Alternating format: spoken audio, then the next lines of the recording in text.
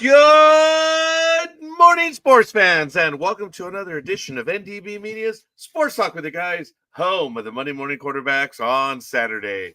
Yes, ladies and gentlemen, good morning and welcome one and all. Today is July 19th, 2025, and we are going and blowing on this hot summer day.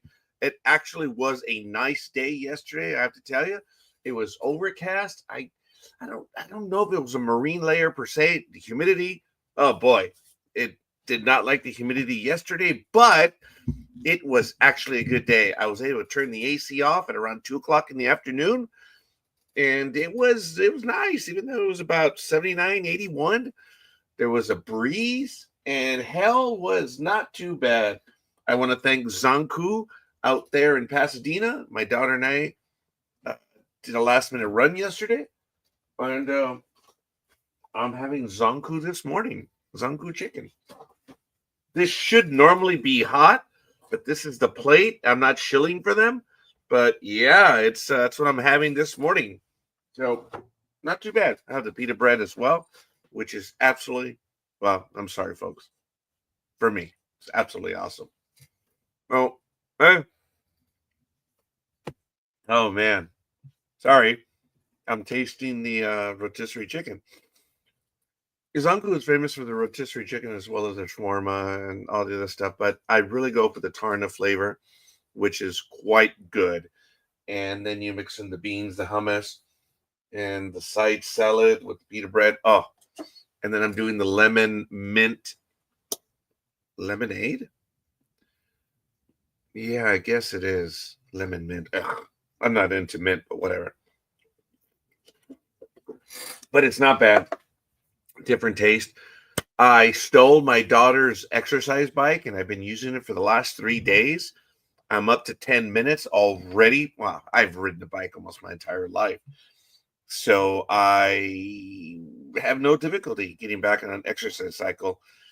And in 3 days of using it, I've already gone 8 miles. Wow, so the distance meter says. And it's not too bad. I started 5 minutes twice a day, and I'm already up to 10 minutes. Well, actually, I'll be up to 10 minutes tonight. I'm at 9 minutes as of this morning. I already used the bike this morning. It was good and really happy. But anyway, I'm babbling, which is what I do. I want to welcome everyone who's already watching us. Why don't you drop a line in the chat room? Let me know who you are and where you hail from. And let's go around the horn as we normally do here on Sports Talk with the Guys. And let's see if I have to put that one aside. Here we go. It is 63 degrees. It's going to get to 85 today, which is really not too bad. It's going to have an overnight of 62, so it's actually going to get cooler. This is strange. July 19th, 85 degrees. I'll take it. I will take it. For the love of God, I will take it. It says it's going to be partly cloudy today. It was cloudy yesterday. It was around 1:30 or somewhere. I was outside, and then it cooled off, and I looked up and said, hey, clouds blocking the sun. I like it. I like it like that. And it was a wonderful afternoon. So, as I said, it's going to get to a high of 85 today, overnight low 62. And they changed the stuff on me right now. So you're going to have to bear with me as I go over the weather again. I am so sorry. Everything has been changed, not to my liking. But there it is. Wind is heading to the southwest at 2 miles per hour. Humidity is 96%.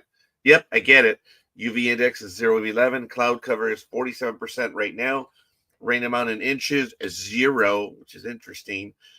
And it's 63 degrees right now. Partly cloudy. I have a 2% chance of rain. Yeah, it looked like it was going to rain yesterday. And boy, did it. And it's not a strange thing for it to rain in July. Like every other year, it'll rain. I know in other parts of the United States on the East Coast, they're having major thunderstorms. Hell, when I was there in May, I, returning from the 9/11 memorial, I stopped in Hagerstown, and there was a Cracker Barrel there. I butchered the pronunciation of it. That's why I have to slow it down. Cracker Barrel. And Gina, oh my God, absolutely awesome. She was great. And um, thunder and lightning, man, right there. And I'm talking about the weather. Yeah, that too. Anyway, it is what it is. I'm old. You know how it is.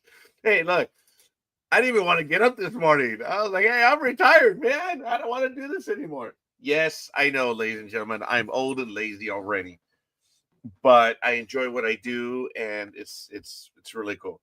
56 years old. I retired easily 11 years early than what my generation or my age group should retire at, which is 67. Everyone thinks it's 65. My retirement group, based on my age and whatever, is 66 and 10 months. And I made it, and I consider myself fortunate. So it is what it is. And speaking of considering oneself fortunate, let's go ahead and, there are times that I wish I had the beaming device on, but I don't have it. I mean, the beaming sound, beams. Shut up. Anyway, bring them in right now. Good morning. Yes, there is going to be a Spaceballs too, by the way. Yes, there is. And he's Mel Brooks is going to be in it at the age of, I believe he's 90, 92, 94. I think he's, yeah. Yes. But yes. Also, I don't know if you saw. I believe it debuted yesterday, premiered yesterday. Is the Naked Gun, the It reboot? was this week? I believe it was yesterday. Yes, Oh, with Liam Nelson playing the main character. I did see the preview for it. I'm a little like, all right, we'll see what happens, but I'm Exactly, I in. was the same way. I intend to see it, Big Dog. Maybe we have a chance to go see it this week coming up. Sounds good. That would be good. For someone who says he has nothing to do, surprisingly has an incredible amount of stuff to do. You, who retired a little bit before me, dude, I guess I'm way off topic and I apologize, but I think Big Dog knows where I'm going with this. It is absolutely amazing to me to look back and think of the Hmm. average workday and the Hmm. responsibilities that we had and Hmm. all the shite that we had to do every day and how we got it done with a full-time job. Yep. It is amazing to me. And now when I'm retired, I mean, don't get me wrong. There are times I have nothing to do, but there are How other how, times that how long have you been out of work? 3 years now? I oh well, I am officially in my 6th week of retirement, but No, I know that. Yeah, but let's how long see, have you at not worked? 9 a.m. on December 12th, 2022, I looked up at the clock and I said, I'm done. December 12th, 2022. Okay, so I have about 5 years on you for retirement because my last day of work was March 1st. Yeah, March 1st of 2017. Mm. Well, But uh, time flies. oh my God, it does. I'm not looking forward to it. They've tentatively scheduled for my left hand, the wrist for the carpal Hmm. tunnel surgery next month. I'm not looking forward to it, What but exactly do they do in a carpal tunnel surgery? I've known people that have gotten the surgery, but I don't know what it entails. I don't know what it entails. But based on what they explained to me, Uh-huh. is the carpal tunnel here is the nerves are being compressed. So Okay. what happens is, in theory, and I know I'm going to butcher this, is they go in there and they open it up because I have the spasms. You've heard me talk about them when I Yeah. drive, where I move my hand. I've always moved my hands quite a bit when I drive because the word in Spanish is entumido, when all of a sudden you're like, you got to peel Yeah. your hands off the steering wheel. Well, I always move, but I have been getting these spasms where it's a cramp. My thumb, it's Oh, crazy. okay. Sometimes it'll bend to the right. Sometimes it'll bend in ways I'm like, that's not right. It's not supposed to. Thumb shouldn't bend in those manners. But it's now gone to my right a little bit. but still, it's this. So I had the spasms, and several doctors say, "Yep, that's carpal tunnel." Like, oh, great. It's funny though that it's in your offhand. And more the severity, excuse me, is more in your Yeah. offhand than your dominant hand. Well, thank you, Big Dog. A lot of people don't know that I use both equally, and I am able to. I'm not. I used to love psyching out the kids when I would teach CCD on Saturdays, and I would write on the board right-handed, and then I would turn around and write on the board left-handed. Oh, okay. And So some of them you're were like, "Oh, I so am you're a not bit fully no." yeah. I'm ambidextrous, but only when I played basketball, which was weird. I mean, I can use That's cool. my left hand okay, but I mean, I was it was more prominent when I played basketball, I way back in the wonder. day. I wonder if that's probably one of the reasons why we played basketball, or it comes from playing basketball because you have to use both hands in basketball. Yeah. Hmm. I am able to write left-handed, and I'm able to do things Okay. left-handed. But far be it, no. I'm not ambidextrous.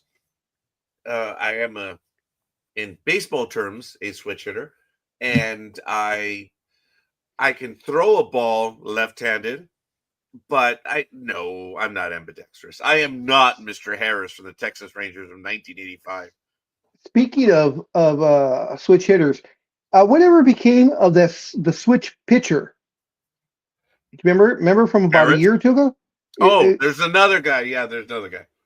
Um, I think he's still around, and they just established the rules that he cannot switch in between at bats. You know, he has huh? to declare how he's going to pitch, and then the batters will decide whether. Because I think there's a video on it where they Yeah, just where start they're going pitching. back and forth, right? Yeah. Yeah, baseball did not see that rule coming in all of their. It's folks considering the way baseball, it's the rules pretty much covered everything from the Yeah. very beginning. Yeah. They thought it through, man. Speaking of the rules, what did you think of the swing off that we had this past week? Damn you. This is the first time that I did not catch the home run derby or the all-star game. Same here. I had forgotten all about it, and then all of a sudden on the news they're talking about, oh, such and such was hitting home runs. I'm like, oh shit, it was a home run derby. Damn it. I usually at least try to catch that because the All-Star game, I'm sorry, has been extremely boring the last 3-4 years for me anyways. This is the first all-star game that I have not seen since sometime maybe 1990. Wow. And you missed the very first swing off. Yeah, well, so what was that about? I So they kind of changed heard about it. evidently they changed the rules for the All-Star game that if the game ends in a tie, instead of going to extra innings, they were going to have what's called a swing off. And the managers, before the game even starts, designate players to who they get to pick three. I believe it's three batters that will be hitting home to see how many home runs they can have. They have 3 swings only.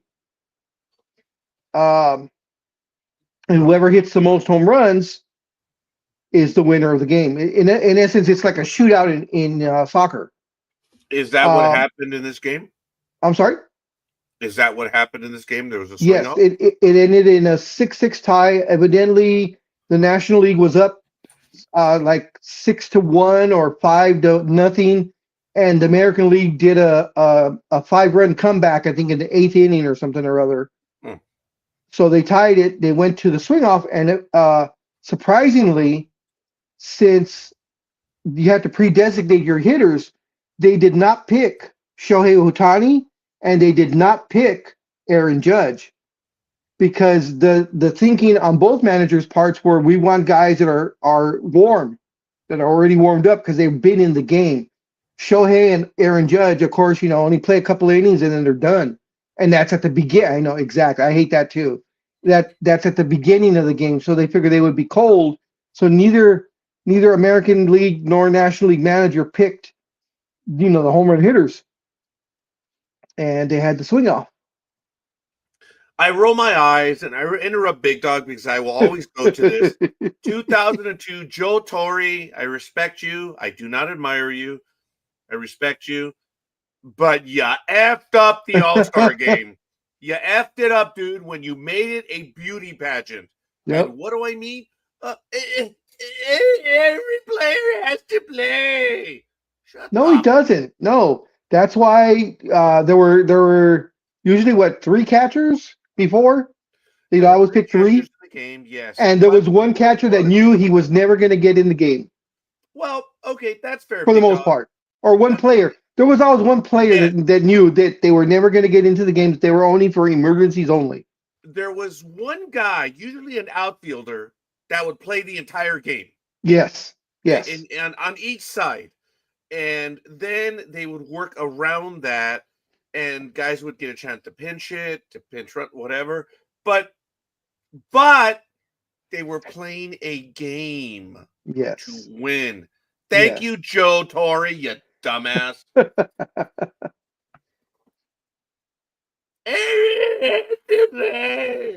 Moron.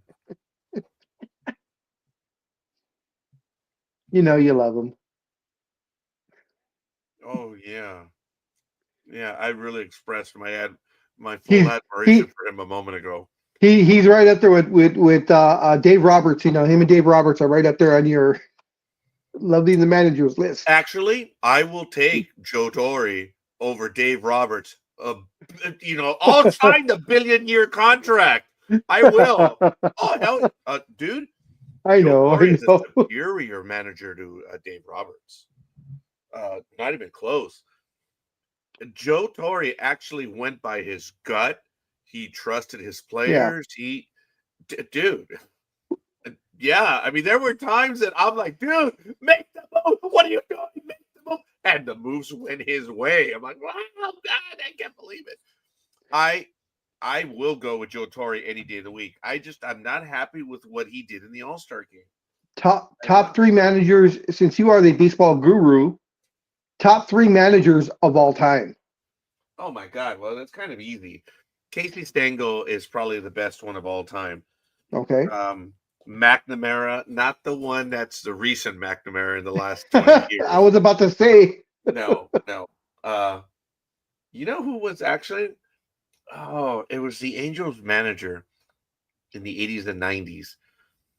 And I would mistake him with Chuck Knox of the NFL. Oh my goodness, I forget his name. I will get it right now. But there's the other manager. Oh my God, I can't remember his name. Guys, just go by the records. But believe it or not, in my heart, I have a special place for the Minnesota Twins manager in the 90s and 2000s. I forget his name. He was really, really good. And what I mean really good is getting along with the players and, Gene Mock? Gene Mock, yes. Oh, thank you, Big Dog. Oh, dude. So here we go. Here it is. Gene Mock, he had 2 stints as manager for initially from 81 to 82, and then 85 to 87. Then it was John McNamara, probably the one you're thinking of. Managing not that one. Oh, okay, managed the Angels from 83 to 84. That's why I said not that one. Cookie Rojas managed the team in 88. Moose Stubing managed the team for just a brief period in 1988. And Doug Radar took over in 89 and continued into the 90s. And he did it from 89 to 91. Buck Rogers was in 91, 92, and again in 93, 94. John Wathan managed the team in 92. Marcel Lachman managed from 94 to 96. John McNamara returned in 1996. Joe Madden Had two stints in the 90s, brief period in 96 and again in 99. And Terry Collins managed from 97 to 99. Guys, there are a lot of managers in baseball history. Um, I mentioned Casey Stengel. I Yes. was remembering the name Connie Mack, who is the Oh, all-time yeah. wins leader, and I apologize. Now, the guy, Walter Alston from the Dodgers also, and the manager from the Red Sox, McCarthy. Guys, Okay. I dude, he had the greatest winning percentage of all time. Scoreboard.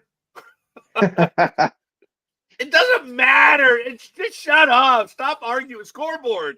Let's just pay attention. And the numbers speak for themselves.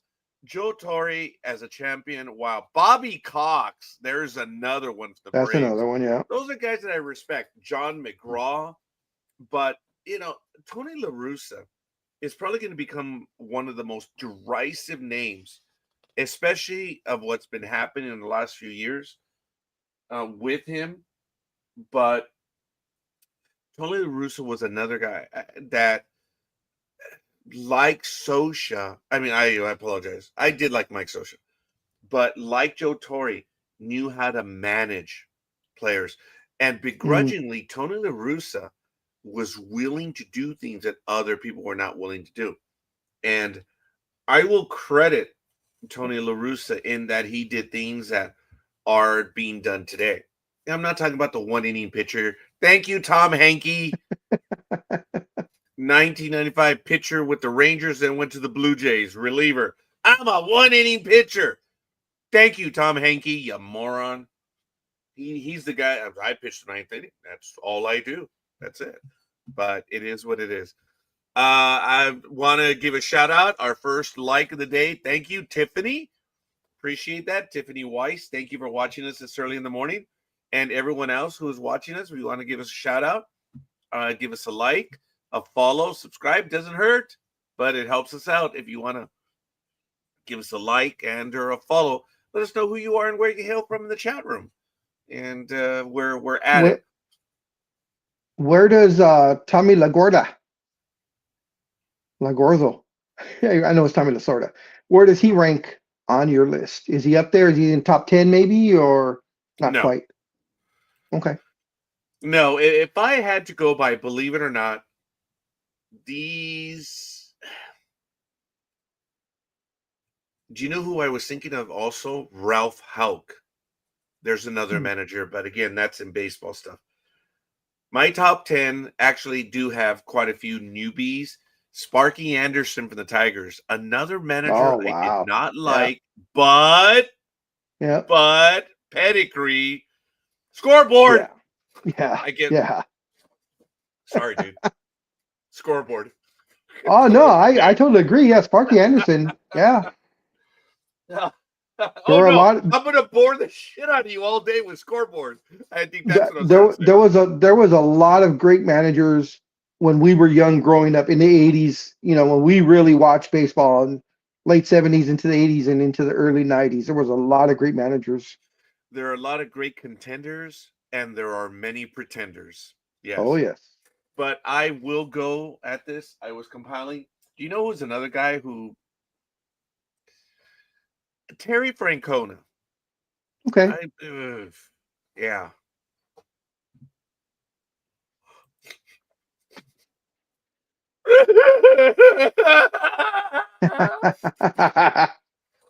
Okay, we might restart the war with that comment. Oh, I appreciate the war. That means the big dog's in on it now. Ooh, I have allies. I do. Tony, I joked today or last night. I don't know. I think I'd gone. That's what I do now. I go to breakfast a lot. I admit that. But Ándale viejo. Yeah. Tony, I don't know if you caught it. I'm back on the cycle again. And I borrowed my daughter. She got it from Amazon. And it's been in our house for a month and a half. And she only paid like $100 for it. And it's a workout cycle. Oh, okay. And 3 days ago, I brought it over to my room and I've started on it again. Guys, I feel better. I've dumped a lot of calories, but for me to get back on a bike, as Big Dog knows, it's almost cheating. I have been on a bike my entire life. So for me to get back on a bike, it's like that's the easiest way I can get back into shape. Oh, then shut up and do it. So I love that little smile. So shut up and do it, scorekeeper. And guess what? I'm doing it. I didn't know that, Tony, that Sparky is your favorite manager. So easy there, scorekeeper. I thought I was fair. That didn't like him, but he's a good manager. Good manager. Yeah. Yeah. But if I had a list to go with it, I would have to go with Connie Mack of all time, Tony La Russa, Okay. Wow. Okay. John McGraw. Again, some of these you'll know, some of these you won't. Bobby Cox. Yeah. Joe Torre. Okay. Sparky Anderson. Not 2 years ago, though. Dusty Baker. Oh, okay. Yeah. Bruce Bochy. I Oh, remember there's him a when he was name. a catcher with the Padres. Yeah, And there's a he's name. phenomenal guy when it comes to managing people. Now, another guy, I appreciate that, Tony. No, he's not in my top 10. Bucky Harris. I know you guys don't know who he is. And the other one would be Joe McCarthy. Those would be my top 10. And the honorable mentions would be Walter Alston, Leo DeRocher, Terry Francona, Casey Wow. Stengel, in that order.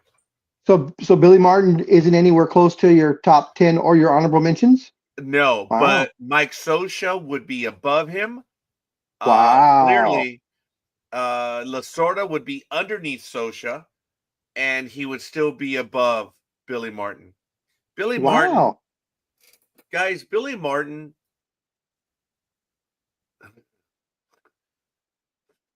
Yes. Billy Martin knew talent. He did.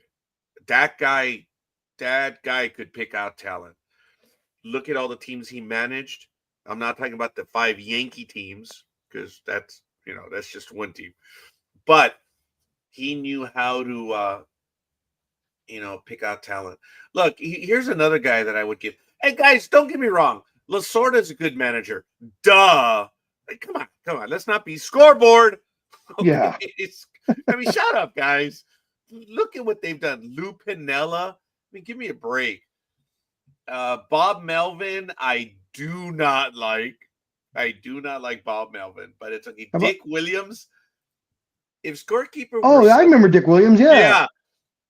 I would not be Billy Martin, even though I'd probably act like him throwing tantrums and stuff. But Billy Martin was a strategist. He was really good. And that's why I would never compare myself. But I would compare myself to the guy I just mentioned. Hell yeah. If I were someone, I would be Dick Williams. So okay. I guess I wonder why people would always call me Richard. There you go. But that's neither here nor there. Earl Weaver. There's another guy. Miller Huggins, man. Joe Madden. God, you mentioned him earlier, Big Dog. That guy turns teams into winners. You know who also? Chuck Tanner, Davey Johnson. We saw Whitey Herzog. We saw these guys, man. We did. And those guys were just absolutely amazing. How was I mean, this is just throwing it out there because he was such a interesting interview back in when he was playing. How was Yogi Berra as a manager? Oh, he actually was very stable. He was a good manager. But he wasn't the fiery, competitive one that Billy Martin was. Oh, God, yeah. Now, I asked you guys, forgive me, Big Dog. I need 20 seconds because I'm going to reach for the Yogi Berra book. Remember I was talking about that? Yep. We were going to do a quote, and thank you for bringing them up. Oh, so, the Yogi Berra isms. Oh, yes. Sorry, Canela. Didn't mean to scare you. Here it is. The Yogi book. So hopefully, Tony, you'll be able to join us a little bit later. I don't know if you're Nope, on the road there it is. or not. Sorry about that. So we're gonna just take the first one, guys, if that's all right with you. And we're not gonna do any of the dedications, none of the stories, but we're just gonna start because the book has stories of him from a lot of different people. Okay, this is the very first one from Yogi Berra, and this is the one. I really didn't say everything I said. This was a comment made when someone asked me about quotes that I didn't think I said. Then again, I might have said them, but you never know. That is Yogi Berra. That Oh was yeah. Yogi Berra right there. So that is the first one. And since I haven't done this one in a little bit, I actually should not do. I'm going to do one. Bobby Valentine, yes. I should say Bobby Valentine, yeah.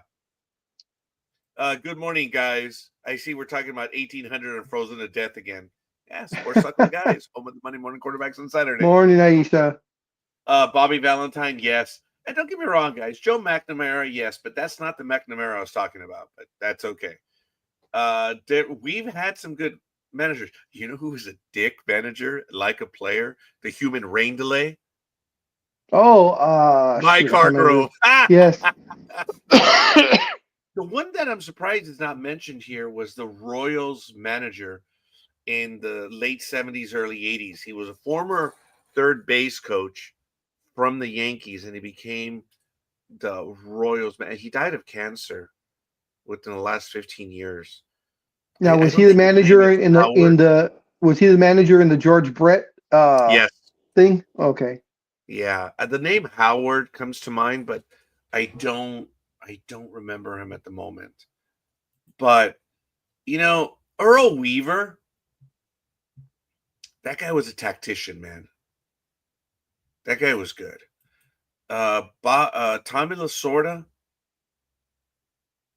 he was good. We Was all what make was fun of him because we remember him in his later stages when he was taking naps during games. I mean, Vince Scully, dude. and his Vince, oh, his run to the mound? yeah. Well, Vince Scully would always catch him Yeah. napping, and you Yeah. can't do that today, man. I mean, both No. guys would get fired. And oh, it was I used to love it when he'd go out there and argue with the umpire, and the umpire happened to be Italian also, and they'd be flinging those Italian profanities back and forth. Oh yeah. I'm gonna do one more because we haven't done this one in a while. Sure. This is the Yogi book. Thank you for making this day necessary. I think this was a saying that got it all started on Yogi Berra Day in 1947. I was being honored by my friends on the Hill in St. Louis. Thank you for making this day necessary. So there it is. And we Yogi will was do Yogi. one every week. I'm sorry, Big Dog? Said Yogi was Yogi. Dude. Yeah. And I've already seen the one for next week. Yeah. I the one for next week. It's like that is Yogi Berra. But as you know, and he commented right now that the first quote that I had was he has been credited with so many things of being said, and he's no, I don't think I said that one, but How'd he you like does. Aisha's comment? Oh, which one? The last comment.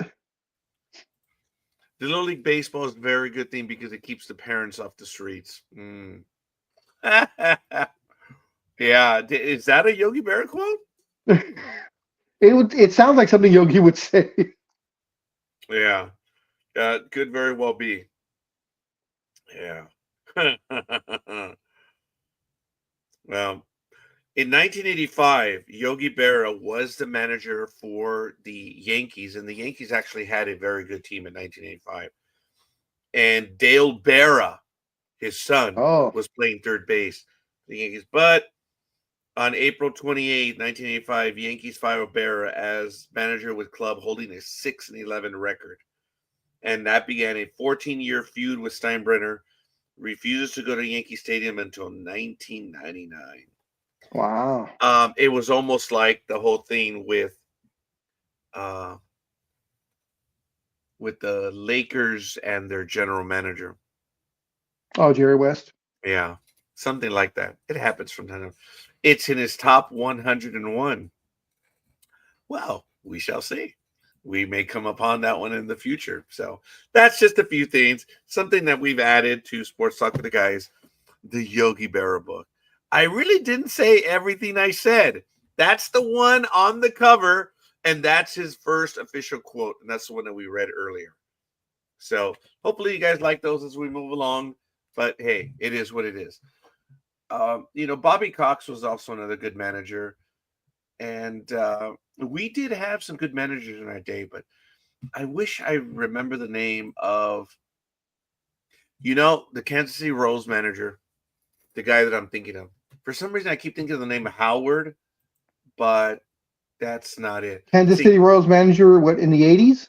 Yeah, 1980s Kansas City Royals manager.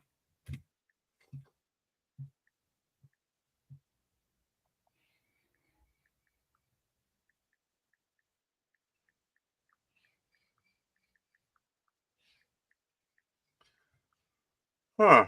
Well, here's a list of them. Jim Frey or Dick Hauser? Hauser. Yes, Dick Hauser.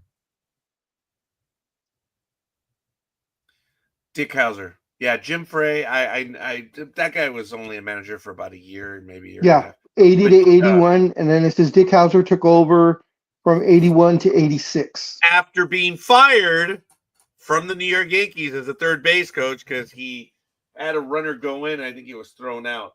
But by the way, folks, I don't know if you saw it yesterday. Folks, I don't care. The best player in baseball right now plays in Atlanta. When that kid is healthy, I've heard that. When he is healthy, they're nothing close.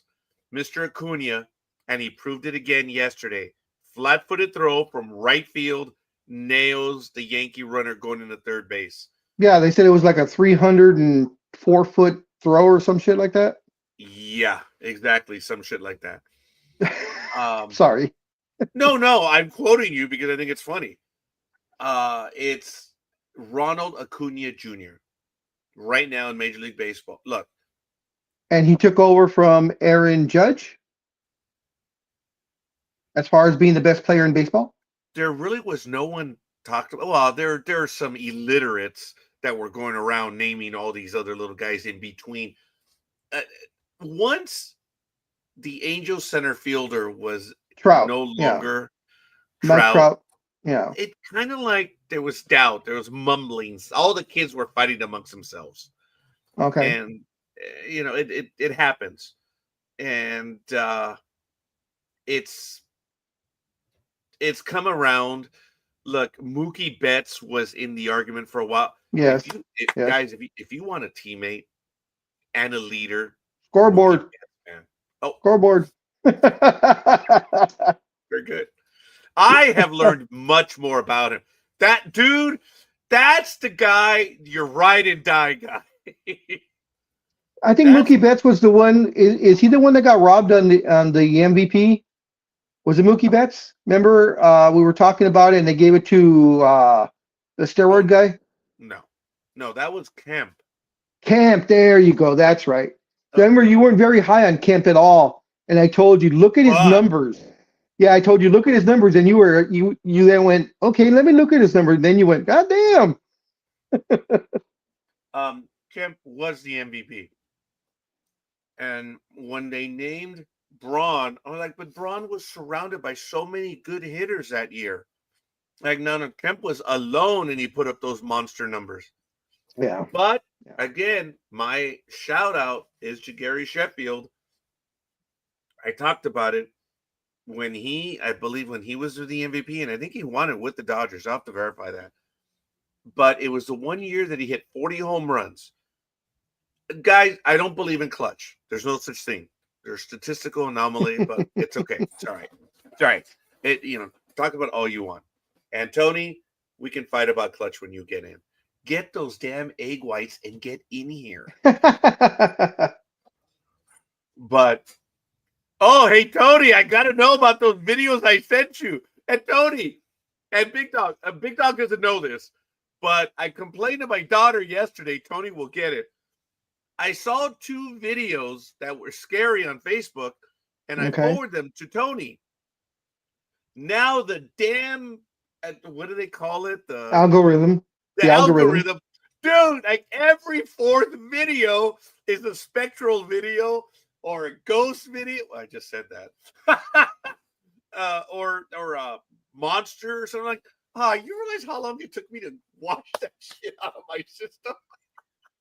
Oh yeah, I can just imagine. You must have been getting cryptids all day long. Oh, dude, it's every 4th post now. But I guess a lot of people didn't get my joke right now. You realize how long it took me to wash that shit from my system? Oh my God. So I sent Tony, and I will play them online, folks. They are frightening. And one of them I sent to my daughter, and I think you guys will all get a kick out. Did you see Jurassic Park 3? Yes. Okay. There's a meme now going around about Jurassic Park 3, and it's very funny.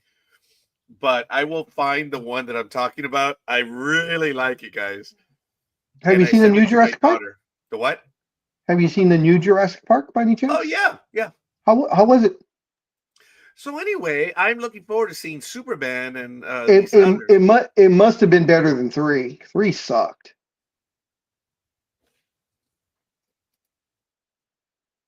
Kind of both the same. Well, I mean, at least Scarlett's easier on the eyes than everything else. Why the hell do you think I want to go see the movie? Okay, I think I already found it, the video, so I'm gonna have to set this one up. It's a reel on Facebook, so forgive me a moment. It's really funny. Okay, all right, there it is. Darn it, it's gonna be hard to play this one, but forgive me, folks. For those of you that have seen the 3rd movie, which was probably the best moment in the movie, quite frankly. I love this one, and the image is, I'm here fishing, and I heard this. Should I be worried? Check it out, folks. I hope you guys... Oh, wait a minute. Nope, hold on. I got to make sure the sound, because that does happen from time to time where the sound does not play. I apologize, folks. Superman was really good. I have not seen that one yet. I do want to go see it. I did tell people that I did sign up since I'm retired now. I signed up for the thing again. But check it out. For those of us that have seen Jurassic Park 3, we get it right away. It's damn funny. It says, I'm here fishing. So this is Tony. Tony's fishing, and Tony hears this. Should Tony be worried?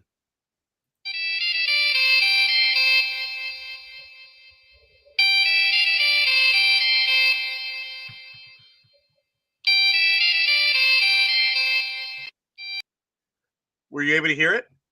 Mm-hmm. Oh, you don't remember then? I kind of remember. A massive dinosaur eats the guy with the satellite phone. Yeah. My mind went elsewhere because you're fishing and you're saying, if I hear this, should I be worried? And the first thing that immediately came into my mind was dun dun dun dun dun dun dun dun. Oh, that's funny. And be like, the hillbillies are out there. I better run. Yeah, actually, that was pretty good. Anyway, on this one, it's the dinosaur guy, and then I remember. They're on the fence, and they're like, "Hey, the satellite phone! Mm-hmm. Oh my God, we can get away!" And then they turn around, and there it is. They're like, "Ah!" Yep. Which might have been the best moment in the entire movie. So when I saw this, I genuinely chuckled like this in a heartbeat. So I think that one is a cool reel. I'm going to go to the reel that I sent to Tony, so I'm going to ask you guys to forgive me a moment. But I meant this, Tony. It was scary to me. All right, because I sent him like 3 of them. But this one's rough. Okay, I've set it up. Forgive me.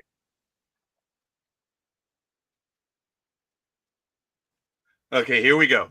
Obviously, this is at night when I don't like going out. But the funny thing is, Big Dog knows I love driving at night. I love driving in the deserts and the forests and everything. But to be out of the car, homie ain't gonna do that shit. The minute I see no cell phone signal, go back while our car still works. I'm not gonna. Oh, that's peculiar. That's white man shit. I'm not gonna do that. I'm a minority. I've seen these movies. Minorities die. That's right. They do. I'm not, guys. Take it for what it is. Just watch the movies. And based on the minorities that die in the movies, the darker you are, the faster you die.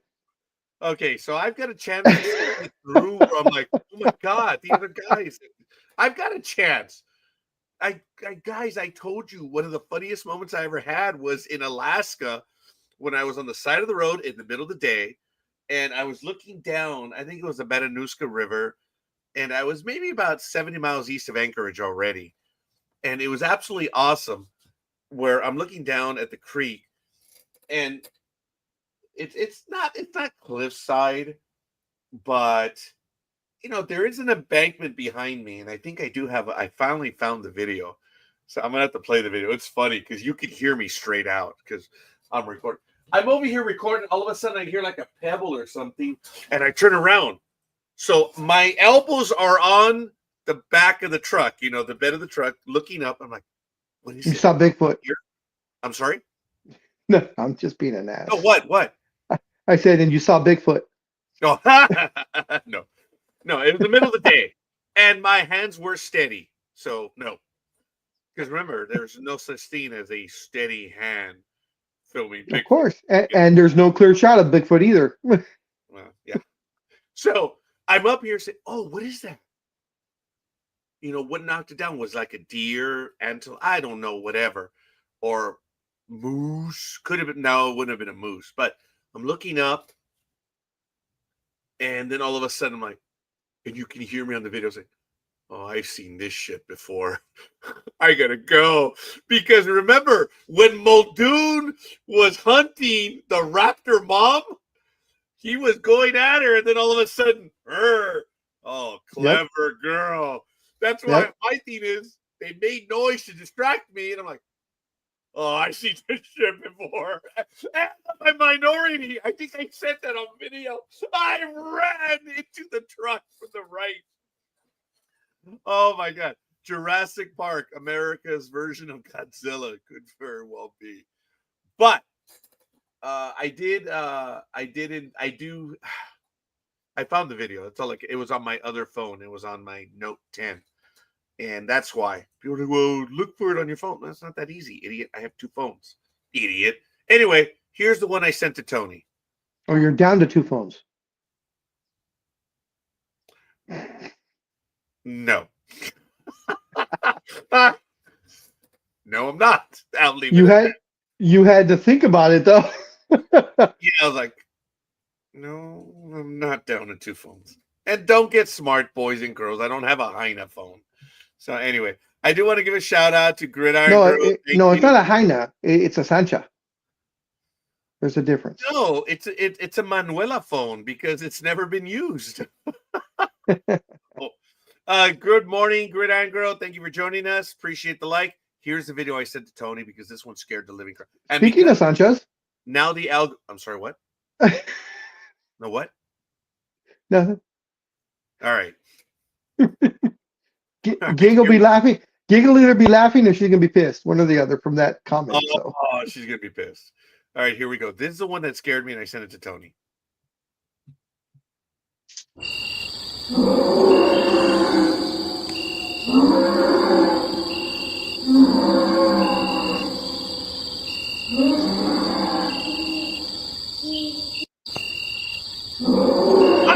staying there to record that shit. The first roar, I'm gone. Sounds like a bear. It sounds hungry. It sounds bad. Yes, It it sounds hungry. Yes. me Yeah, no, no. yeah. I don't want to play. I Yeah, don't. if I would have heard that, I immediately turn off the light first of all, so he doesn't know where I'm at, But or pendejo, yes. it doesn't know where I'm at, and then I'm getting the hell out of there. Yeah, I agree. Now, unfortunately, there were some other videos which I did send Tony, and I bet you Tony's like, scared Roger. If you, I mean, if you're really interested in No, pursuing stuff like that, I mean, you should no. go here. You should go to Mount Rubidoux at night. Actually, Bill, Big Dog, now that I think about it, I think I do want to go, but I have to focus first. Come on, folks. You know that joke. That's the meme that's going around the internet right now. No, the meme that's going around the internet right now is Oh, yeah. the HR girl, and the that is the funniest thing though, she was head of HR. Well, now they went after the assistant, who's the girl on the side Yeah, laughing. the shocked one, because she was just promoted to VP of HR. And they're saying that girl had no merit. The only reason why she got it is because she had the inside info. Yep. Hey, I mean, a lot of times it doesn't matter how you get there, just so you got there. Once you're there, can you do your job? Evidently not, because she was sitting right next to them. And, you know, I don't want to be stupid, but I told someone a long time ago, I'm building my own business so that I can have 3 executive assistants. One to get me coffee, one to answer the phones, and one to go to lunch with me. And they're all interchangeable. Yep. Did you see the latest video? Yes, I already have 2 of them. Did you see the latest video? Dude, what do you mean the Oh, latest video? There are an incredible amount excuse of me. memes. Yeah, well, the latest video making fun of the original. No. It was the Philly Fanatic. Oh, yes. I'm sorry. Yes. That one just broke yesterday. Dude, everyone is doing it. Yep. Oh, my God. Yes.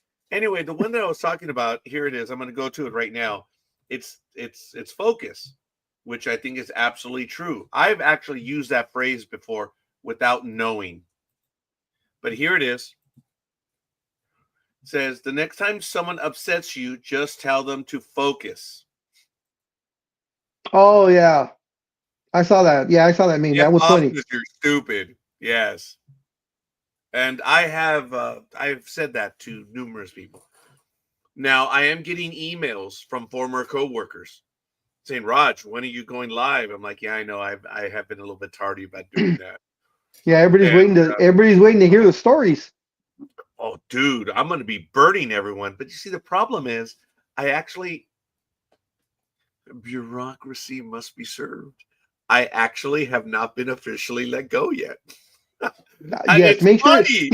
Yeah, make sure all the T's are dotted and all the Yes. I's. I mean, all the T's are crossed and all the I's are dotted. So, yeah, if we need to wait another 6 months, then Yes. we wait another 6 months. Well, no, it won't be that long. No, but you know what I mean, though. I mean, we'll Yes. wait. I'd rather have you completely covered.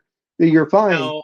Now I am going back to work I'm going to visit with my coworkers in September, and I told them about, going back, and oh yeah, hey, you should invite. I said, yeah, no, John, you should invite Dean. And he just looked at me and said, oh, I'll tell him the story about the outstanding evaluation. I'll tell him right now. I don't give a rat's ass. Dean, I won't use his last name because I'm still not retired yet, but everyone knows from Public Works who I'm talking about. And Yeah, Dean, that's Sam's brother from Supernatural. We remember. good, very good. So he catches me in the office, and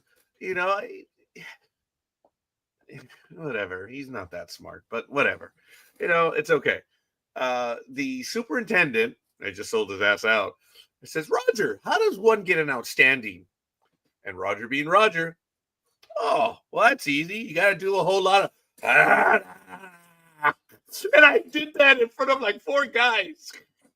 And he got mad instantly. That's not to stop. You can't use that language. Stop it. I mean, really, how do you get an outstanding? Look, Dean, I wrote 40 evaluations for 10 years. I know exactly what's required to get an outstanding, a very good, a competent, an incompetent. Actually, what we call that, it's called needs improvement.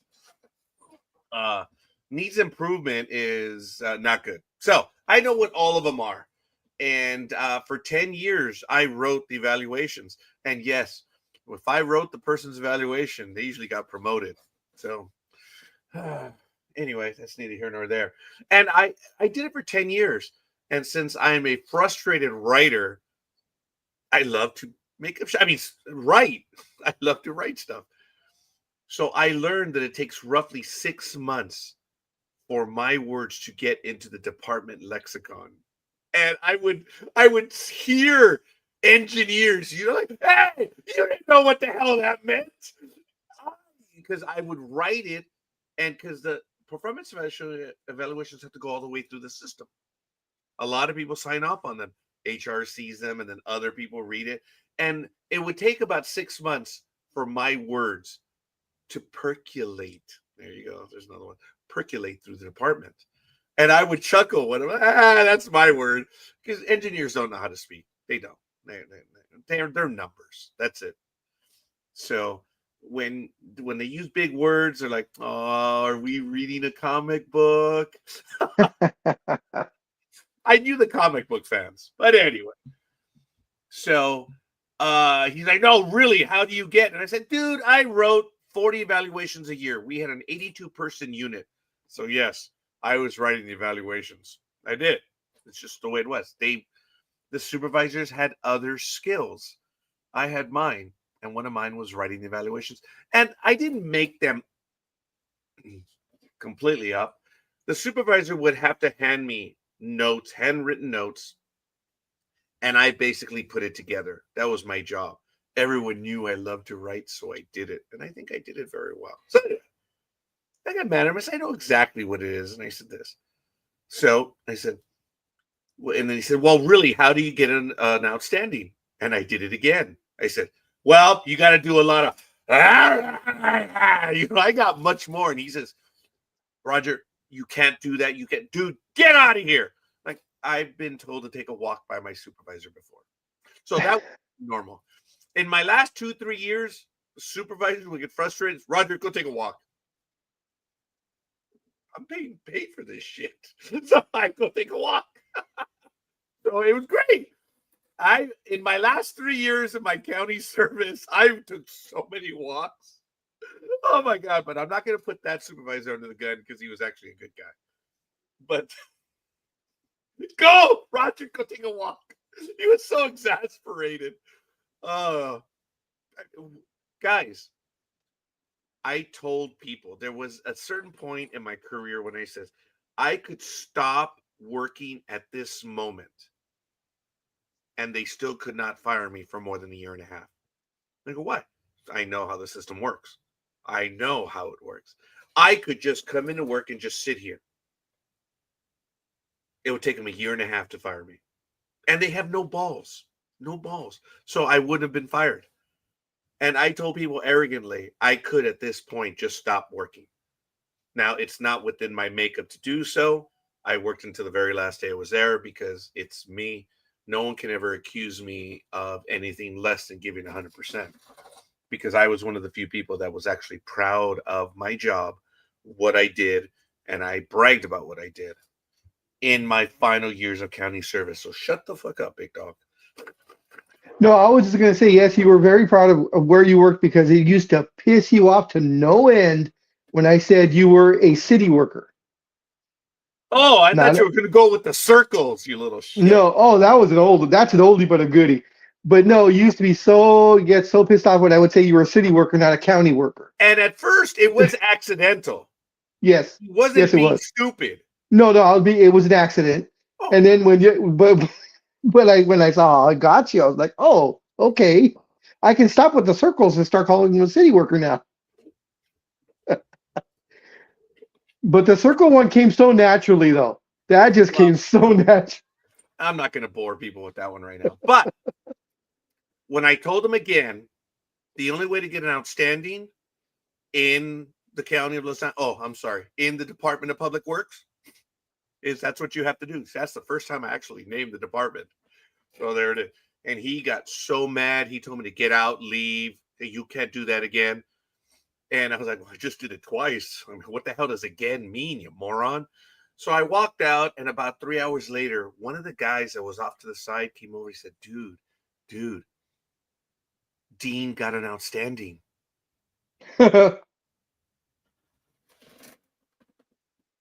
Well, shit. That was my reaction. I was like, well, shit. So I told a very future supervisor the only reason why he got an outstanding because he was great at fellatio. That was the only reason. And everyone who knows. That was it. Oh, but what really made, and the reason why I made it more of a joke was I thought my line was great because when he told me to leave, I actually talked over him and I said, and as evidenced by the fact that I've never had an outstanding, apparently my skills are lacking. I made a joke of it walking out because that's Roger. I mean, I made that joke because, I thought it was a little off the cuff and, I had to tear it down a little. Guys, I will be the first one to laugh at myself. I will make fun of myself too. So I really did say that. So that's why when the guy came over to tell me, dude, Dean got an outstanding. Well, shit. I remember that was my reaction. I was like, oh, how's this going to go? It was like, oh, shit. Yeah, that was my reaction. That's what happened. And that was in 2022, folks. That was one of my last better ones. Oh, my God. Because I was like, I had no idea I was leaving. My whole thing was like, oh, shit. How's that going to go next time I go see him?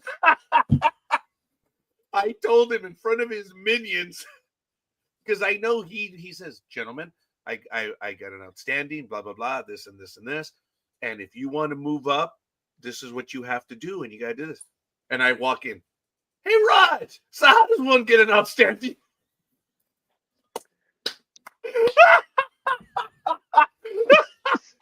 See now, my God. I can see exactly how that conversation went. See now, I would have been the one pushing the envelope even further because I would have walked in and what was his name you said? Dean. I would have, Raj, you got to look at this. I'm sorry. Okay. I would have walked up and said, no, you have to see because it's a visual. I would have walked up and said, Dean, I hear you got an outstanding. You might want to, clean up. Okay. Well, I didn't know that. That's what I mean. I didn't know that. It was great. So when I talked about going back in September, he said, well, Raj, you're going to come in on Thursday. Several people come down. I said, hey, invite him to lunch. I will be more than happy to tell that story.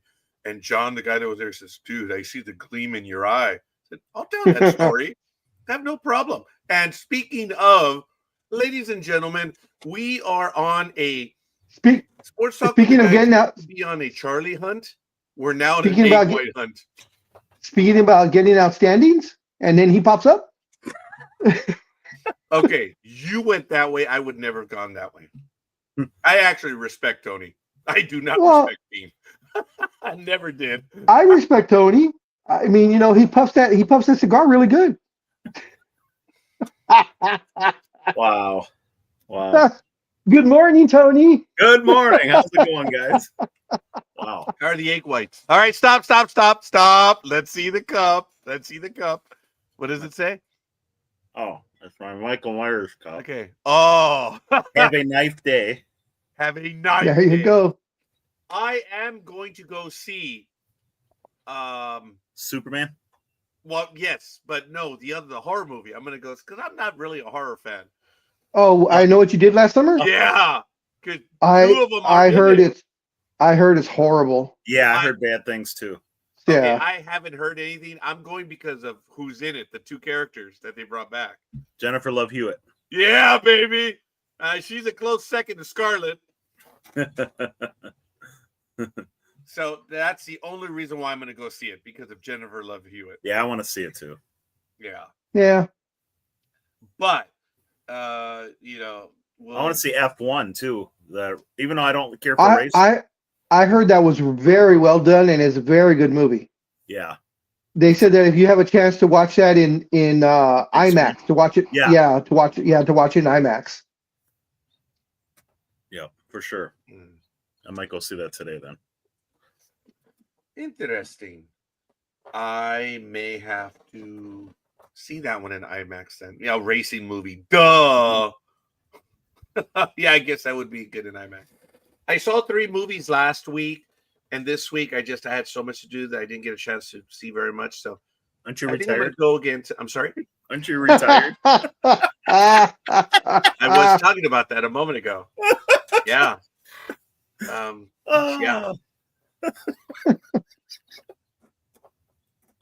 Yeah. Okay. I want to give a shout out to Lulu. It's her birthday today. Happy birthday.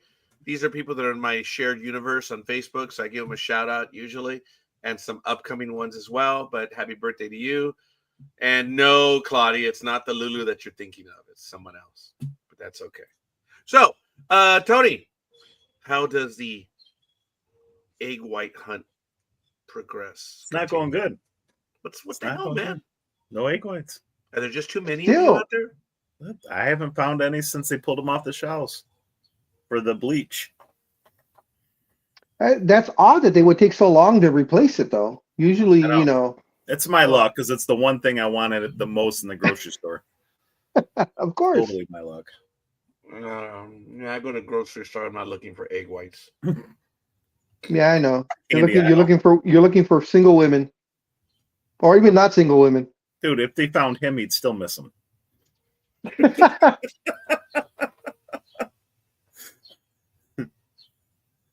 At least you can't buy somebody a drink in a grocery store. So can't buy a drink in a grocery store. I can't buy a drink in a theater. Oh my God, Tony, funny. I can't make that shit up. I know. I can't. Nope. Or you could, but no one believes you. Exactly. Oh no, but they genuinely know who I am, and they know when I'm. Look, the greatest bit of praise I received, well, it wasn't the greatest, but one of the best bits of praise I received was when the division secretary, she was there for one moment of, I would always, there was always, as I would tell everyone, I put a story just happened. It was almost fully truthful, but it was the gospel according to Roger. Okay. But the incident happened. They were real. I mean, that was the point. I couldn't make that up. So I told one story, and the division secretary happened to be there. So when she got home and she saw it on my Facebook page, she goes, "Oh my God, Roger, I was there. I saw that. I thought you were making those up." I'm like, no, I'm not that creative. I'm not an author. And when she wrote that, she's like, "Oh my God, Roger, I thought you always made up. Just happened. Those stories.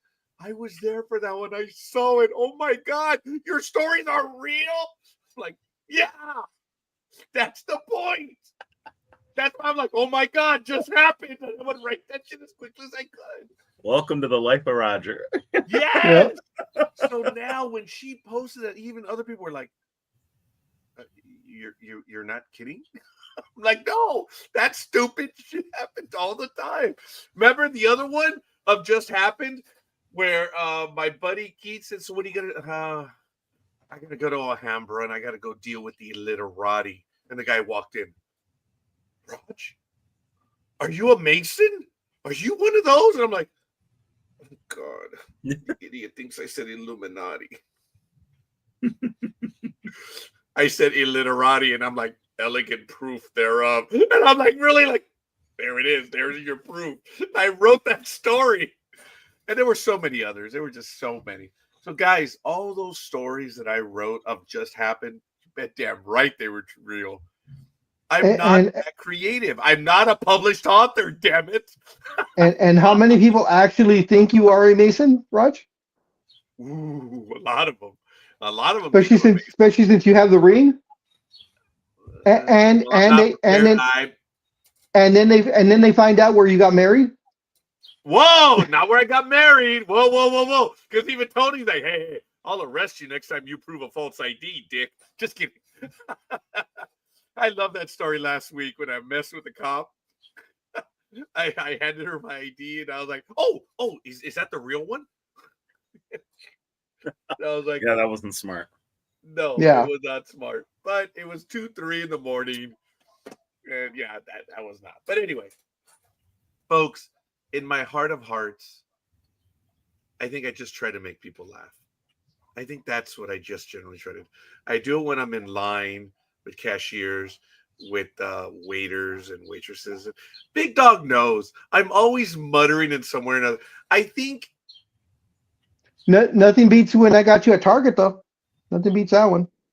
That was funny. It was funny as hell. No, at least funny as hell to me. No, it was Thrifty, dude. It was the new store, right? Oh no, wait. Was it Target? That doesn't matter. You can go Target when you were writing the check. You son of a bitch. Yeah, that was one of my best ones ever. That was because I just said it and I walked away like nothing. Hey, Rod, you still writing bad checks? And cashier's looking at me and I'm like, come on. Come on. I'm a regular here. Oh, maybe not this. And it was just by coincidence that he happened to be in line right after me. Oh, that's awesome. We did not go together. We just happened to be at Target at the same time. And I didn't see him. He didn't see me till we were at checkout, and he got in right behind me. I finished my purchase. Roger was scanning his items, and he says he pulled out his checkbook. I was like, "So, Rod, you still writing bad checks?" And he looks at me and he throws me that death stare, and I was like, "See you later." And I through the corner of my eye, I see what the cashier is just like staring at him, like, "What? What? And I turn around like, former coworker. He's an asshole. And she's like, okay. But my Ray Day tray, folks, I do. I love to make, if I can make someone laugh. If I pulled you over and I didn't know you, I would have laughed. I appreciate that. You know what, Tony, I appreciate it. And that's what happened that night. But with a trooper, they're a whole different animal. No, thank God she was a city cop. Yeah. I think if it was Highway Patrol, I don't think I would have effed with them. Right. Because those are our version of state troopers, the Highway Patrol over here. Yeah. Because they got to deal with other stuff. Now, my coworker, Keith, was former CHP. He would tell me of all the nicknames they had for them. They called them AAA with a badge. Because they're the ones, they'd show up at the accident site. Yeah. Oh my God, they had so many names for them. I tell you, every police agency just rips on each other like no end. There's not that brotherhood you'd think there was. Yeah. It's like the movie Super Troopers. You watch that. That's what it's like. I am so unless there's probably like a dire emergency where you guys all have to work together. That's about the only time. Serious. Yeah. Then but other than that. Other than that, oh yeah. It's Super Troopers. It's like you and Big Dog in two different police agencies. Yeah. It's like nonstop ribbon. Yeah, I had a friend of mine that was what was he? I think he was sheriffs. Okay. And he said the sheriffs do not like Highway Patrol. Highway Patrol doesn't like, the regular LAPD, and LAPD doesn't like it. It's a big old circle. It is. It's like that everywhere. It's crazy. It's funny. Well, the sheriffs are the old law enforcement. Yeah. Okay. They're in the tradition of American way of doing stuff. The state trooper is an invention. Sorry, I had to throw my Russian accent in there. It's an invention of the state thing. But the sheriff always ran the counties and the municipalities. You had the marshal, which was above them, which is a federal agency. Yeah. And they still exist, the federal marshals. Yep. But the competition is just absolutely it is awesome. I forget he had some other names for him. So I had met him in 2005. He walked in the yard. I was the designated, you know how they have a designated survivor? No, they had me as a designated, you're the one that gets shot. So I always went out to greet everyone. It's just that was my job. I don't know why, but if someone arrived, they thought highly of you. actually, do you know what it was? I was able to communicate with them. Okay. Anyway, I've not completely released myself from my department, but there was a question that, communication. I was able to communicate, and I would go up to meet everyone. And this highway patrolman came into the office and, hey, I'm here to pick up some signs and stuff. I was like, okay. I walked him over to the sign shop, and that was it. Well, when Keith was hired, I remember for the first day, I'm like, dude, I know this guy. I know this guy from. I have that. If I see someone once, I will remember them forever. And I was like, dude, have we met? This is why. Did I arrest you? I'm like, why? Were you a cop? Yeah, I was on patrol. Oh my God, did you go to Central Yard to go pick up some signs once? He was like, where's that? Off Alcazar? Like, yeah. I think I did. Wow, I left a lasting impression on you. So I told him, I said, yeah, and he remembered later. He says, yeah, dude, you know what? I did go. Like, dude, I met you like 9 years before. And it was kind of interesting. Now, the guy that I'm talking about, Keith, we're very close now, and we have spoken so much that he and I have 5 points of contact. We were one person away from meeting 5 different times. That's crazy, dude. Because you know someone, and then like their coworkers. And we, over the years, we're like, dude, we were one person away from meeting numerous times. So just one of those things, I guess. Small. So pretty much Kevin Bacon's 6 degrees of separation. Yeah. Oh, all right, Aisha. That was good.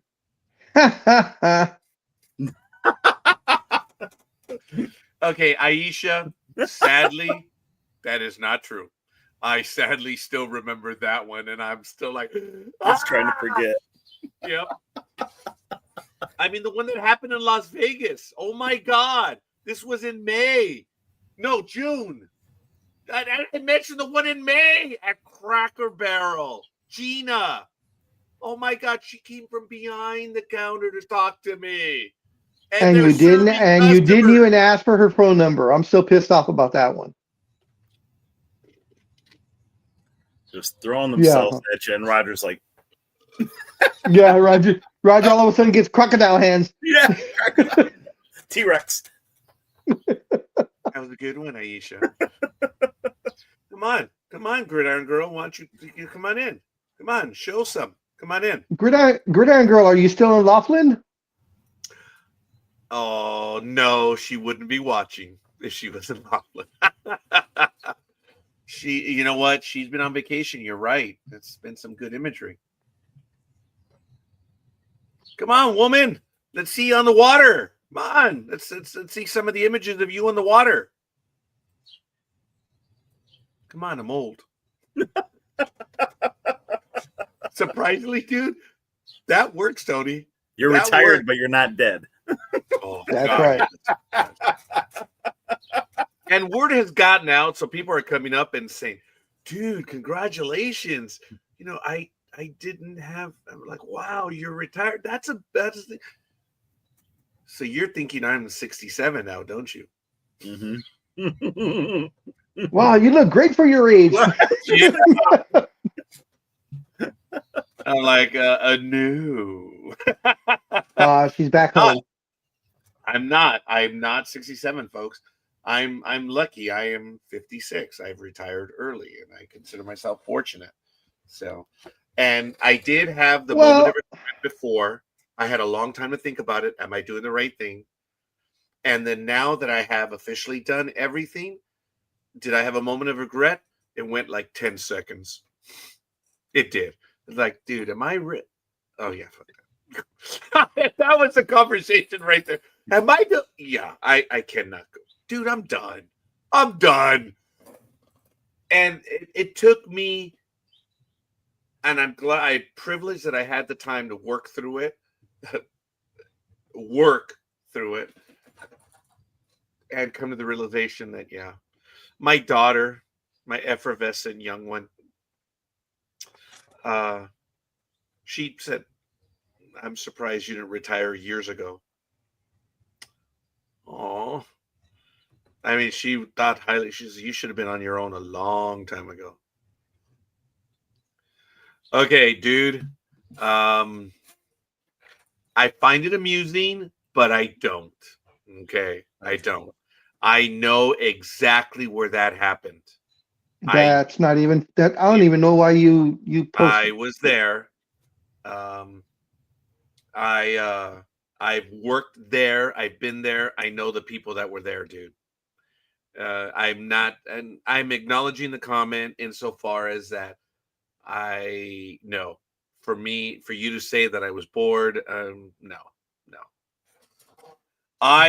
I was at breakfast, and my coworker Keith, well, my former coworker now, got that message to me, and I told him, "Shit, I am retired," because I was that guy.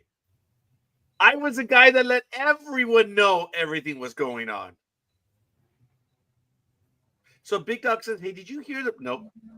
So did you hear? Nope. Well, did you hear the story? Nope. I just don't. Tony's saying goodbye to last night's conquest. Sports Talk with the Guys has now become bullshitting with the boys. No, this is what Sports Talk with the Guys has always been. So thank you. I appreciate that comment. So it is what it is. We are who we are. So, but thank you for that. We can give some sports if she wants sports. We'll give her sports. We do, but now bullshit. I'm going to continue. No, now I'm digging in because I'm stupid. Here comes the Chihuahua.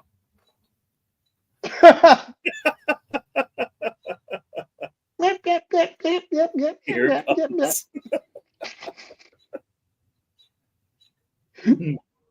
Of all animals, a Chihuahua. I know, right? What the hell's your spirit guide? Because the Chihuahua's not my spirit guide. I actually envision the Chihuahua as being my spirit guide. Have you gone through that, Tony? The whole Wheezy, Gridiron Girl. Gone through what? Where you visit a reservation and they take you through the steps to find out what your spirit guide is. I've been wanting to do that. Mm-mm. Yeah. Didn't even know that was a thing. Yeah. Oh, and Tony bitch slaps Roger. No. Hey, so what do you think of the videos that I sent you? I think they're staged. The second one, the very you think they're staged? Okay. All of them? All three of them? All from the same person, so.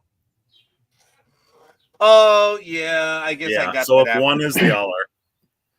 Okay.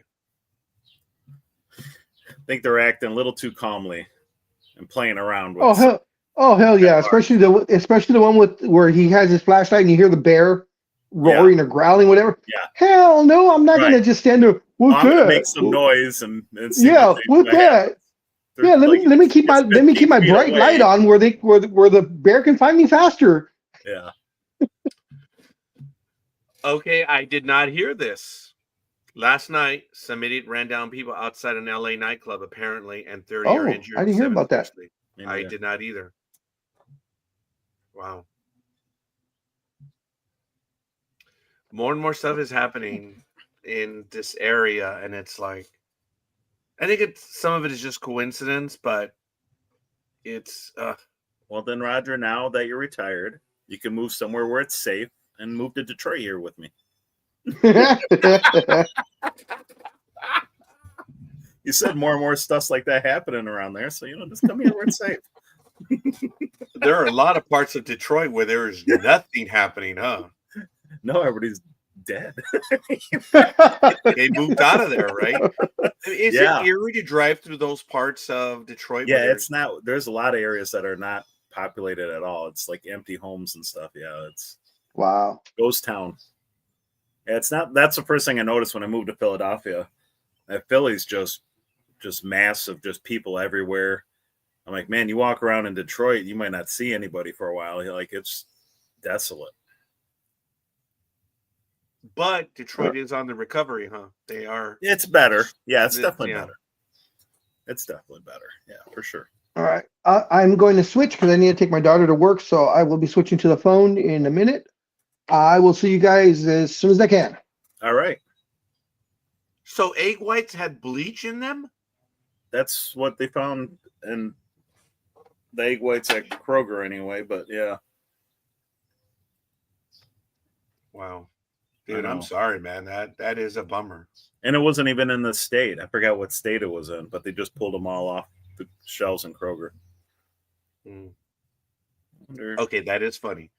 The two HGTV guys are rebuilding Detroit, Evan and Keith. Yeah, they might very well be. Well, ladies and gentlemen, this is Sports Talk with the Guys, home of the Monday Morning Quarterbacks on Saturday. Yes, it may be called bullshitting with the boys, but this is what we do. Nothing's changed. But thank you for your commentary. You're late to the game if you just realized it now.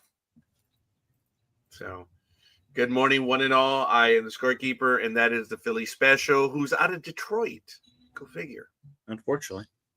Why does that work? How does that work? Well, okay, I'm out of LA, and I'm a Yankee fan. That's true.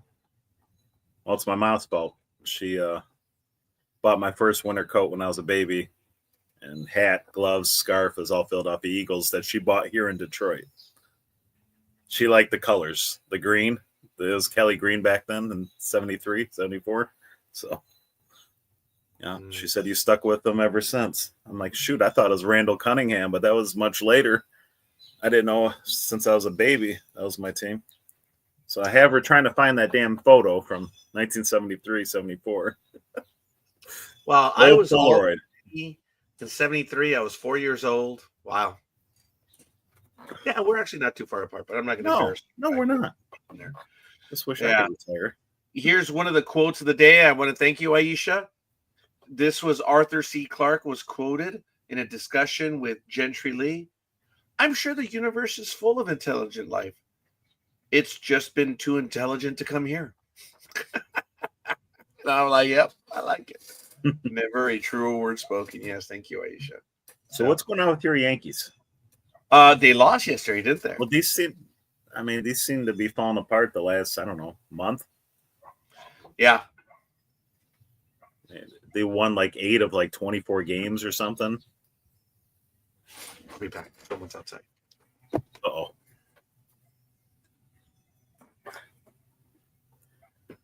That's either a possum, a ghost, or the cat. A, B, or C. Everybody place your bets. I hope it's a ghost. I'm going to go ghost. To see Roger run fast.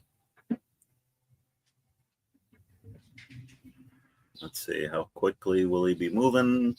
Nah, it's not fast enough for a ghost. Maybe it was D, other. Okay. Sorry. A, B, C, or D. What was it? Not the ghost, not the possum, not the cat. It was other, wasn't it? D. Well, he put D as ice. Yeah. No. I think it's C. No, there's someone else. That's better than putting D nuts. Yeah, they're moving stuff. Well, the funny thing is, I have seen some of the people that have been, in these enforcement actions. Yeah. If they ever came up to me, I would. You have more of an accent than I do. I've seen a lot of these people that are, with the masks and stuff, when they actually get to hear them speak. You are coming after me.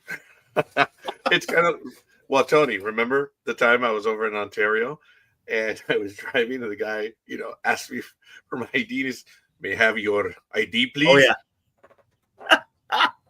You're like, really? You have a heavier, thicker accent than I do. There was another guy, Tony. I didn't tell you about this one, Tony, when it was a holiday weekend, and my daughter and I drove down to the Tommy's that's near the 60 freeway and Mountain or something. And we had the Tommy's burgers and everything. And the officer, he's doing one of those checks, hey, whatever. Says, hey, you drinking? It just comes straight up to the window. You've been drinking? We're like, no, officer. But we will. And we showed him the sandwiches, and he was like, get out of here. A bit of a chuckle. He wasn't being mean. I know what he meant. He's like, yeah, I know. Go. Yeah. I've had people answer me like that, which I think is funny. We're like, hey, get out of here, dude. I told you I had the female cops. Don't be stupid. I've had 2 doctors and a cop tell me that. Don't be stupid. And did I listen? No. Tony, how long has it been since you left the force? June 2015. Oh, okay, so not that long ago. Did you ever, in your where you were, do you ever have to deal with those sovereign citizens? No. I'm trying to think. Okay. No. I mean, I think I pulled somebody over that only had a passport. I'm trying to remember, but that was way back, and didn't have anything else. Yeah, are you? So you never had any of those people that oh, I'm not driving, I'm traveling. No. People were. Boy, weren't you said that first no with such conviction. Well, I don't know if you heard the second line that he was trying to finish, and I'm like, no, Tony, that we're not. Yeah, no, there's none of that. And supposedly it's out of one line in the Constitution. Yes. That's it. That they've come up with that sovereign citizen stuff.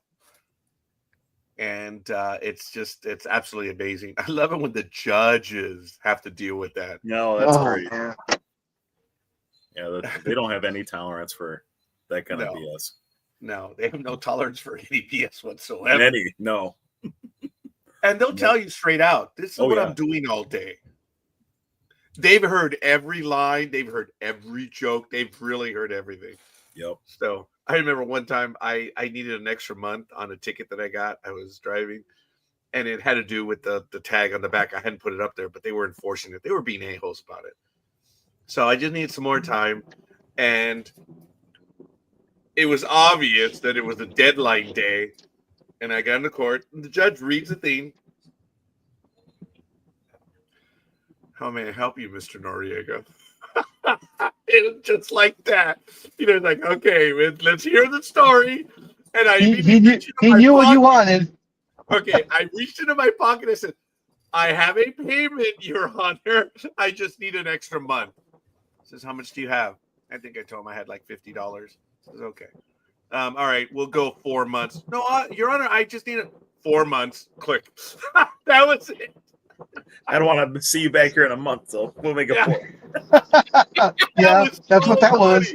That's what that was. But the thing was, I was screwed because there was a lady that was there right before me. She was a bit of an airhead, whatever. The entire court was laughing, and it was a feel-good thing, that had resolution. And who's next? Yeah. And I knew it. I'm like, son of a bitch, I'm going to get called next. I'm going to get called next. And then court, blah, blah, blah, Noriega. I'm like, son of a bitch. I'm like, so I just no BS. And like I said, how may I help you, Mr. Noriega? I was done, dude. Thank God. That's why I immediately was like, I have a payment, Your Honor. I just need a little bit more time. And he did. And I asked, I just need an extra month. 4 months. Dude, you know it. If you work with them, they work with you. Mm. Yeah. It's no problem. but those were some of my experiences. But I was screwed, man. I really was. But speaking of such, we're going to do it real quick. We're going to go over the stuff in Major League Baseball. The question is, what is wrong with the Yankees? I'm not going to say it's the injuries. I'm going to say it's that team has a malaise that I just don't get it. I don't understand what's going on. Aaron Judge himself talked about it. He says, dude, we have to bring it up. And that was directed to the other members of the team. I don't see that fire. I don't see that in that team. And that's where I was thinking is, and I wanted to ask me. you, do you think it's the manager? You think it's Boone? Part of it. Oh, maybe of they need to course. change That guy it. should have been fired before he was even hired. Okay. A friend of I mine am not is a a Yankee fan. fan. He does a channel, and he's all over Boone. Yeah, they want Boone out. So I figured you probably feel the same. Dude, when he was hired, I'm like, why? Right. I've never been a fan of, but look, okay, I will tell you, the only manager that I was a fan of was Buck Showalter. And then prior to that, Joe Girardi, he was one that I didn't have issue with, but he actually was a good manager. He turned out to be. But famously, Joe Torre, when the Yankees signed Joe Torre, I lost my shit. I was like, I remember that. You were not happy with that hire at all. That's funny. And he came over from the Cardinals or Cardinales. Or Thank you. I was like, wait a minute, I said it wrong. It's just a little flavor. Yeah, because he was a Brave. He also, I think he even managed the Mets too, but he managed the Braves and then the Cardinals, the Yeah, the Cardinals Mets early on. Yeah. Yeah, and then he was picked up, and I was like, I was so unhappy because in the 90s, the Yankees each year were improving. I remember in the 90s, the Yankees had a shutout bullpen. I'm not saying they invented it, but in the early 90s, you look at those numbers, the Yankees were always big on pitching. They just needed starting pitching. Yeah. And they started to get the pieces to build that team. I remember the 1994 Yankees, and when you look at their numbers and who they assembled, that was an impressive team. But it didn't matter. 95 came around, the first year of the wild card, and I remember that they were always hurt. And I was going to tell you that, Tony. I could easily say the team is hurt, and they are. But no, that's the cheapest cop out. I mean, pitching wise, but not really. Come on, asshole. Right? Sorry, guys. It seems no, like not at all. Judge seems like the only one you could count on hitting. Well, yes, but that center fielder, Grisham, actually, yeah. I don't see the fire I don't see it. It's a good team. It's actually a really good team, but I don't see the chemistry there. I don't see. Yeah, there's something missing. Yeah. And they need to figure it out. The manager needs to figure it out. I mean, think if that team had a team salary the same as the Tigers. They'd be in last place. The Yankees, I believe, have double at least the team salary than the Tigers have. Or Tampa Bay. Yeah, I believe so. He's talking about 96. Moe and Wetland in the back end was quality that's hard to find. Ladies and gentlemen, 1996 was probably the only year other than Eric Gagne when the Yankees were playing 6-inning games. That was the year, Tony, when they had Moe and Wetland. Moe pitched the 7th and the 8th, and Wetland pitched the 9th. And everyone in baseball knew it. If you were losing at the end, it was over. The Yankees that year were 95-1 after leading the 6th inning. Wow. Well, they won the World Series. Oh, crazy. Yeah, it was. And thank you for remembering that, Lethal. Yes, it was Moe and Wetland. And then Wetland went over to the Rangers in a free agent deal, if I'm not mistaken. But I was happy the Yankees got Wetland. from the Expos because that was the fire sale. See, 94 was the year that the Yankees and the Expos were the two best teams in baseball. And then, of course, the owners decided to be stupid. And, you know. Yeah, the Expos, they had a lot of talent. Man. That Expo team. Whew. I think that was, and that is almost going to be one of those teams that, could you imagine? Oh, I don't want to do that. But yes, that was. Aisha, thanks for being with us. Scorekeeper doing a woulda, coulda, shouldas?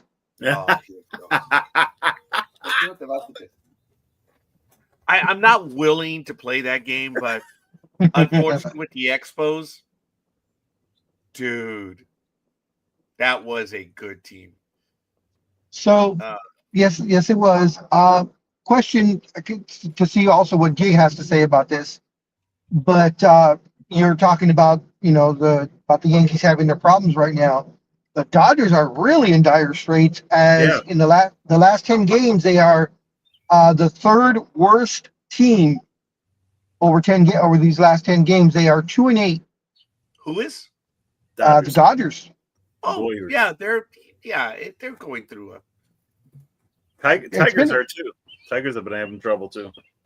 The Tigers, I actually didn't can't know hit the the damn standings ball. yet, but I think they're still the best team in baseball. The Tigers, right? Yeah, I think so. Barely. I believe so. Yeah. This is July. It's too early. And then in August, we get the dog days. But and then September, that's when Scorekeeper starts noticing the standings. Yes, that's when he pays attention to the right. That's right. Lethal says the Expos team had a lot of future Hall of Famers. Ladies and gentlemen, just take a look at the first three names that I'm going to mention. The Montreal Expos of 94 had several notable players. Remember, the season ended. They were 74-40 when the season ended. Okay. They had Moises Alou in the outfield. Then they had some other schmo by the name of Larry Walker out in right field. Oh, and who was their starting pitcher? Oh, yeah. Pedro Martinez. Now, they also had Ken Hill, Butch Henry, and Jeff Becerra. Yeah, whatever. It was Pedro Martinez. But Ken Hill actually was a good pitcher. The catcher was Mike Lansing. The infielder was Will Cordero. That one I forgot about. But look at who they had in the outfield. Moises Alou, Larry Walker, and the center fielder, Marquise Grissom. I love Marquise Grissom. Yeah. Yeah. Him and Delano player. Shields. Oh, yeah. Yeah, their roster. I mean, they had established. It was They had Andre Dawson before that. I mean, they seemed to always be stacked. Oh, I love Hawk. Love the Hawk. Now remember, they had Darren Fletcher at catcher as well as Mike Lansing. They also had Cliff Floyd at first base. Sean Barry as the third baseman. The Expos had an incredible team in 94. Before that, they had Tim Wallach. I mean, Gary Carter catching. Tim Raines. Yeah. Oh, man. Tim Purple Raines. Yes. I think Charlie Lee, that goes to the 70s and 80s, right? Was it Charlie Lee? Yeah. Because the one that I was going to go to, Steve Rogers, no, I think he was a Blue Jay. But wait a minute. Oh, he's Captain America. Very good, big dog. Very good. Oh, he was Expo pitcher. Lefty, right? He was. Steve Rogers? No. Steve He Rogers, wasn't? he was a big, tall righty. I thought he was a lefty. Is their stadium even there anymore? Oh, it's there. It's still there? Yeah, everyone talks about the mistake by the lake. That one's gone. The Expos, it's still there. There's stock of them still fixing it. No. Wow. No. It's gone. Yeah, Vladimir Guerrero was there at one point. Yeah, but oh yes, Big Daddy Vladdy. What an arm in right field. Yep. I loved him as an Angel. I was so mad when they let him walk. They let him go 2 years too early. Yes. Because boy, the following year he was on revenge. the year he had Vladimir Guerrero when he left the Angels, oh my God. And then he comes over to Anaheim and lights up Anaheim like Christmas in summer. Yeah, he wanted to stay too. He wanted to stay in Southern California. Yeah. And the thing was, he was lighting up the Angels, and the fans were cheering for him the whole time. Yeah. I understand the thinking behind it, but no, they effed up. They effed up. Vladimir Guerrero was fun to watch, man. Oh, went to the Rangers, right? Afterwards? Oh, yeah. And like I said, lit up the American League that year. I was mixing up Steve Rogers with Kenny Rogers. Kenny was the lefty. Kenny is the guy that we met in 2002. Really? On April 16th, 2002. That's the day that I got into the shouting match with the Red Sox, with the Rangers pitcher, the guy that called everyone in New York, you know. Rocker. There it's John Rocker. I got into a shouting match with John Rocker at Anaheim that I Stadium. remember. Yeah. And can't stand that guy. The Angels came back to win that game in the bottom of the ninth. That's the game that we were outside the stadium, and A-Rod walks by us and maybe next time, guys. Like, what an asshole. You know, there was like 5 or 6 of us, but you know, we were like, hey, Mr. A-Rod, could we? Maybe next time, guys. Rogers saw that coming out of the door, and he did a beeline to us, and he just shot the shit with us for the next 15 minutes, man. Awesome. We were like, oh, wow. He's talking to us. Maybe you guys have any balls for me to sign? We're like, oh. Rogers like, yeah. Well, sign no, my head. You know what? Sign my head. You know what? We didn't know. Dude, we were stunned. Because he just came over to shoot the shit with us for about 15 minutes.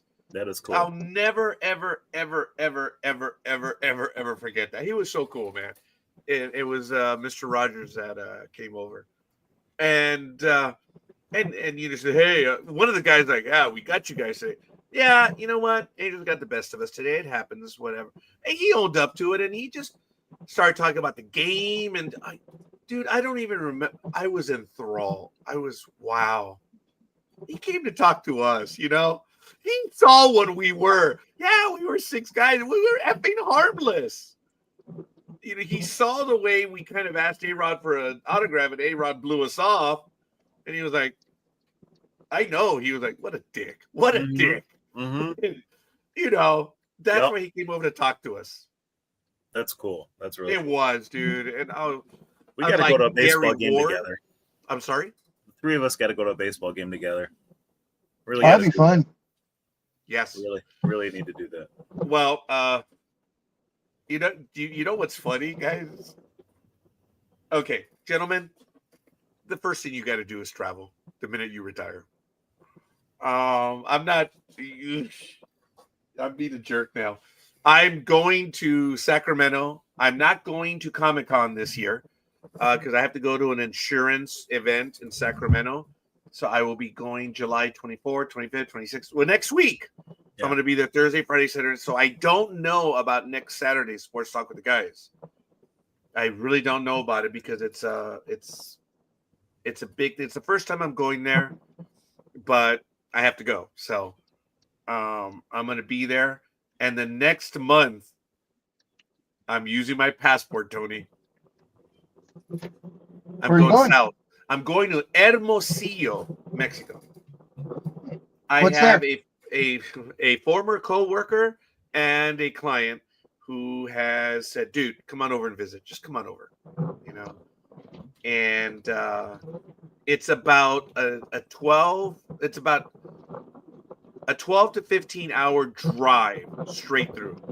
So what I'm thinking of doing is either going to Phoenix and or Tucson, do the first 5, 6, 7 hour, whatever, and then call it and then drive in the morning. Mm-hmm. But this is where I would be going. It's Hermosillo. And he's actually been in a few times in the program. You guys remember the name Frank Madrid?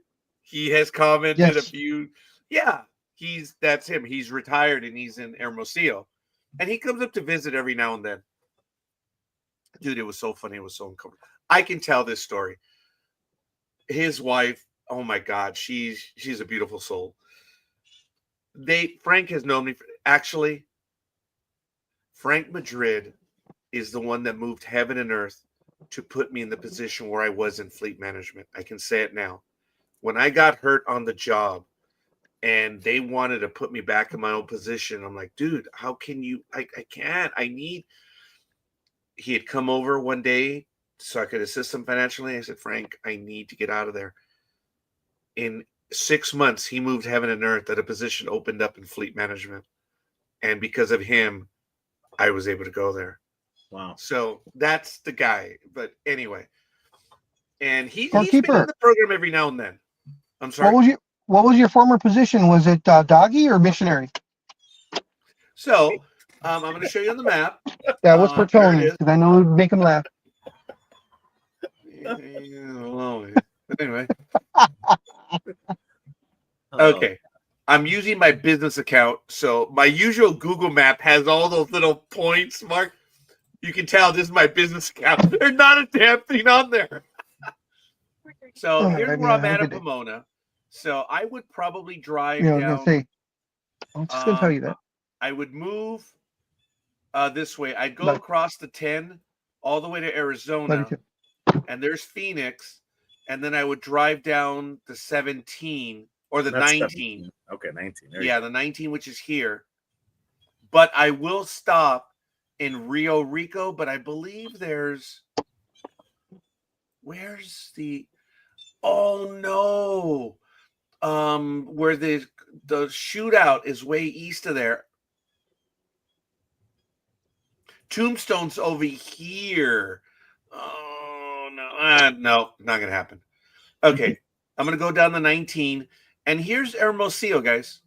It is a large industrial city in Mexico, not far from the west. It's in Sonora, but Sinaloa down here is where the cartel is, and that's a no-go. But he's in Hermosillo. So this is about a 12 to 15 hour straight through. Okay. And I'm looking to go as early as the first or second week of November or of August. And then I'm going to be going over to Dallas, Fort Worth. I don't think I'm going to fly. I'm going to drive. Dallas. So, I have family over there. In Dallas? On my wife's side, yeah. Okay. Right. So you're gonna go to the insurance thing in where is it, in Vegas or Sacramento? No, this one's in in nowhere land. Oh, but I'm gonna be at the oh my God, the event is in the arena where the team plays. Okay. I forget who, the Kings, right? The Kings. The Crypt. The Sacramento Kings. The Sacramento Kings. Yeah, it's they renamed it. It's the Frosty Freeze Center or some shit like that. I don't remember. It's actually some weird name. Dude, there's gonna be like 20,000 people for this event. Yeah, it's so you're gonna go there, and then the following week you're gonna go to Mexico. No, I think that's the week after. It would be okay. I did say the first, but more likely the second week. Oh, okay. And like a pendejo, I'm going to Texas in August. Yeah, I was gonna say it's gonna be harder than hell. Hi. Okay, you'll like it. So, which car in the fleet are you going to be taking? Oh, you're funny. Okay. No, Roger, the one that gets the best gas mileage. I did tell my daughter that I'm chomping at the bit because once I'm officially retired, I get to access my 457 plan where I have a lot of my retirement monies.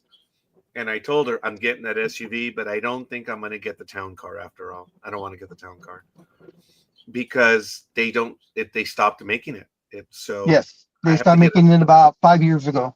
So I have to get a used one. And when you cross 5 years, it gets tougher to get parts.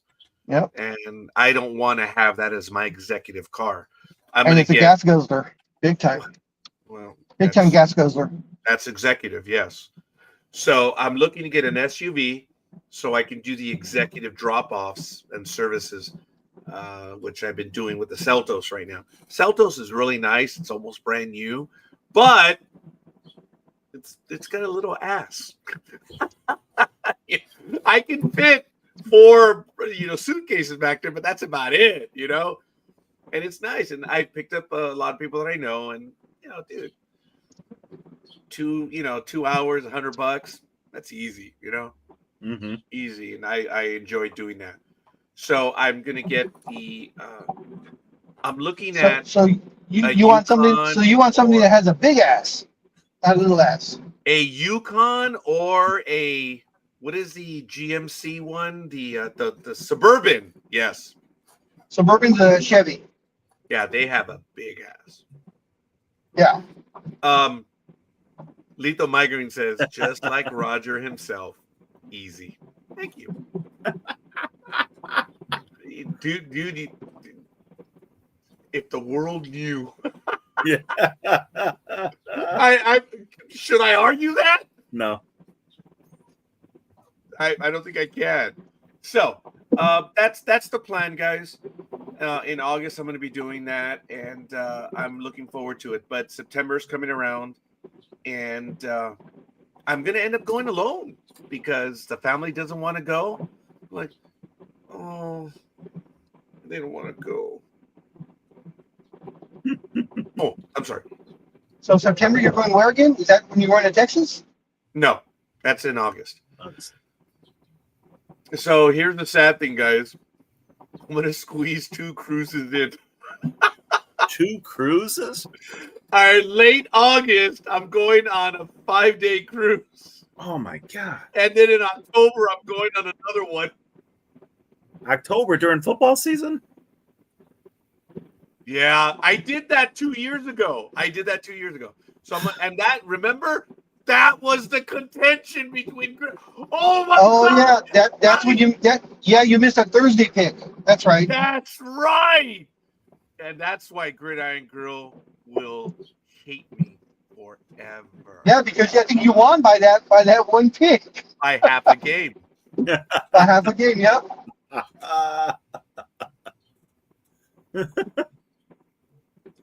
It was in 2022. Yes, when I went on the cruise. It was a 4-day cruise. And I went with a classmate of mine, and people said, "Oh, did you guys share the same room?" No.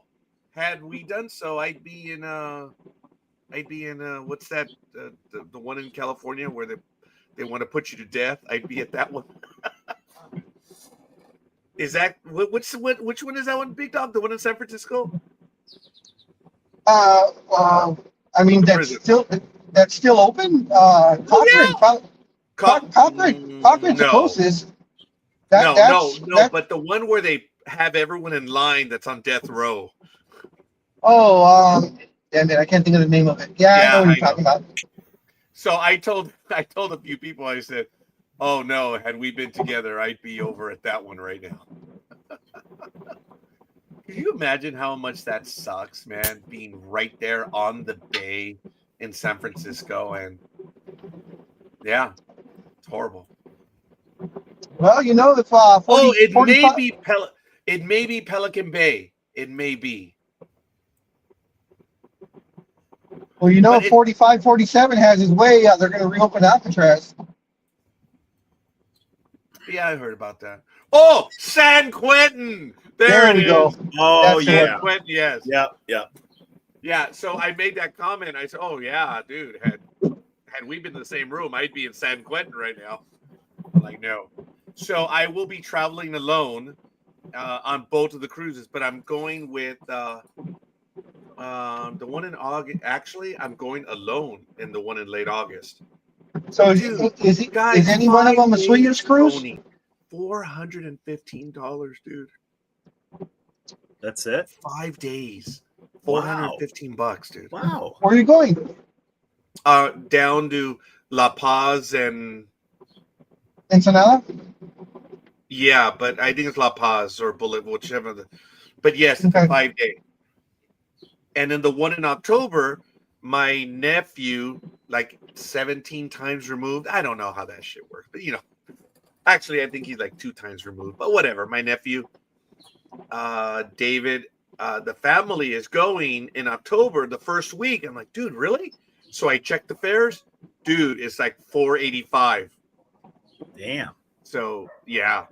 Now October is where it starts to get a little, it gets a little rougher because winter's around the corner. If you go on a cruise during the summer, the waters are calmer. They're better for you. But because I said when my wife and I went the first time in November, seas were a bit rough, but it was okay.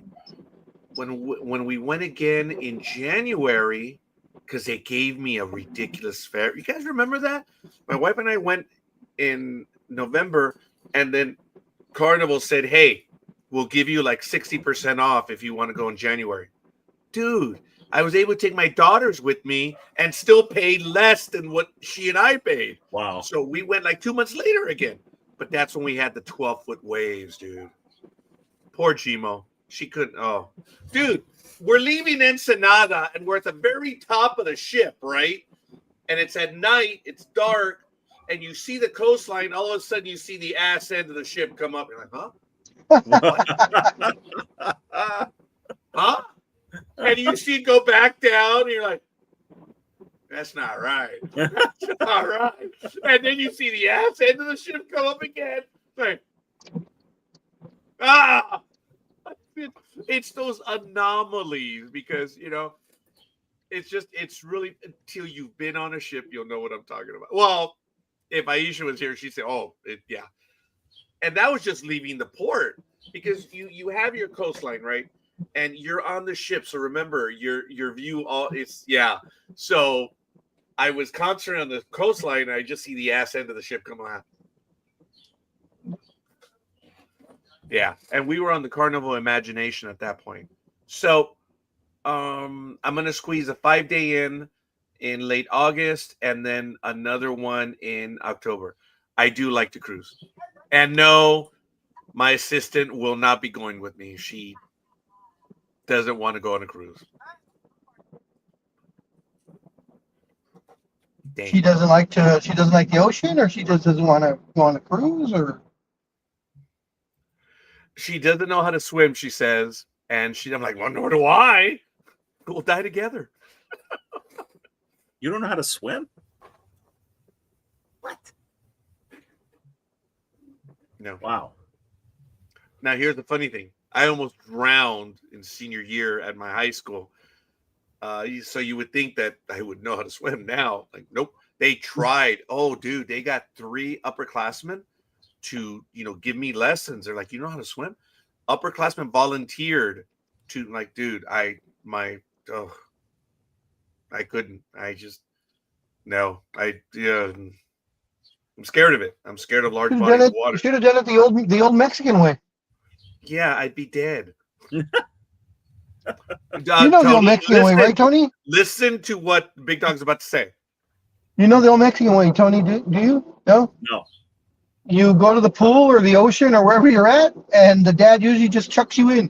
That's what my dad did to me. Yeah. Yeah, and he tells you sink or swim. I was sinking like Roger. Somebody had to get me. Yeah. That never worked for me either. Yeah, that's usually how you learn how to dog paddle first. So when we were in Southgate and we had access to the city pool and we signed up and we got in and we got the passes, I put my daughters in to the swimming classes, and Gmo passed the second level and Ariel struggled, obviously. But even though she did not pass, she does know how to paddle and float and stuff. So It did help her. Even though she could not pass the formalized training, she can swim. So you could just pack a couple arm floaties and you'll be all right. Dude, I go on cruises. I fly. Dude, I cannot swim. I'm afraid of large bodies of water. I go on cruises. I'm afraid of heights and I fly. Dude. I'm kind of with you, Roger. I'm kind of with you on all that. I'm the same way. Except for I know how to swim, but I almost drowned once, so I'm not a fan of the water myself. But I love to fish. I love to go on cruises. Love to go on boats. Love to fly, and I'm scared of heights. I love the window seat. It makes no sense. It does not make sense. Yes. And No. I'm the opposite. I'll be on the 50, 60, 70th floor, and I'm the fool with his head Oh yeah, no. against the window, Nope. looking down. That messed me up. Yeah, no. See, my sister had a sense of Alma. She's oh my god, she had the phobia as well, and her thing was, for those of you that have been to Magic Mountain, the big tall tower. A lot of people don't know this. There's 2 floors on the observation tower. There's the one that has the windows all the way around, which is cool. And then you have the lower deck, which has the grid or the open floor. You can look through the floor, dude. No. And my sister Alma, my sister Alma famously said one time, "No, I'm going to step on the one spot where the guy just did not tighten that last bolt." It'd be like the new Final Destination movie, if you guys have seen it. Oh yeah, I saw that. Whatever it is, yeah. I That was actually pretty want to go good. see That that. movie was pretty I good. liked it a lot. Yeah, I liked So it. did I. I want to go See- see that one. See, but I'm the guy like the one that they had the bridge on the rim of the in Arizona. The Grand Canyon on the Oh, yeah. opposite side. How they did that glass see-through one. Yeah, on the I'm- Indian reservation, yes. Yeah, I'm the guy that would jump up and down, You couldn't pay me enough money to walk that. Nope. and I'd be walking with you, Tony, jumping up and down. You wouldn't even have to do anything. I'd have a heart attack. I couldn't do it. Dude, when we stopped on the north side of the Golden Gate Freeway, of the Golden Gate, they wanted to walk to the first pillar. Dude, you effing morons. Why? And the genius of that bridge was designed, even then to sway in the wind. Oh, yeah, yeah. So there are gaps regularly everywhere. You can Yes. see them. No, they're widening up where you can look down and you can see lots of blue stuff. Homie, don't play that. No, Tony knows what I'm talking. Toad, no, homie, don't play that. All right, I'm gonna switch back, guys. I'll see you in a bit. All right, you switch back. You transform. So, all I can say is that I'm lucky, I'm blessed. I am always on the lookout, Tony, for the inexpensive fares and stuff, and I just cannot believe that they're that inexpensive right now. And I have seen the videos of the fights and stuff, and those are on the 3-day cruises. Those on the weekend cruise. They call them the booze cruises or the party cruises because all they do is go on the weekend, and you're muted, so that's okay. It's all right. My neighbors are out, so I'd like to go on a casino cruise. Which one's that? Any casino cruise? They got Any boat that passes 12 miles? Okay. I do admit that I've been on several ships now, and the only part of the ship that really, really does always look good is the casino. They always make them look good. Mm-hmm. I have never bet a board. I'm not that guy. By the time I was 21, I bet my entire. This was like 18 hours after having shaved. So I would go to Vegas at 19 and I was never carded. Never carded. I got carded to my mid-40s. Like, man, really? I'm like, my kid is old enough. I'm like, what's wrong with you? I don't get carded anymore, which is great. Well, I told you the story of the one time I got carded. I was 30 years old, and we were on the west side over in Redondo, I think. And there was one guard. He had to do everything. So when I came up to him, he says, your AD? He said, for what? Young man, dude, I'm carding everyone. And then so he starts to wand me. I'm like, man, I'm 30 years old. I've never been carded. You have to understand that I'm going to That's remember this shit crazy. for the rest of my life. And dude, I could, you've got to be serious because you're the only guard, Yeah. You can't. I swear, dude, I saw the crack on his, he wanted to smile because, dude, this is an emotional moment for me. I've never been carded. You realize I'm never going to forget this moment. So the dude, I know he was dying laughing, but you can't. You've got to be serious because, dude, they'll get the best of you, Yeah. So I meant it. I've never forgotten it. I got carded at age 30. That was the only time I'd ever been carded. I'm like, all That's right. crazy. I'm not talking about TSA either. That doesn't count. No. So it's cool, guys. I am fortunate. I just want to go places because okay, I can't say what I was about to say, but all I can say is that I was chomping at the bit. In the same manner that Tony is chomping at the bit right now with these cigar, that's the way I was, and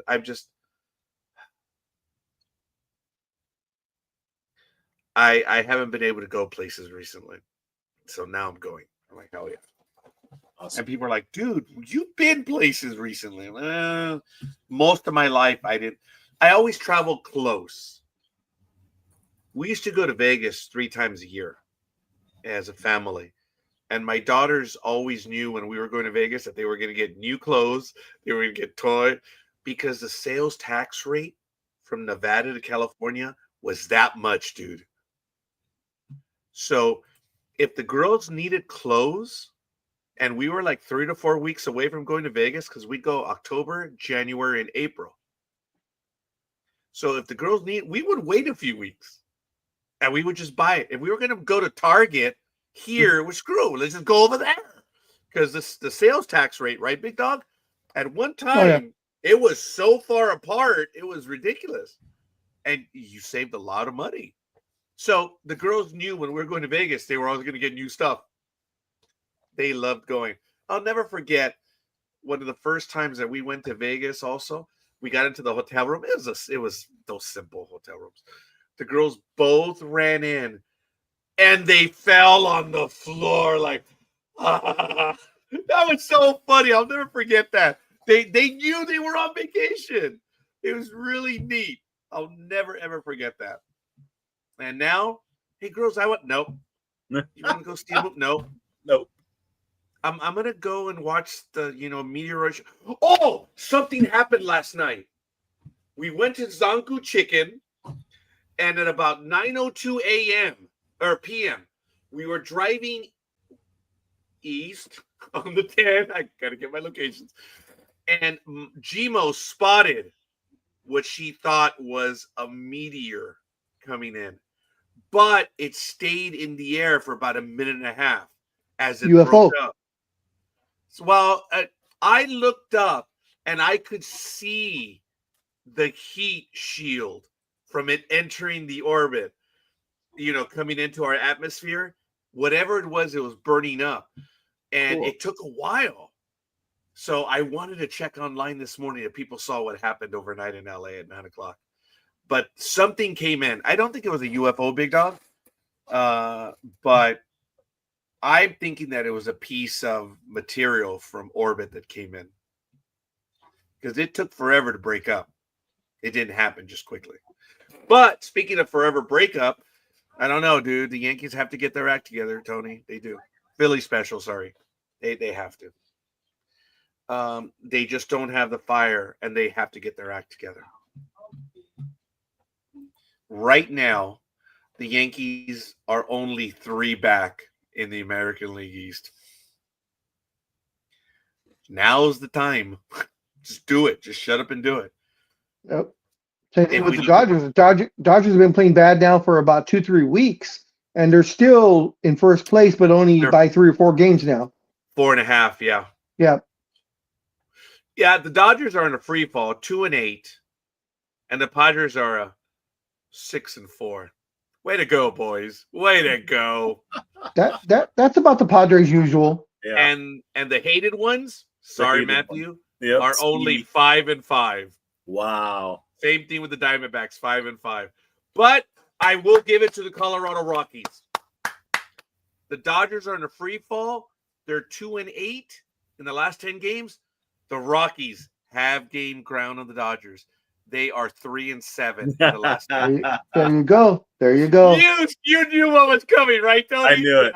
I knew it was 3-7. I knew it. Yeah, I was like, that was way too easy. I got to head it to the Rockies. They gained a game. Which were the two teams, Raj, that are 1-9? I believe one American, one national, I think. Oh, I'll see right now. The Pirates. Yeah. Okay. Pirates are 1-9. And on the converse, the Brewers, they're 9-1. And 9-1. Ooh, the Boston Red Sox. Ugh. I don't know how they're playing so well this year. Their team on paper just doesn't look as good as they're playing. Thank you, Minnesota. Yeah. They sacrificed a leprechaun. Something. Dude, Devers. They got rid of Devers because he wasn't a team player, right? They're playing better now without him. They're playing better without him.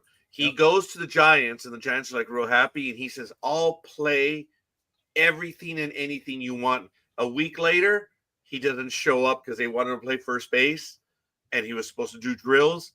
He didn't show up for that. No, it's all right. That's a shame, man, because Mr. Devers, I don't like him because he's good. I don't like him as a Is it Devers or Devers?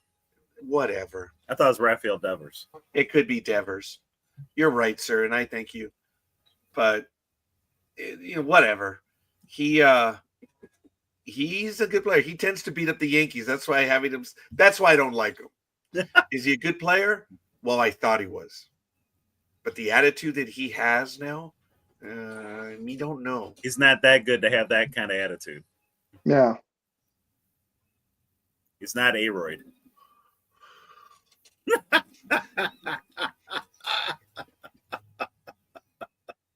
So Toronto is in first place. Yankees are 3 back. Red Sox 4. Tampa Bay 5.5. Orioles are 12.5.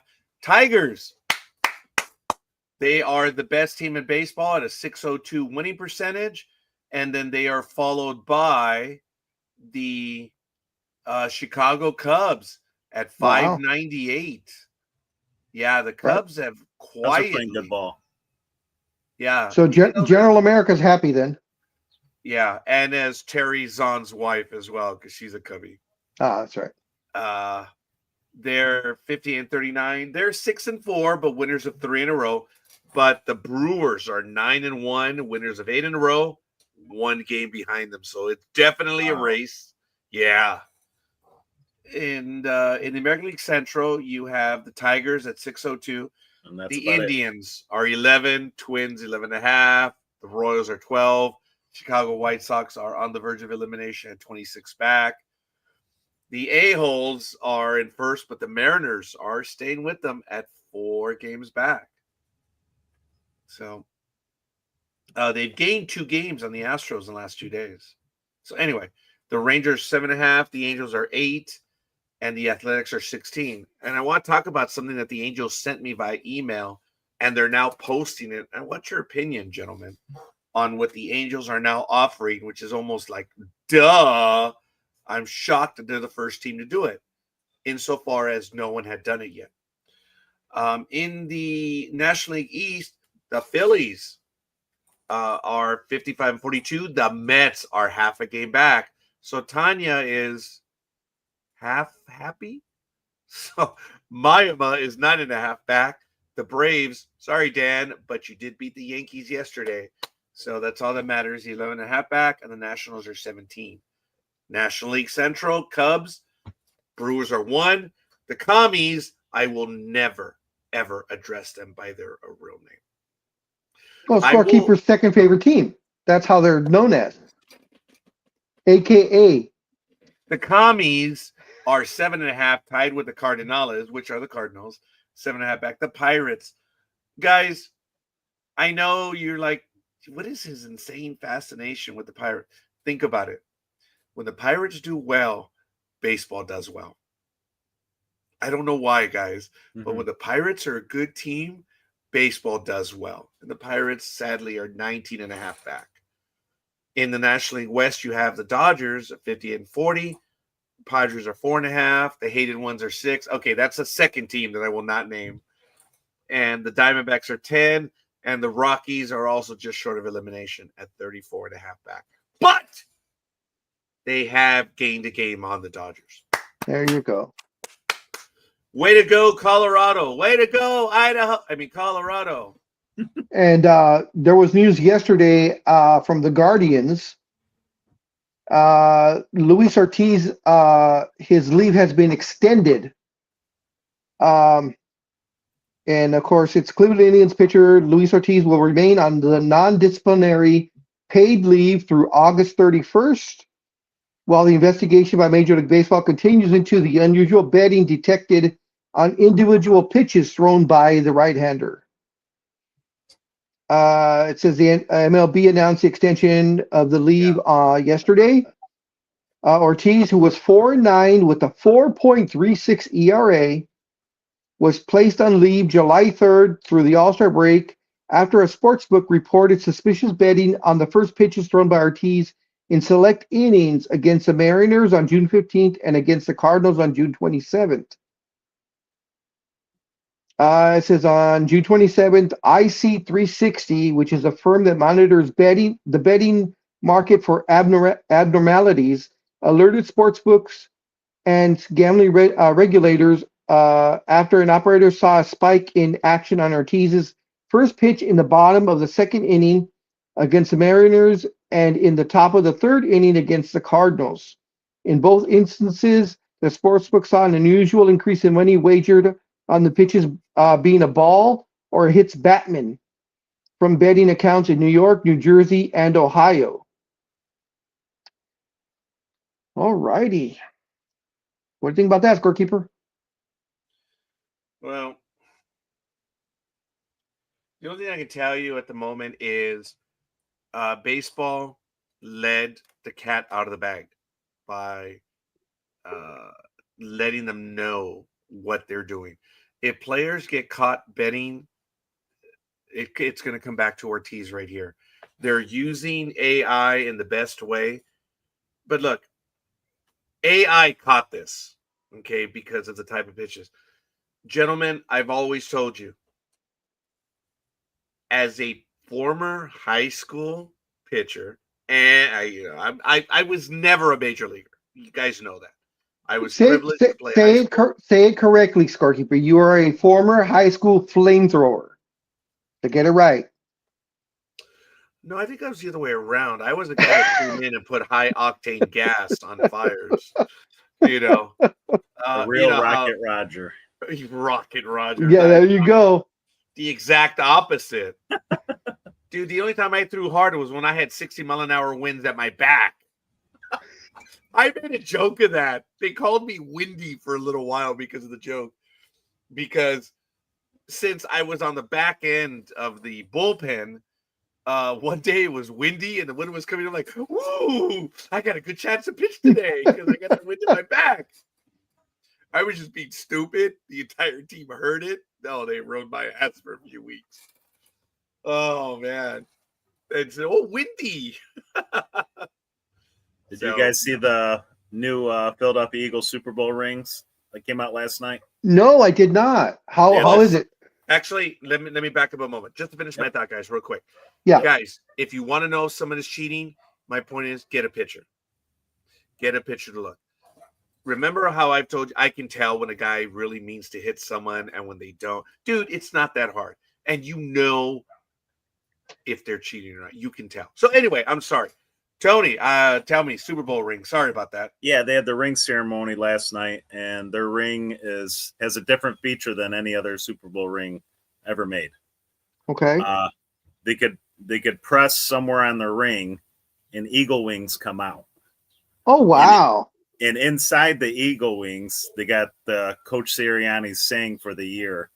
It says inscribed in there. It says, "You can't be great without the greatness of others." Wow. Yeah, it's really cool, though. Those rings are neat. It looks like a really nice ring. Let me see if it'll... Yeah, it's neat seeing the seeing those wings pop out.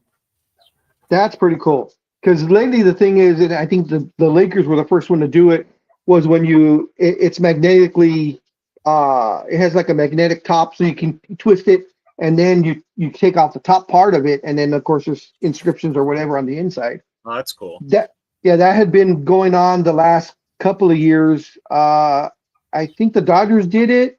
I know the Lakers did it, and a couple of the teams after the Lakers also did the removable top. But the Eagles wings, that's innovative. Is this the Lito? I appreciate that comment. I'll get to that in a moment. Actually, both of your comments, Lito. Is this the ring that we're talking about? This one right here? Is that the 20? Yes, that's ring? it, because it's got both of their Lombardis on there. So that's the ring. Wow. That's nice.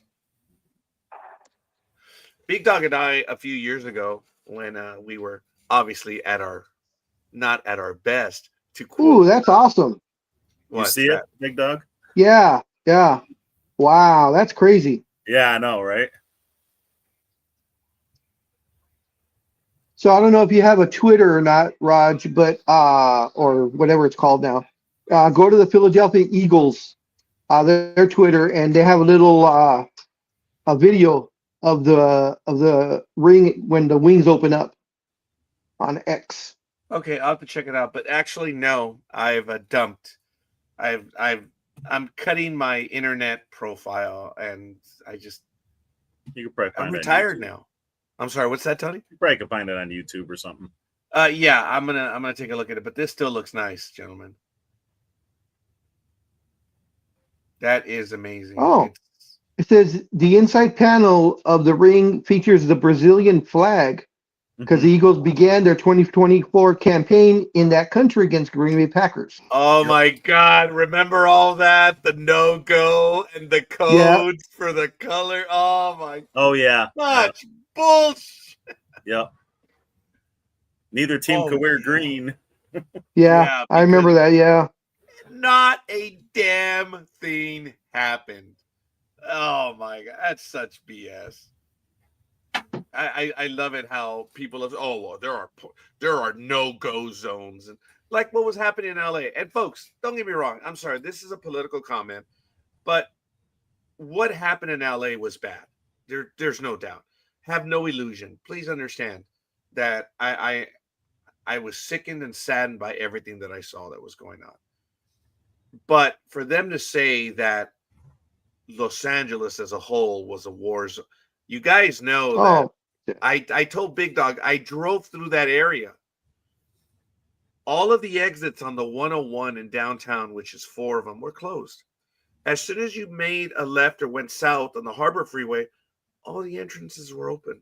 All the entrances on the 101 prior to guys, in other words, less than a mile away in the other direction, it was local. Again, please, guys, I am not diminishing it in any way whatsoever. But I do need you guys to understand that it was a 6-block area where everything was happening. And that was it. But for them to say that I'm smarter than that. There was the downtown and there was the city of Paramount. I do remember. Okay. That was it. But for everyone to say that LA was a war zone, no, it was not. It was very localized, but guys, it was a bad thing. So anyway, I'm sorry. Those rings look nice, dude. Okay, well, back to the rings. Yeah. Or the ring, excuse me. So there's 5 diamonds on the special feature button to underscore the 5 Eagles who scored points in the Super Bowl. There is 1 carat of marquise shaped diamonds in the trophies highlighted both by Eagles #1 total defense and their rushing offense and NFL record for rushing yards. There are 9 carats of diamonds on the wings that represent a combined 6 sacks and 3 turnovers by the Eagles defense in the Super Bowl. Of course, the 2 Lombardi trophies mirror the Super Bowl championships. 18 greenstones encircle the top, honoring the Eagles' NFL record, tying 18 combined victories in the regular season and the playoffs. 10 points of diamonds in the Super Bowl logo to signify the franchise record 10-game winning streak in the regular season.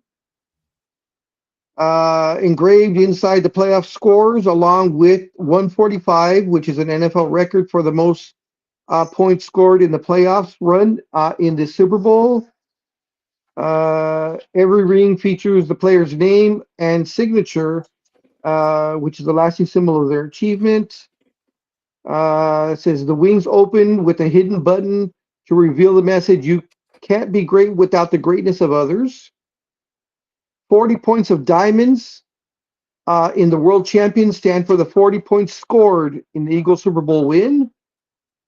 And it was made by, of course, Jason of Beverly Hills, who I believe is the go-to guy now in all sports championship rings. Yeah, Yeah, I didn't know they had Boston- the. Go ahead. No, you, Tony, go ahead. I didn't know they had the NFL record for the most points scored in the playoffs and Super Bowl combined. That was news Yes. to me. Yeah, you guys So, had a hell of Tony- a run. Did you see this, Tony? That was definitely Here's the the best link. team they've ever had. Did I see what? I'm sending everyone the link in the chat room as well as in the studio. If you wish to purchase your own version of this ring, it costs you $64.40 to get your Okay. Nice. your own version of it. Hey, I might have to do that. It says That your or logo. wait a little bit longer, Tony, and you might be able to get like the paperweight, which is the oversized ring Yeah. that they're usually about that big. Yeah. Pretty cool. 'Cause I have a couple of Laker ones like that Oh, that are cool. the Yeah. oversized paperweights. Oh, neat. I have to check and see if they actually have the Yankees. for Yes, they do. 2009. Oh, Yes, they do. there's a 96 one. That's really cool. $20 for, wow, man. Just to have I went your on own eBay. I was thinking about you, and I said, if I won the lotto, I would get this for Raj. And it was an actual 2009 championship ring from one of the bench players. I guess he had to sell it or whatever, and it was up on eBay from a ring dealership. Oh, that'd be sweet. Yeah, everyone has their name on them, right? They're all dedicated. Yeah. Yes. Oh, wow. There's the 2003 ring for the Yankees, but that's when they lost to Miami.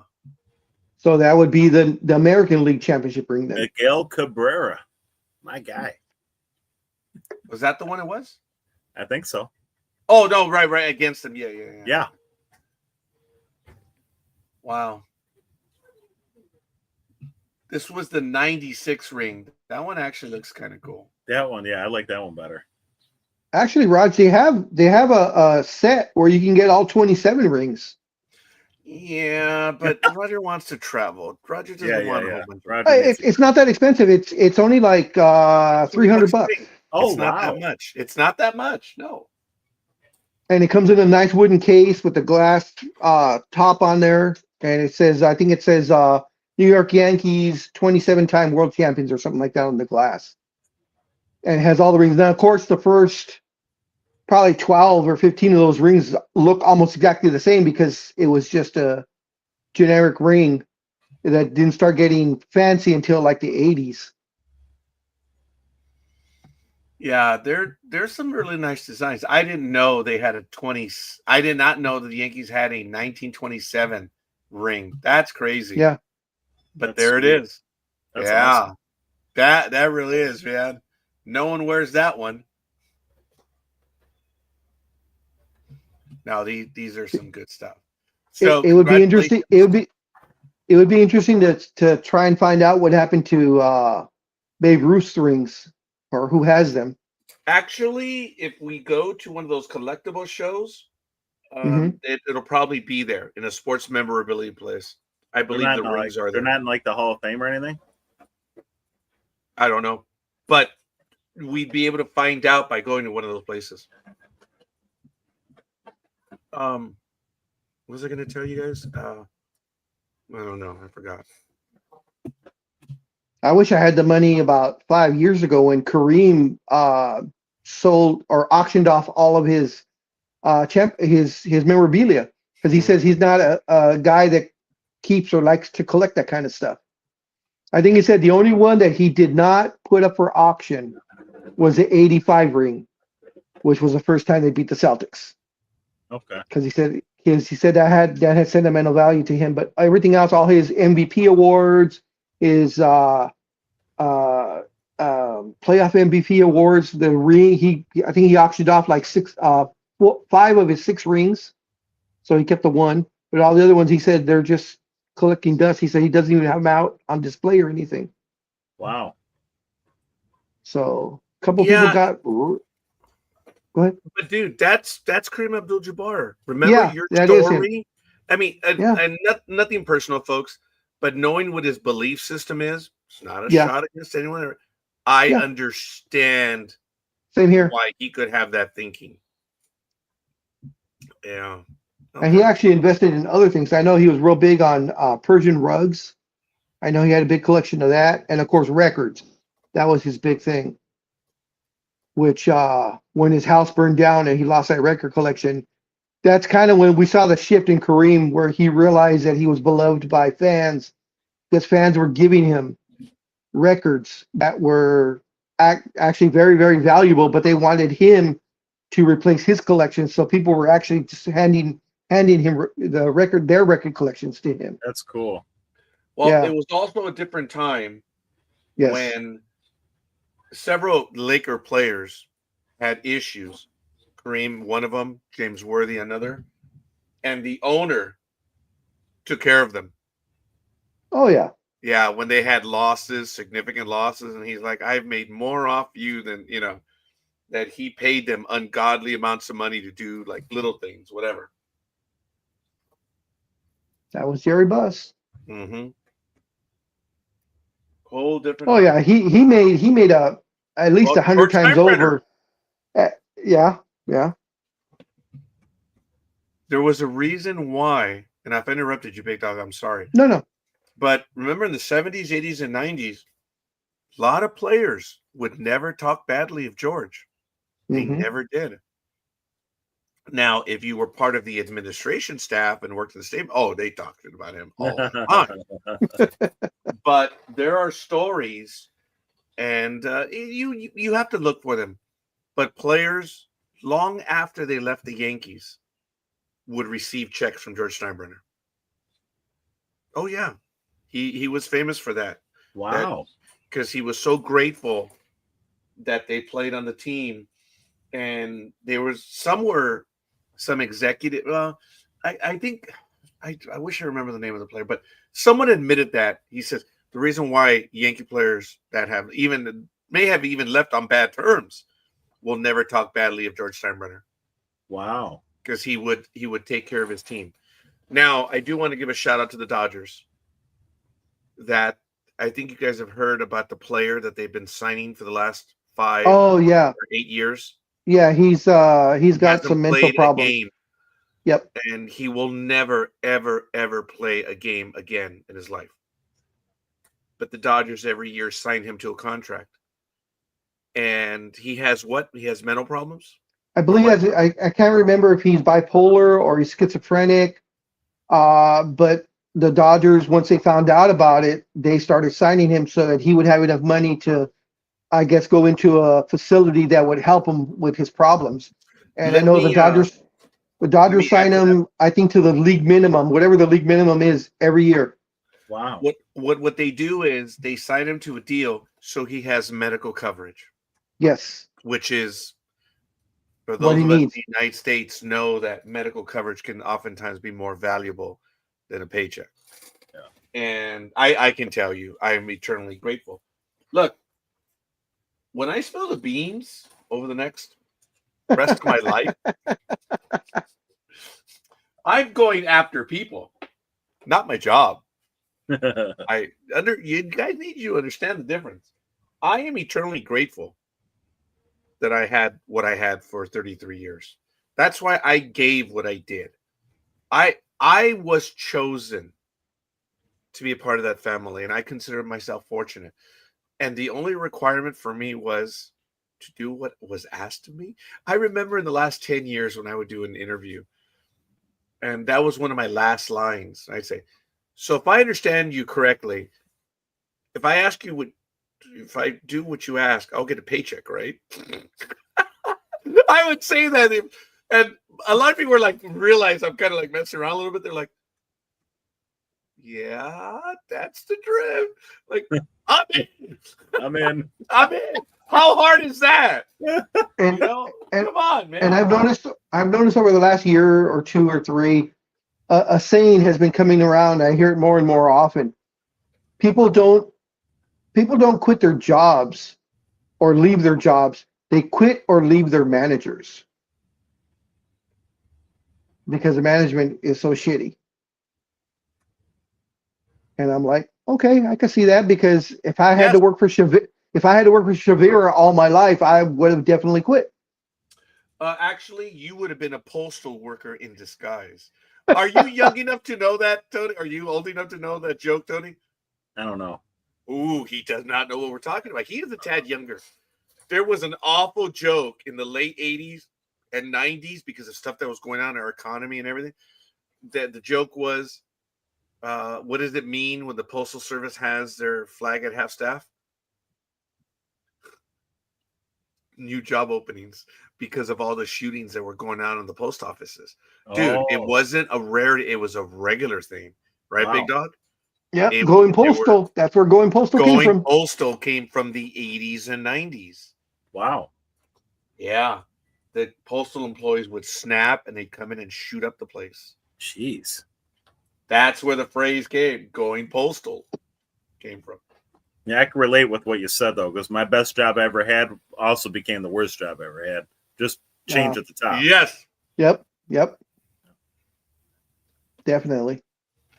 A lot of people resented what I would tell new hires, but I would tell them regularly. So look, the fact of the matter is there are days that you're going to have 80 hours to do your 8-hour job. But then there are going to be times that you need 80 hours to do your 8-hour job.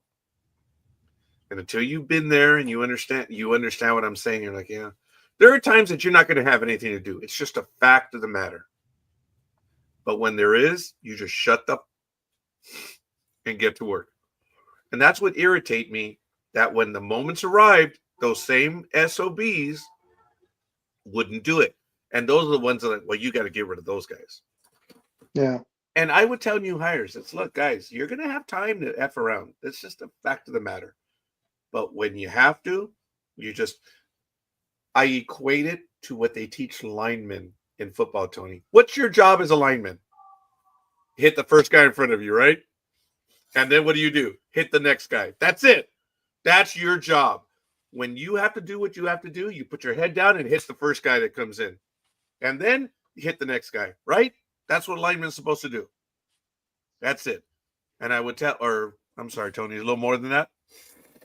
Yeah. Yeah. Wow. That's what I tell the workers. Do your job. Shut up and do your job. And that's why I resented the engineers, because they were I told you guys that they would disable the copy machines because they needed to make images of their documents, and if the copy machine didn't work, well, you didn't have to work. So they would disable the copy machines, guys. But they had to do it in such a way that, because the copy machines were in public places, so they had to do it in such a way that they couldn't get caught. Well, it didn't take me very long to go in there because I needed the damn copy machine. It would take them surreptitiously a few minutes to disable it. I come in, I'm like, what's going on, baby? Let's see, let's go. You just go through it. And I would activate it. Like the minute the copy machine went out, they never called the text. They called me, dude.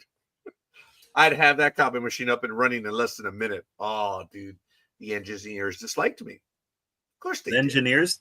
Yeah. So Jay's got a problem with you? I never worked with Jay in that fashion. Okay. Jay worked in another office. He worked in an outline yard where you actually have to produce. Okay. Yeah.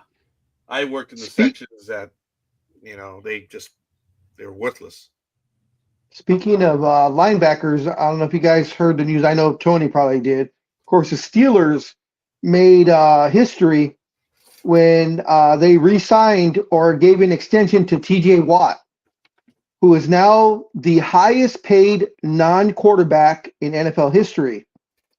Watt, who turns 31 in October, agreed to a 3-year, $123 million contract with $108 million of it fully guaranteed.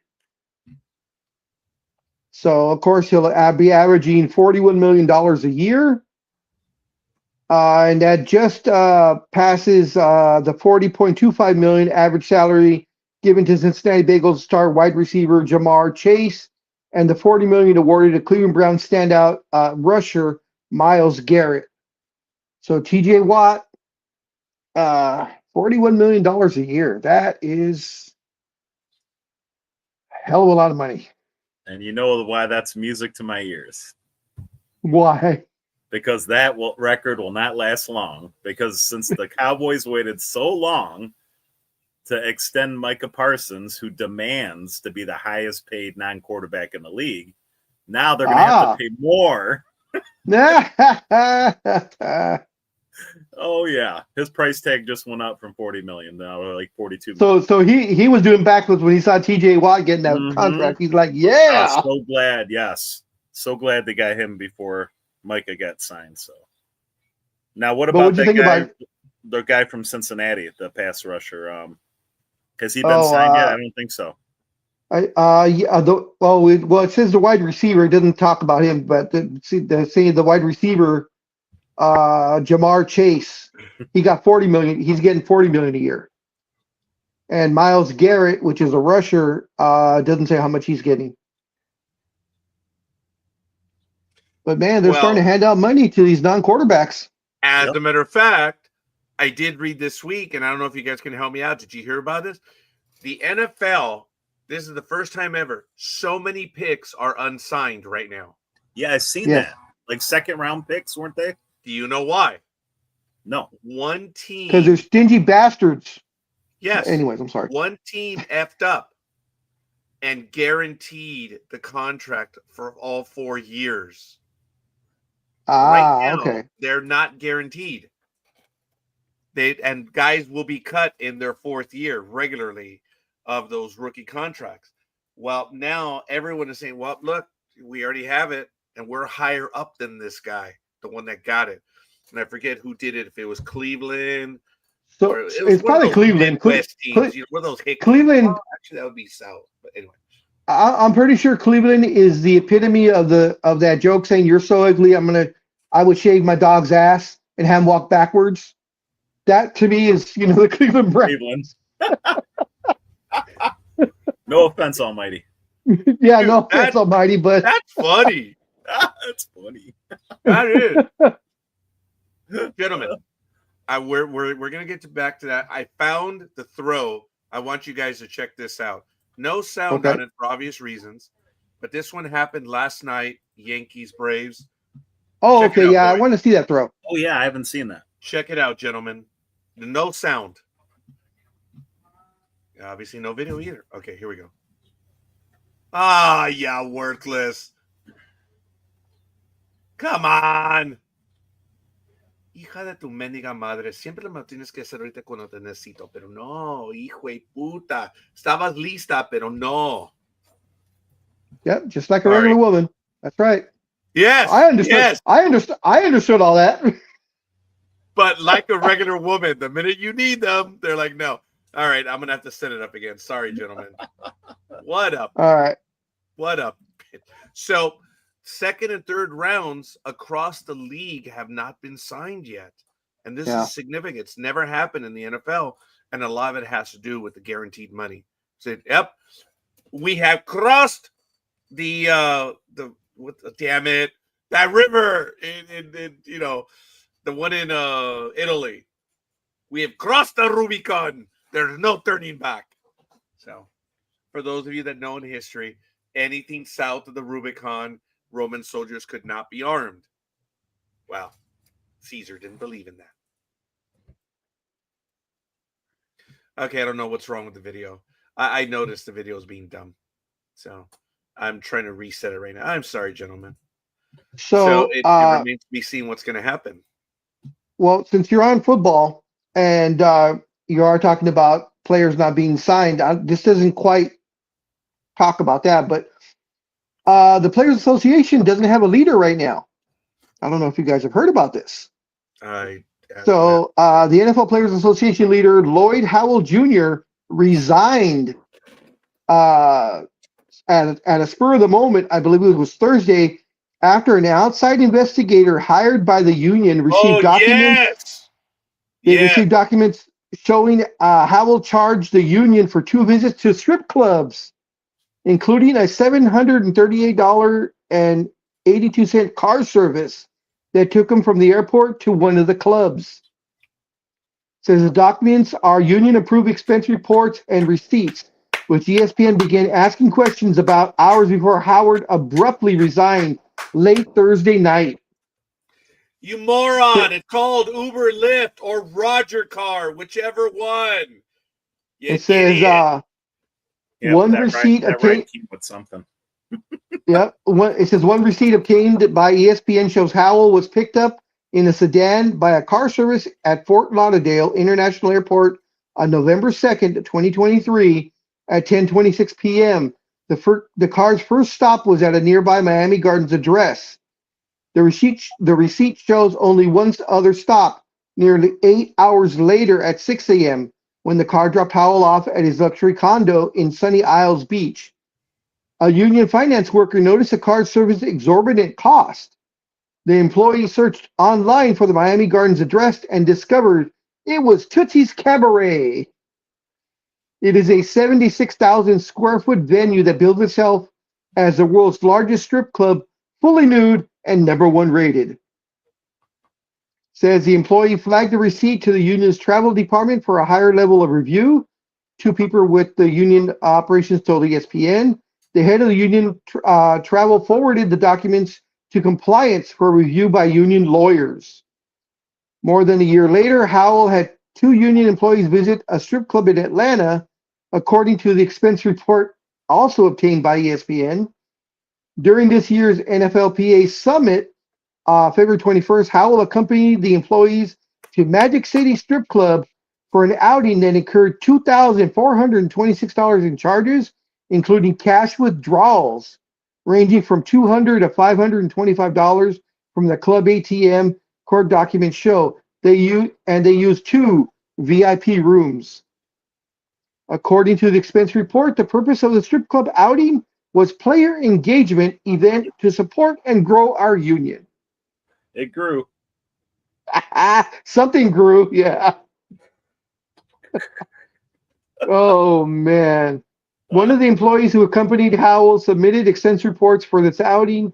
The documents show Howell instructed the employee to file the expense reports. 2 sources familiar told ESPN. The employee noted on a March 23rd expense report, $736 equals, this was the final amount I was charged to close the tab for both secluded sections for our player members. This included food, alcoholic drinks, fees, taxes, and gratuity. No players' names are listed on the receipt or on the reports. Documents show 4 cash withdrawals were flagged with alerts, apparently referring to the potential reimbursement violations. Oh, that's actually bad because they should not have been reimbursed to begin with. Because if there's no one that is claiming the actual reimbursement, that's interesting. Someone's name has to go on something somewhere. Howell could not be immediately reached for comment. A union spokesperson declined to comment. I wonder if she was able to reach him during the event. Oh, man. That's awesome. Dude, it's stupid. They're beyond stupid. They're stupid. And here's one part actually Labor Man will like. Federal labor laws are strict when it comes to the union's expenses and reimbursement actions. The law aims to protect union members whose dues fund the operations, unlike what happens at a corporate environment.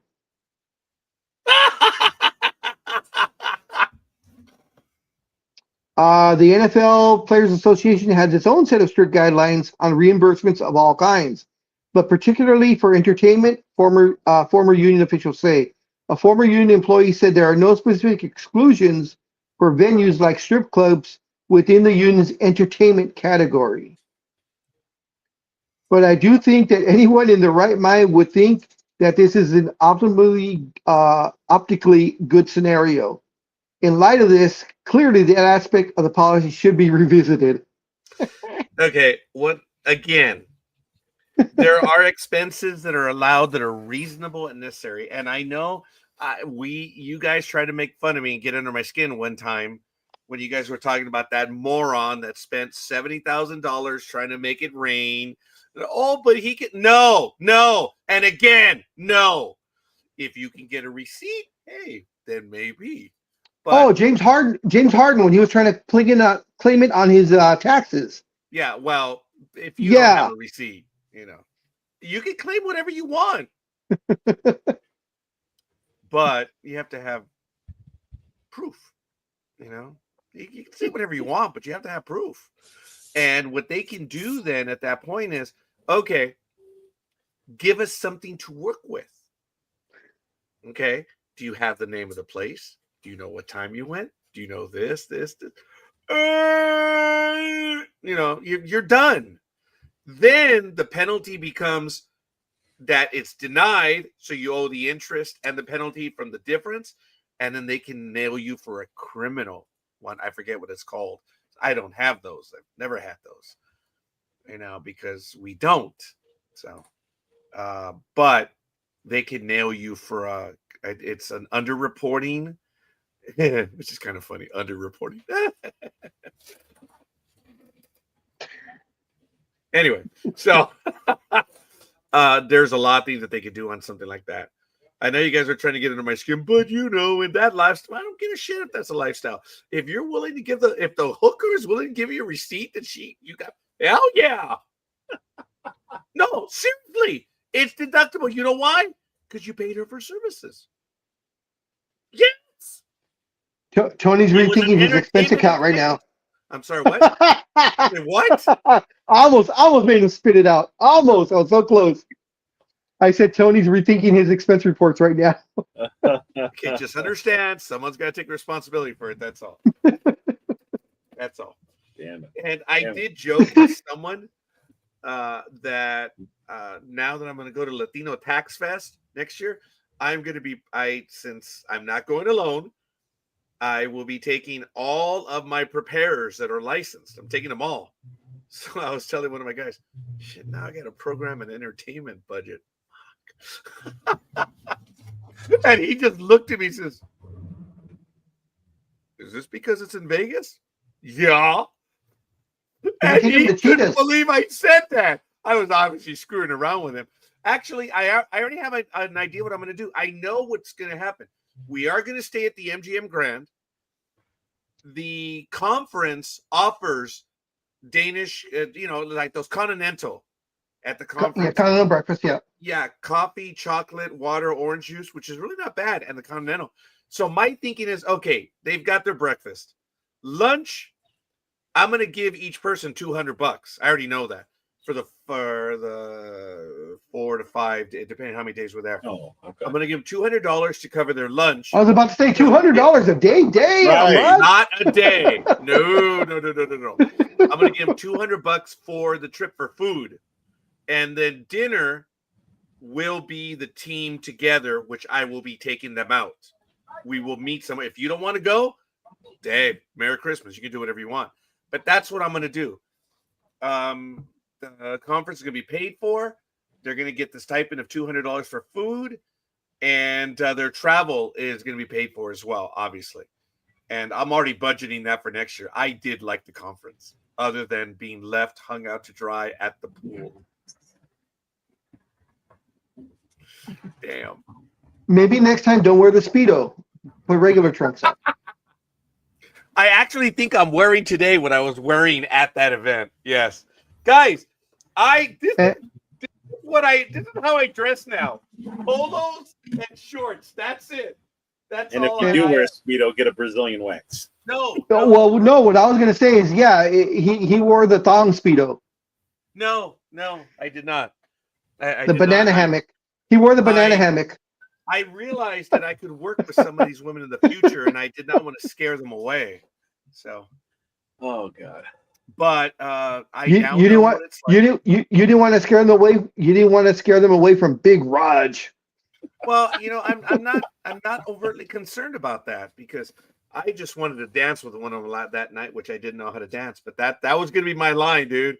Said, I want to ask you to dance, but I don't know how to dance. that was going to be my line, dude. It took me like 3. Okay, maybe I shouldn't say that. It took me 4 seconds to come up with that. Yeah, I was going to say it took me 3 seconds to come up with it. Come on, Raj. We know Shakira got her hips don't lie from you.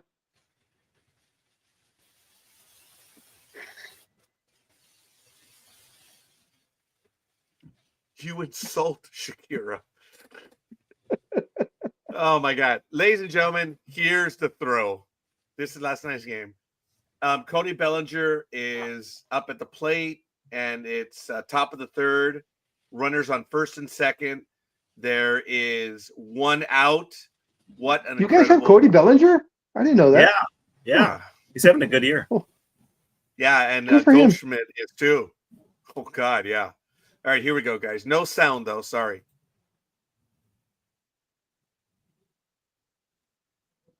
Watch when he catches it. As flat-footed as you can be. Bam! Holy moly. Bam! That is an arm. That is an arm. No way. Flat-footed. Didn't take the 2-step. In the air. Look at it. Not one bounce either. No. Damn. That was amazing. Okay, number 67, You know what- the what- coach. He's fired as far as I'm concerned. Yeah, but I mean, you wouldn't think that. I mean, is he known for having that kind of an arm? No, big dog. No. You're watching that thrower come in, and you're like, dude, down. You got to be down. He's pointing at the bag. Oh, the slide. Yeah, to slide. Yeah, Yes. slide. Okay. I thought you meant for calling him, letting him go to I third. did too at Oh, first. Yeah. yeah. Dude, Oh, yeah. I'm Slide. like, Definitely. Yeah. Oh, definitely. He should have Fired. slid. Yeah. Dude, That was what one hell of a throw. guys. Dude, that's amazing. But this is what Mr. Acuna does every day. What helped him also, though, even though it was flat-footed, what helped him was that turn, because that got him a little bit of extra on the turn Great when play he off spins the it right ball. there. Yeah, right, just shy of the warning track. That's amazing. Great call by the ump. Bang, bang. Yep. He's out. Look at this. Look at it. Perfect. Uh-oh. He might have been safe. No, I think he got him on the back just before the small of the back before look very he landed. carefully. Yeah, he's not arguing. Yeah, I know. Yeah. Right. He has Let's see. not tagged him yet. Yeah, not tagged him yet. Right. Look there. right there, guys. And look where his foot is, and look where the tag is. Look, he's almost on the bag. Yeah. Watch. But I think he tags him first, though, I think. I do too. We can't see it. I wish it would have the You other know what? angle. Well, that's the issue. All I can say Yeah. is what Wow. a mother effing throw. Wow. But that That kid, look- when he is healthy, he's doing stuff. And guys, and you guys know I've had a man crush on the kid from Cincinnati as well, De La Rosa Yeah. or Oh, De La yeah. Cruz. De La Cruz. You know, I don't like his youthful exuberance, and yet I love his youthful exuberance. Yeah. You guys want to watch a baseball player? De La Cruz is not a hard place to start at. Yeah. That kid, oh my God, the stuff that he's doing. And then Acuna, cut it out, man. When he is healthy, Jesus. Here we go. One more time. Man, that throw reminded me so much of either Vladimir Guerrero or Andre Dawson. I was Because both of thinking those guys had that. Huh? L. Kaline or Jesse Barfield. He's out. Yeah. You smile, boy. Bam! I got him. You know what would be funny if he's out today or tomorrow because of his shoulder injury or something. Yeah. That Yeah, he was does get a injured a lot. phenomenal one. So Yeah, you that's it. asked That's me, it. That's the only thing holding him back. He's injury prone. but he gets hurt because they throw at him, they get him in the wrists a lot. It's not because he's been hurt in the outfield, it's because they jam him in so much that he's had his hand, he's not other Excuse me. players that get hurt all the time. This And I guy know gets hurt playing the game. I know it's difficult, obviously, but back in the day, they taught batters if a ball's coming inside, you got to turn away. Yeah. Hitters don't do that now. Wait a minute, turn away or turn in? Turn in. You're Yes. turning away from the baseball, but yeah, you're turning in. No one does that anymore. No, and they keep bringing their heart. That it's too late. Yeah, and that's why they get their elbow, their arm, their wrist, Hands, wrist, fingers. Yeah. I mean, Yeah, fundamentally, dude, you're right. You're right. When the ball came in, you were taught to kind of so you would get it. Yeah. When you're batting, it's coming in. You do this because of several things. You're going to get it in the meaty part. Yep. But you also increase your profile of actually getting hit. You're actually turning into it. But they don't do that. They do the Olay, and they're like, they jump out. That's why who knows how to do it. So as a pitcher, who's going to do the Olay. I'm jumping out of the way. So most batters will jump out. So like I said, if you want to nail them in the meat, you aim for the back, the small of their back. That way they walk into the pitch. They themselves walk into it. That's why if you want to hit, it's easy to hit the batter. It's not that hard. So why do you think they stopped turning into the pitch? Because so few players knew how to do it properly. Kind of like bunting. Oh God, yeah. Yeah. They haven't had a good bunter since what's his name? Gone down in all sports. He played for the Dodgers. Brett Butler. Oh man, great. Oh, he used to put that anywhere he wanted. He could put that button down. Oh, I loved it. Mm-hmm. He was one of the last best butters of all time. Yep. But you had guys like Tim Raines that could bunt. Yeah. Surprisingly, good hitter, but could bunt. You also had the super utility men, Darryl Thomas, Jerry Royce. Yep. See, that was the thing, guys. That was the thing that these players they didn't hit 300, they didn't hit 270. So what they did is they had to do everything else to be part of the team. Yeah. Fundamentally sound. Yep. Right now, lethal migraine. Did Ricky Henderson bunt a lot? I mean, I'm just thinking because of his speed, but he really didn't, right? Okay, hold on. Mr. Henderson, did you ever bunt?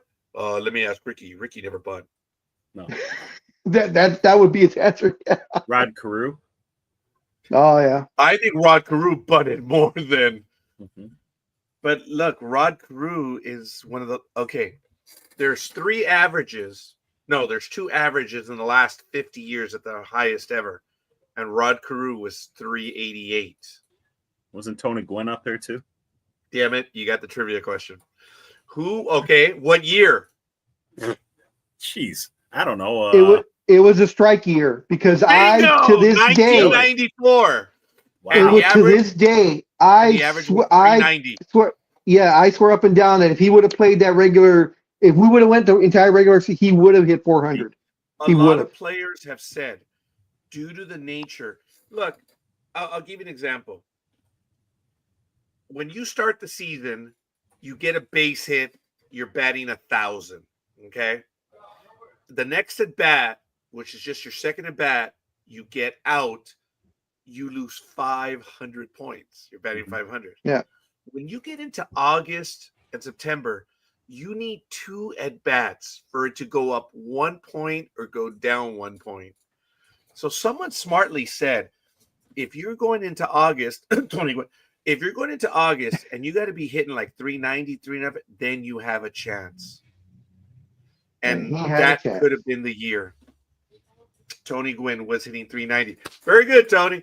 It was Tony Gwynn 390 in 1994. Very good, big dog. And it was Rod Carew. I don't know the year, but let's ask Siri. When did Rod Carew hit 388? I'll say 1978. I'm just guessing. What year? No way. 1977. Wow. You know, and I was knew going to it say was in the 77. 70s. I was going to say, Dude, I was did you gonna see say my 77. reaction? I yeah. was like, Wow. Because I was that's thinking, as I'm close going, as okay, you can get. he was older with the Angels, so it had to have been before that. So I was thinking late 70s somewhere. Gentlemen, 388 for the season. That was the highest batting average since 1957. And 388 Ted Williams? was it? I'm sorry. Ted Williams? In Yeah. 1957, yeah. Yeah, I actually messed up. Someone asked me that question, yes, on Friday or Thursday. Who was the best hitter of all time? And I was like, oh, son of a, you caught me. I want to come in with it. What the hell? The sports talk with the guy? Damn it. Because he's a Boston Red Sox. That's why. Dude, Yeah. I readily acknowledge Ted Williams. I know. Wow. So what'd you say? Maybe Ted Williams and Tony Gwynn? Wait, what? Ted Williams and Tony Gwynn as far as best hitters? Or would you have someone before Tony Gwynn? You know, big dog, I will play with this question. Hey. I like 1 second. Gentlemen, Uh-oh. how about He's I gonna answer throw it this way? He's gonna throw some obscure name at us right now. Watch. Probably. Oh, no. I acknowledge your question, and I was gonna answer it this way. You tell me who do you want to build your team around? Tony Gwynn or Ted Williams? Ted Williams. You tell me. Who do you want to build your team around? Tony Gwynn or Ted Much- Williams? Oh, I don't man. Much think as I there's would an love answer. to say Tony Gwynn, I would say Ted Williams. If you put a gun to my head, I want Tony Gwynn just because I love Tony Gwynn. Me but too. History shows it's Ted Williams. The only thing And he went to war, right? So he missed a few years. yes, he did. Yeah. So if there was a fault with Ted Williams is he didn't run, and Tony Gwynn, No. for being as portly as he was, He could dude, run. that guy ran, Yeah. and he ran. He made all chubby men in the USA happy because we're like, look, he can do it. See, we're fast. He was a smart runner that he would still, if I'm not, thank you, Lethal. Thank you. By the way, oh my God, I'm sorry, Lethal. I would love to experience Shakira's truthful hips. I'm sorry, I didn't see that one. First player to get paid $3 million a year, and then his agent got another player the same deal. Very good, thank you, Lethal. And then he says definitely Ted. Okay, definitely Ted. But if you're the guy that ended up second with Tony Gwynn, are you crying? I No. don't think so. And I think that's the way I wanted to answer the question. I mean, Okay. Yes, Ted, but if you got to build around Tony, I'm not going to lose any sleep. yeah. That dude, Ted Williams is Ted Williams, okay? So that's why I said, okay, big dog, I appreciate that question. That was stuff. I am privileged that I had, and I saw one of Tony Gwynn's. I asked Big Dog because we saw Tony Gwynn a lot, both fortunately and unfortunately. Yeah. And Big Dog and I were talking, and I don't know if he asked the question or if but this was a question. What is, when you think Tony Gwynn, what do you see? And my answer was a double down the line, winning the game. I see Tony Gwynn. Opposite field. The first person to get paid $3 million a year also had the most hits from 1984 to 1995. Yeah.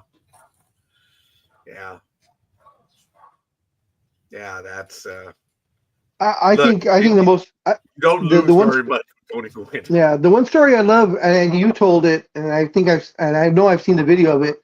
The 4 pitchers that faced Tony Gwynn, but Oh, only 2 of them struck him out in I don't know how many hundreds of at bats. Was Greg Maddux one or? Yeah, yes. Greg Maddux. I think it was Pedro Martinez. I can't remember the other 2. And I think they said Greg Maddux got him once, or got him once, and someone else got him once. Glavine didn't And get him, Nolan? yeah, but Glavine. Smoltz. I Nolan think Ryan? Smoltz says allegedly I struck No, him not out. Nolan I don't Ryan. remember when. Against Tony Gwynn. Yeah, it was 4 pitchers like from the late 80s, early Okay. 90s. Okay. Wonder if Dwight Gooden got him. I mean, think so. of course there's been a few, but I mean his strikeouts. Oh, right. Oh, yeah, he probably did. Guys, it's just you were looking at 4 of the best, some of the best pitching ever, and he lit them up at a 327 clip. You know, combined, he hit 327 against those guys. And Unbelievable. yeah, Yeah. He's so fun to watch. Yes. And I love seeing the record. I love seeing all the stuff now that they put there. Like, you could what they say? A player could get a hit every game for I don't know how many years, and they still wouldn't have enough hits to catch Tony Gwynn. Oh yeah, Lito. I'm not sure who you mean. I think he's talking about the $3 million player, the first player to get $3 million. Okay, I hope to God he's not talking about Kirby Puckett. Hey, he might be talking about Kirby Puckett, who died incredibly young. Yep. And Yes. left the game because of his sight issues. Yeah. I get to watch he him died play live. He died of cancer? I I believe. can't remember. I think what it was, right? Well, so did Tony Gwynn. Yeah. From that chewing tobacco. All that chaw, all those years. Oh, here we go. Incredible Tony Gwynn stats. Oh, first of all, folks, I was privileged that after my friend, coworker, had tickets, and do I still have this ticket? I had Tuesday, 9/11, September. Obviously, Dodgers Padres. The game was canceled. Well, it was made up. I think a week or 2 weeks later. I forgot how to. Oh, yeah, okay. I think he gave the answer in the chat room, but I went to the game, the first game back, after that. Tony Gwynn, he came into the game, and I think it was the 9th or 10th inning. We were going to leave early, one of the first times, but we knew Tony Gwynn came up, pinch hit, double to left, won the game, man. And Dodger Stadium, they did not roar, but the stadium got up and applauded because it was Tony Gwynn. I don't know if that was his last year or something, but I think everyone in the stadium knew that was it. We were watching the very end. And this SOB came up to bat and beat the team with a double down the line or a base, whatever. It don't matter. He got the winning hit, and we're just like, because he was clutch. Oh shit! I was going back to the. What was that, Tony? He said that's because he was clutch.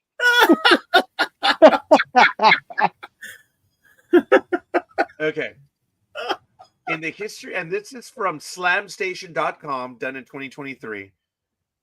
Okay, Lito said, of course, because the Midwest is always forgotten about. Puckett was the first to get $3 million, and he shared an agent with Ripken, who also got 3 years, $9 million. Okay, I was right about Puckett then. But thank you, Lito, who claims to find baseball boring as shit. I love Lito, man.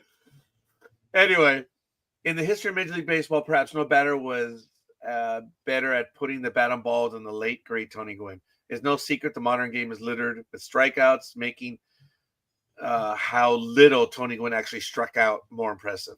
So, career strikeouts for Tony Gwynn. The Hall of Fame career was from 1982 up through 201. Yep, that was it. So 20 Gwynn years. struck out an absurdly low of 434 times. Wow. In 20 years, only 20 432 Major League times. Baseball seasons. Jeez. That's about 29 times per Year. 162 games. No player matched or beat that number, with the closest being Luis Arraez of Miami, who struck out a paltry 34 times over 1 month. Just kidding. No, that was Adam Dunn that did it in 1 month. Well, I meant, playing time. Yeah, no, I know. Yeah. Oh, Dunn did it on a week.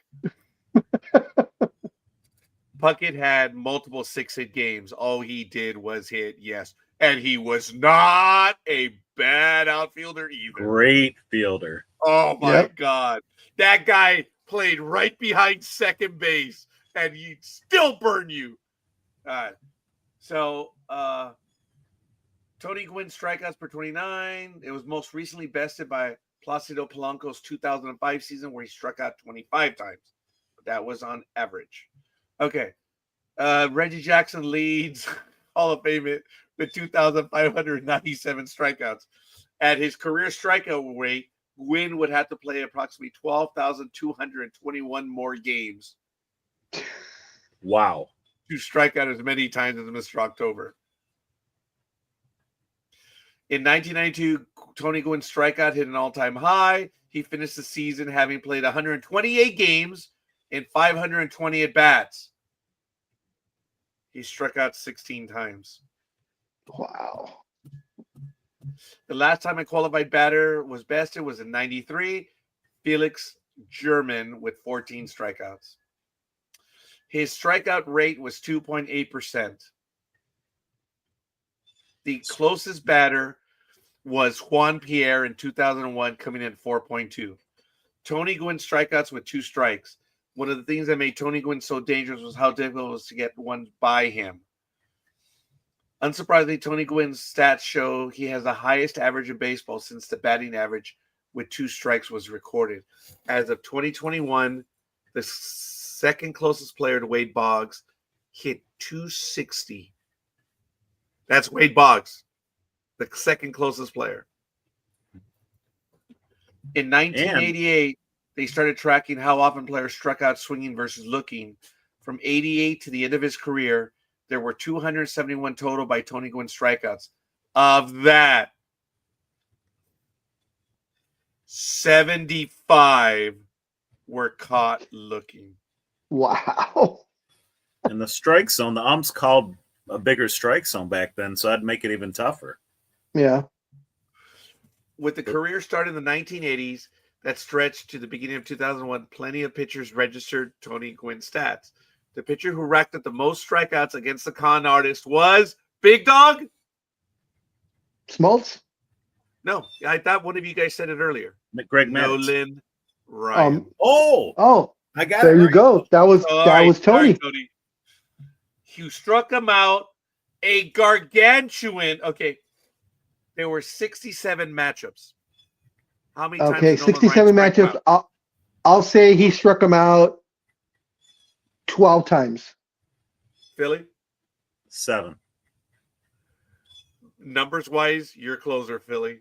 He struck him out an alarming 9 times. Wow. Greg Maddux, 3,371 strikeouts, good for 10th all time. Faced Maddux 103 times. In those plate appearances, Gwynn hit 429 Wow. against and never struck out against the 4-time Cy Young winner. Wow. Okay. Gwynn had 36 plate appearances against Pedro Martinez. How many times did Pedro strike him out? I think once. It's either once or none. Yeah, okay, none. Holy cow. So then it was Smoltz and then whoever the fourth person was, that fourth pitcher when they talked about it. Okay. It says Gwynn also never struck out in 36 plate appearances against Pedro Martinez and only once against Steve Carlton.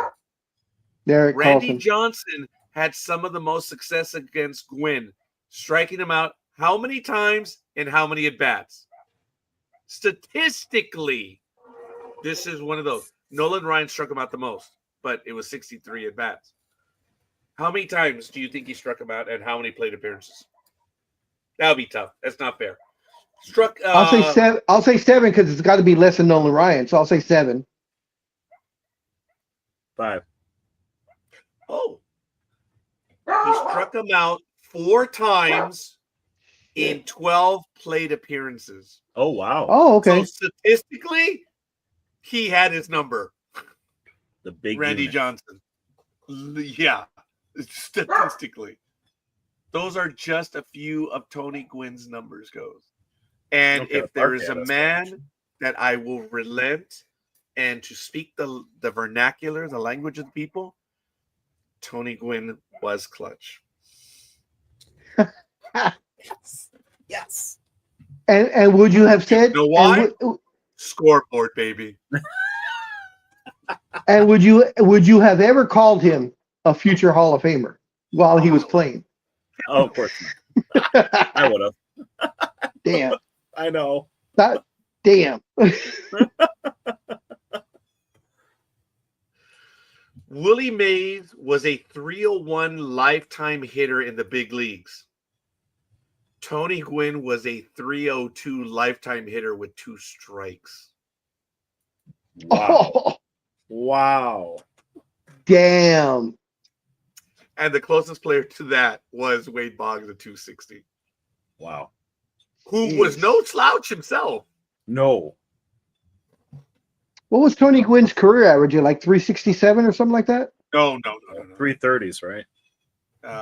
Damn good question. 327, 330. 337? I don't know why a 7 is sticking in my mind for some reason.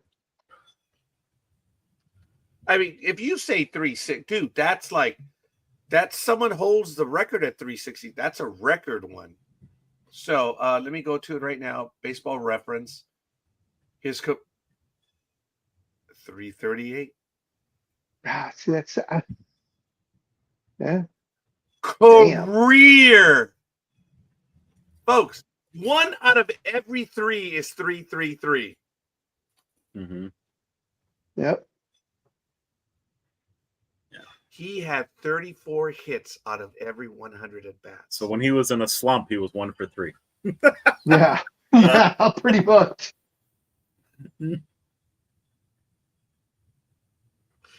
Now, the knock against Tony Gwynn, of course, was now here's the interesting thing. I mean, Tony Gwynn was another guy that put the ball in play a lot. He didn't walk a lot. He didn't have a lot of power, but Tony Gwynn, who was my height, surprisingly, 5'11" and 185. Bullshit. He didn't weigh 185. He did not weigh 185. Nah. Not later. Well, he was they only weighed him when he had 1 foot on the scale. That's why. like 1984. He was thin. Yeah, I think he was a rookie 185. So his batting average 338, his on base 388. Don't get me wrong, players would kill for 388, but yeah, that was good for a second place hitter. A 388 on base, yeah. His slugging 459. It was almost 500. So you see, that's a singles doubles hitter. Yeah. So, but again, I would do anything to be Tony Gwynn. Cut it out. His OPS 0.847. That's because of the lack of alleged power. Tony Gwynn did what a lot of other players did not do, and that's get on base. And when his team needed a big hit, that was Tony Gwynn. I was there to see him when he came back. I could probably find that game log, what he did that day. But I don't know. Did he play with the Padres in his entire career? Yeah, right? His entire career. Yeah. Yep. It was his entire career. Actually, is this the game? I believe it is. Let me check the calendar. October 4th. I need a calendar real quick. Forgive me a moment. October 2021 calendar. Okay, October. That's a Monday, is it? Sure. Okay. Let me see. 2021. October 6th. That's a Wednesday. I did say it was, yeah, you know what? I believe this was the game. Yeah, I was there on October 6th, 2001. Oh, no, 2000. that's against Colorado. No, against the Dodgers. I'm trying to see the actual game I attended. And maybe, okay, here, 9/19. He played against the Dodgers because you have 9/09, and then that was it. He got a hit against the Dodgers on 9/19. And then, well, you know what? That might have been it. And it was extra innings, I did say. And they won 4-3. Tony Gwynn got a hit in that game. I wonder if that was it. I think it was September 19th, 2001. Because I did say it was a week right after 9/11, and it was the makeup games. Mm-hmm. I wonder if that one was it. Let me see. Because strikeouts don't matter. Joey Gallo is the best player in Major League Baseball.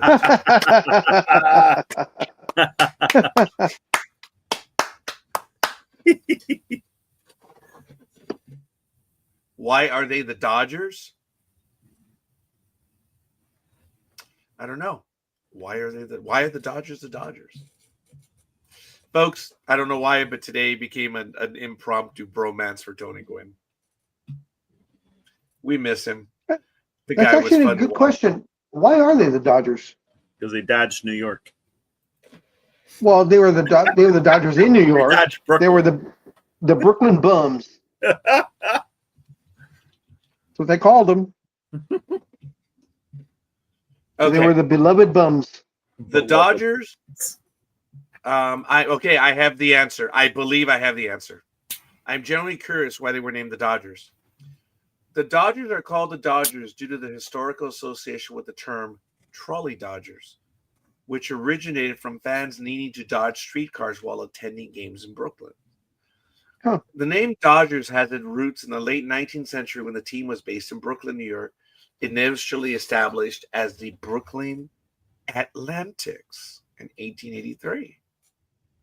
The franchise underwent several name changes, including the Bridegrooms, the Grooms, the Super Boss. However, it was in 1896 that the nickname Trolley Dodgers became prominent. This name arose from the heavy construction of electric trolley tracks in front of Eastern Park, which forced fans to navigate around the streetcars to reach the ballpark. As a result, these fans were affectionately referred to as Trolley Dodgers. That's neat. The term Trolley Dodgers was officially adopted by the team in 1932, and it was later shortened to simply be Dodgers. Huh. Thank you, Lethal. Yeah, that's cool. That's a good one. The name Dodgers not only reflects the team's origins, but also symbolizes agility and resilience, traits that fans have embraced for generations. Yeah, that is really cool. I tell you guys that I know she hit it because she wants that jacket as much as I do. I have the 1997, the first year that they celebrated Jackie Robinson Day. I have that jacket, the 1947 to 1997. And I wore that jacket to Anaheim Stadium once. And I think it was when the home run balls were on display by McFarland. And I was there looking at them. And a kid was there with his dad in Orange County. And he said, "Dad, who's Jackie Robinson?" The man went down to his knee, not in for Jackie, but to tie the son's shoelaces, say, "Probably one of the greatest players of our day." Another good hitter, Ty Cobb, career average 366. That's it. Yes. That was the Georgia Peach, right? Ty Cobb? Yeah. Now, in the One last of 30 the years, wasn't he Ty known as Cobb- like? I'm sorry. Go ahead. no, finish that thought because I think that leads I was to gonna what say, wasn't he known as like one of the dirtiest players? I know he Okay. was a racist. Everybody knew that one. Oh, whoa. Wait a minute. Oh my No? God. This is very good. This is almost a case of revisionist history. Ladies and gentlemen, that has been brought to the fore. Even I've said, well, Ty Cobb was one of the most racist players ever. The Georgia Peach, one of the dirtiest. Well,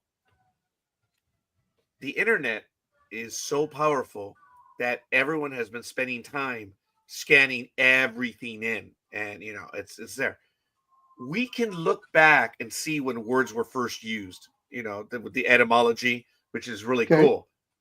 And we can go back to like the 1600s, I forget, and even further because they can translate. But anyway, the point is, someone said that the movie of Ty Cobb with what's his face, the actor that was in Undersea. Jones. Yes, Tommy Lee Jones. Prior to that movie, you cannot find articles anywhere that say Ty Cobb was racist, or you can't put the words together. Someone actually did a study on that. Big Dog, I read it. I'm glad you brought this up. Someone has said that movie perpetuated some myths, and people. So the Mandela effect. Well, could be. People that disliked Ty Cobb were involved in that movie. Okay. And you know how things like that happen. And the guy, this writer said, do your damn search, do your damn homework. Ever since this movie, the whole thing of him being racist and dirty has been blown up. If you look back, Ty Cobb played the game hard. He played it to win. He was good. Yeah. Was he dirty? There are questions, but there is notes in the book about how he played. But the thing about yeah. That, yes, this has been proven to be true. Yeah. That was written about. He was an absolute menace, yes. But the thing about him being racist, the author was like, go ahead, prove to me. Everything was written back then. It's very difficult to find people saying that he was racist. Okay. So, Big Dog, I'm not saying you're wrong. I'm not saying I'm right. No, yeah. I get it. Yeah. I like that someone said, hey, hold on a minute. He may not have been. That's kind of cool. And there are people that are not alive, so they're not here to argue. And a lot of people gave up on the argument that he's racist. But was he dirty? I did say a little. Was he? Yeah. Sure enough. Thank you, Lethal. I heard about this. Yes. He played to win. So people who dislike Ty Cobb, of course, had to throw in, well, he was from Georgia. How could he not be racist? That's bullshit. Speaking on the racist terms, I was telling the story. You know what brought the Dodger team together? Yeah, when Jackie couldn't stay at the hotel. Yeah, it was that. They were in a long trip because the Dodgers had racist players too. Oh, yeah. And they were in the middle of a long trip, and they were like, they were in Timbuktu, wherever. And they arrived at the hotel, and they were going in, and all of a sudden they're like, oh, no, well, he can't stay here. And they're like, he's part of the team. Yeah, well, sorry. Find another place. The team slept in the bus with Jackie. That turned everything. Because even they're like, that's bullshit. That's bullshit. And the team spent the night on the bus. That must have hurt, dude. The Brooklyn Dodgers only won one title, correct? I think they won 2 of them. They won 2? Oh, okay. Yeah, I believe they did. How many? This is what Lethal usually does. Doos. Dues? That's what he I does? was going to say that, right? I didn't. Here comes the Rogerism. How many? But I acknowledge them. I know. Rogerisms. My God, dude. I never thought. Okay. Jack Cassidy. Assoistic. No what? Jack Cassidy. And Jack Jack Cassidy. I love that Those are Rogerisms. God, I love that one. Dude. Love that one. You That might don't be my have to favorite. translate it. You just look at your workplace and you're like, that's Jack Cassidy and that's Assoistic. Dude, it's. I've had that one for decades, huh, Big Dog? Yep. Yeah. Even before I went on air. How many Brooklyn or how many World Series did the Brooklyn Dodgers win? I know they won in 55.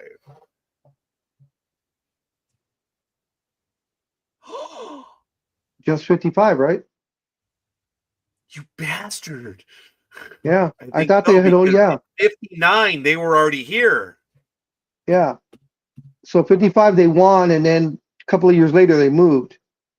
So, and I think they beat the Yankees, right? Yeah. Yeah, that was I believe. that was the first time they beat the Yankees also. So Yeah, Brooklyn, yeah. dude. Now, here's a question for both of you guys and anybody else listening. When a team moves, whether I'm sorry. that's funny. Yeah, that is. When a franchise moves from one place to another, as the Dodgers did, as the Lakers have, as the Giants have, so on and so forth, do those championships go with them? Yes. No. I say no. Okay. The franchise moves, keeps the same name. I would say yes, the championships come with that franchise. But when you do like what the Oklahoma City Thunder did, where they went from the Seattle Supersonics to Oklahoma City and renamed themselves, then I would say whatever Seattle had accomplished stays in Seattle. Okay, it's interesting. Lito already is on it by saying sometimes. My thing is it the same franchise? Yeah, Yes. it's the same franchise. It's the franchise that has won. That's all. That would be my answer. Right or wrong? I swear, Your Honor.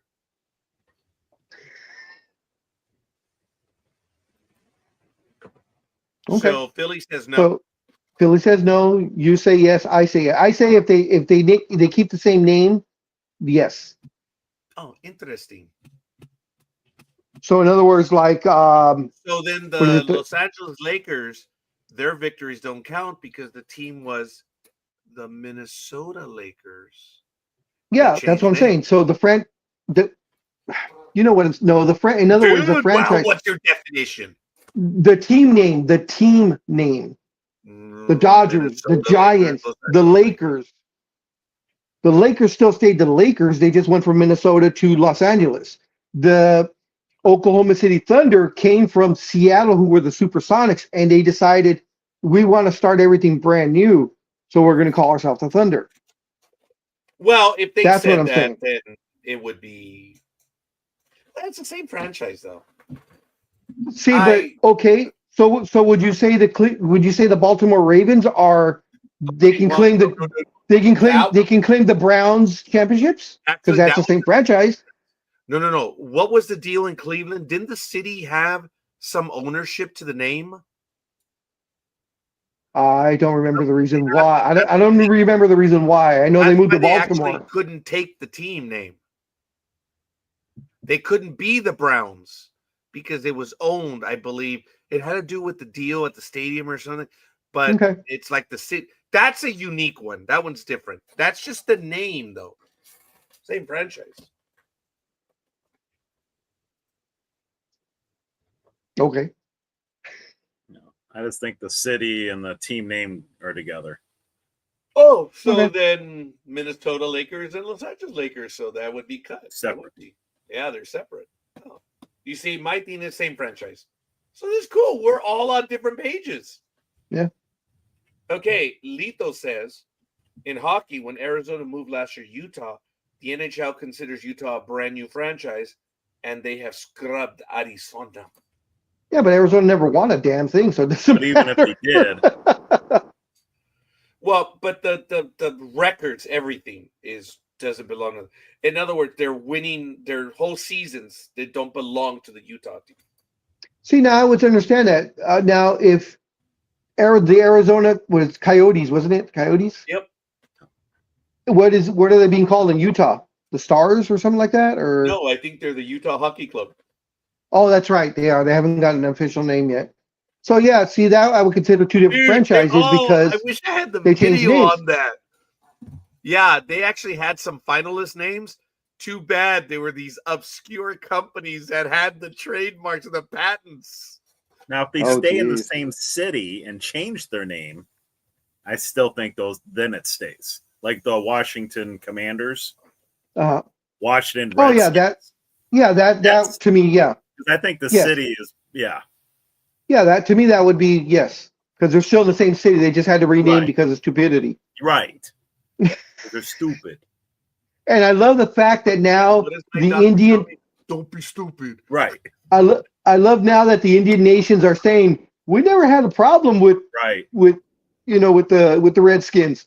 We actually like that, So as I said, stupidity. That's why I'll give it to the Kansas City Chiefs and the Chicago Blackhawks. That they were like, no, we're not giving into this woke stuff. Well, Where people where Joe Blow over here doesn't like the name, so we have to change it now. Utah Mammoth. Oh, I like that. the Utah Mammoth I like that. Is that their name now, or is that what they're going for, Lethal? Please, I don't know at the moment.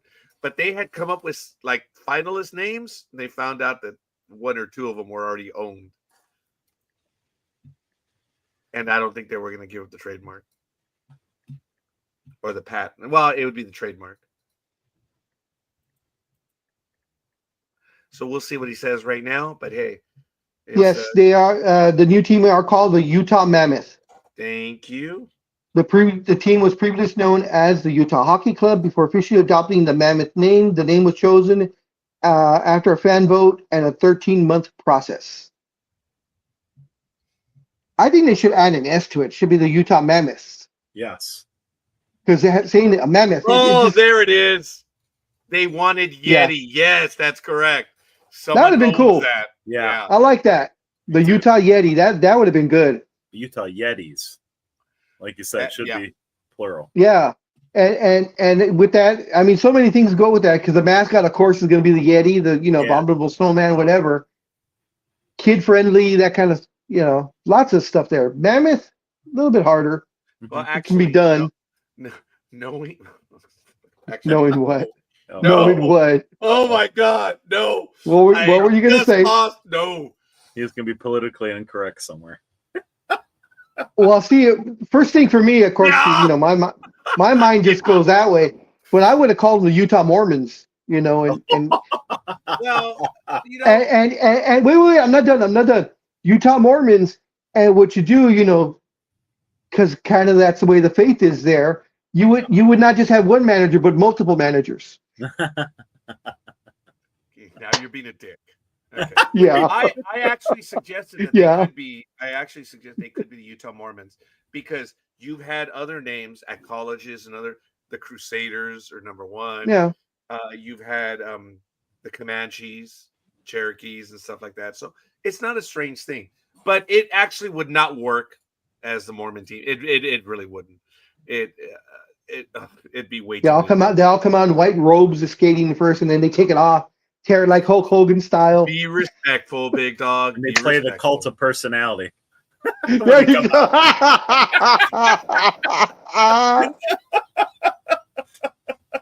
That was a great one. That was great. Oh, shoot.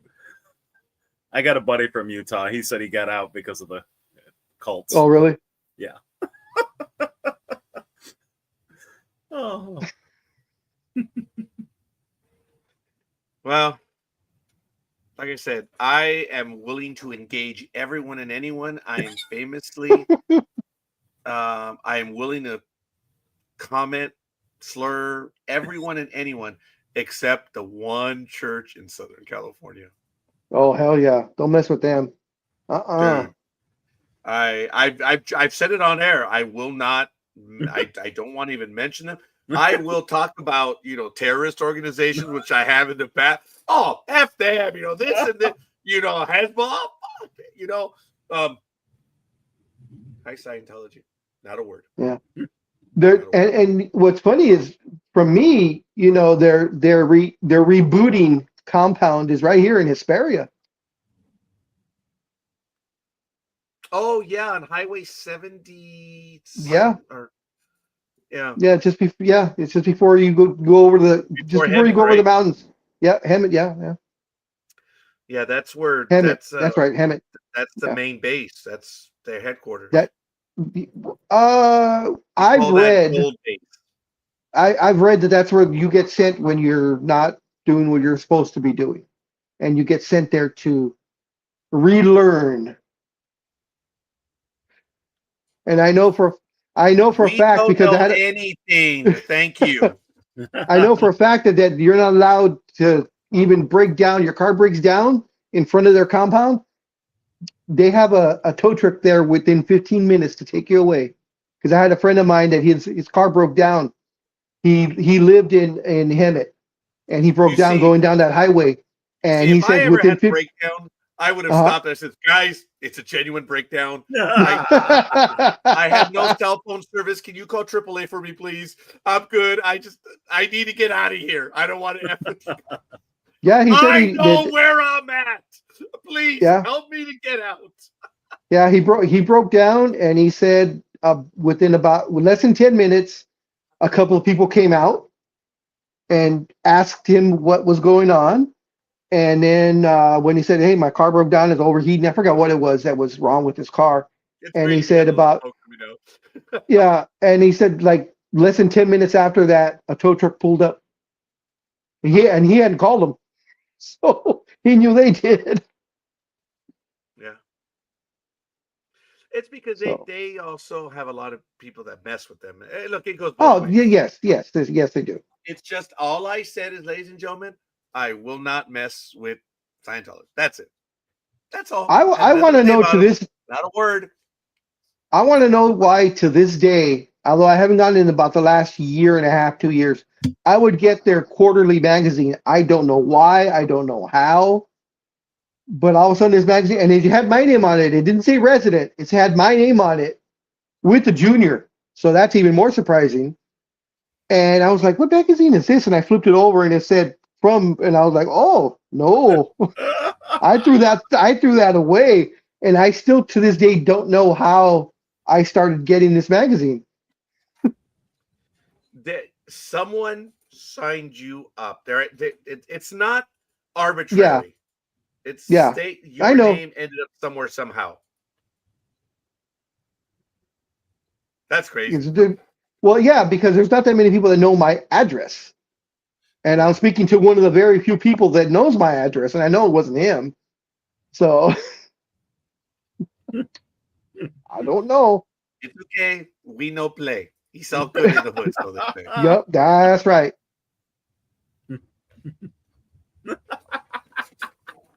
All hail Tom Cruise. If I go into Hollywood, I might consider, because apparently everyone who goes, they're successful, but it's okay. Yeah, Other than that, no. That is true. Yeah, so it's okay. We don't want to play. No, dude, I'm not making this shit up. I don't want to deal with them. Like I said, can deal with everyone, anyone else. And Houthis, F them. I don't care. Just won't pick a fight with them. Well, that was a traumatic moment here on Sports Talk with the Guys. Ladies and gentlemen, it is close to 10 a.m. I know we're going to be calling at this point, but it was a wonderful Saturday morning again. I really don't know about next Saturday. I really don't. Yeah, because I'm going to be at con also. So yeah, so I believe it's not going to happen. We do apologize.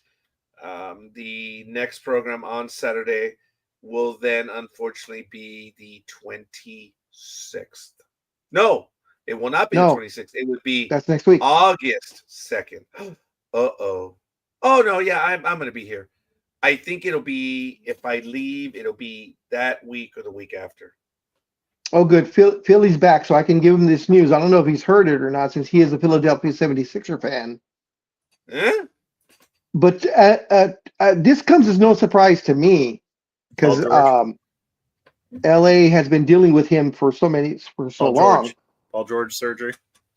Yep, Paul George underwent arthroscopic surgery on his left knee on Monday to treat the injury that he suffered during a workout. George will now begin rehab and will be reevaluated prior to the start of training camp in September. The procedure was performed by Dr. Jonathan Glashow at the NYU Langone Sports Medicine Orthopedic Center. What's your language, big dog, please? Now, Paul George is, of course, 35 years old, and he was limited to just 41 games last year because of injuries and other things. Me thinks he's not going to surpass the 41 this year. Agreed. I wouldn't doubt it. But yeah, so and you know what? I want to see something. Okay, big dog. Now that the trade is over between the Lakers and I guess Dallas, I know it's only half the season. It's only who benefited on that one. It's the Lakers, right? Because then what talking about Luka Doncic trade last year? Oh yeah, of course the Lakers. I mean, Anthony Davis played a minimum amount of games. Now, if he plays a lot of games this year, and Dallas is loading up. Dallas has got all kinds of players right now. A lot of big name players. I'm actually thinking they might not have enough ball to go around. But because they picked up a center, I believe they picked up another point guard. Anyways, with Paul George, real quick, he's got 2 more years left on his contract. Oh, actually 3 more years. He's got this season plus 2 more. So this year at 51.6, next year at 51.6, next season at 54.1, and the final year at 56.5. So you guys owe him over $150 million still. And of course, if he plays to the end of his contract, he'll be 37.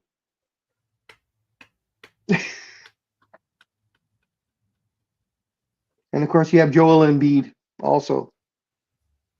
Yeah, I'm not looking forward to this season. Yeah. Yeah, it's going to be interesting. Bro, who? Damian Lillard re-signed with the. Oh, so it did happen? Well, Damian Lillard got bought out by. He's going to return to the Trailblazers. 3 years, $42 million. Oh, wow. And he joins LeBron as one of only 2 players in the NBA with a no-trade clause. Of course, LeBron James being the other, and now Damian Lillard. Is this LeBron's last year or last deal or last contract year? Yes. Yes, he opted in because I think he found out no one wants him. Surprised me because his numbers were actually for pretty good. His age.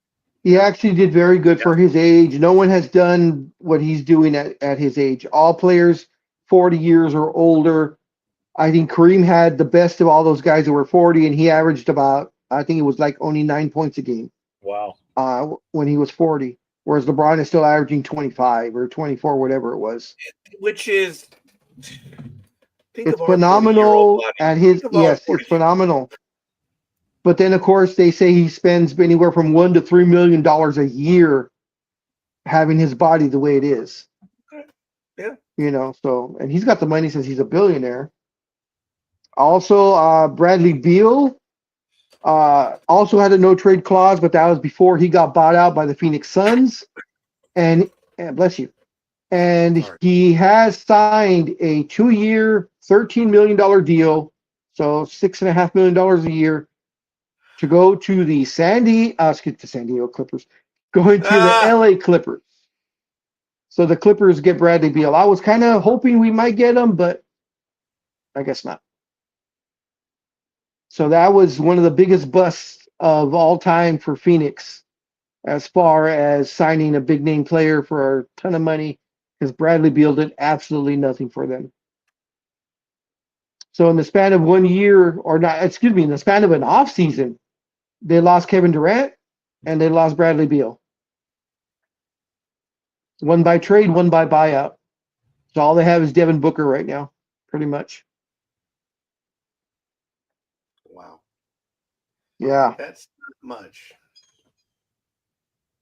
Let's see. Oh, Bradley well, that's not my Beal. team. And we have another scandal. A professional bettor placed 30 wagers in 46 minutes, all involving Terry Rozier in a 2023 NBA game, according to documents obtained by ESPN that reveal new details about the suspicious betting under scrutiny by federal investigators.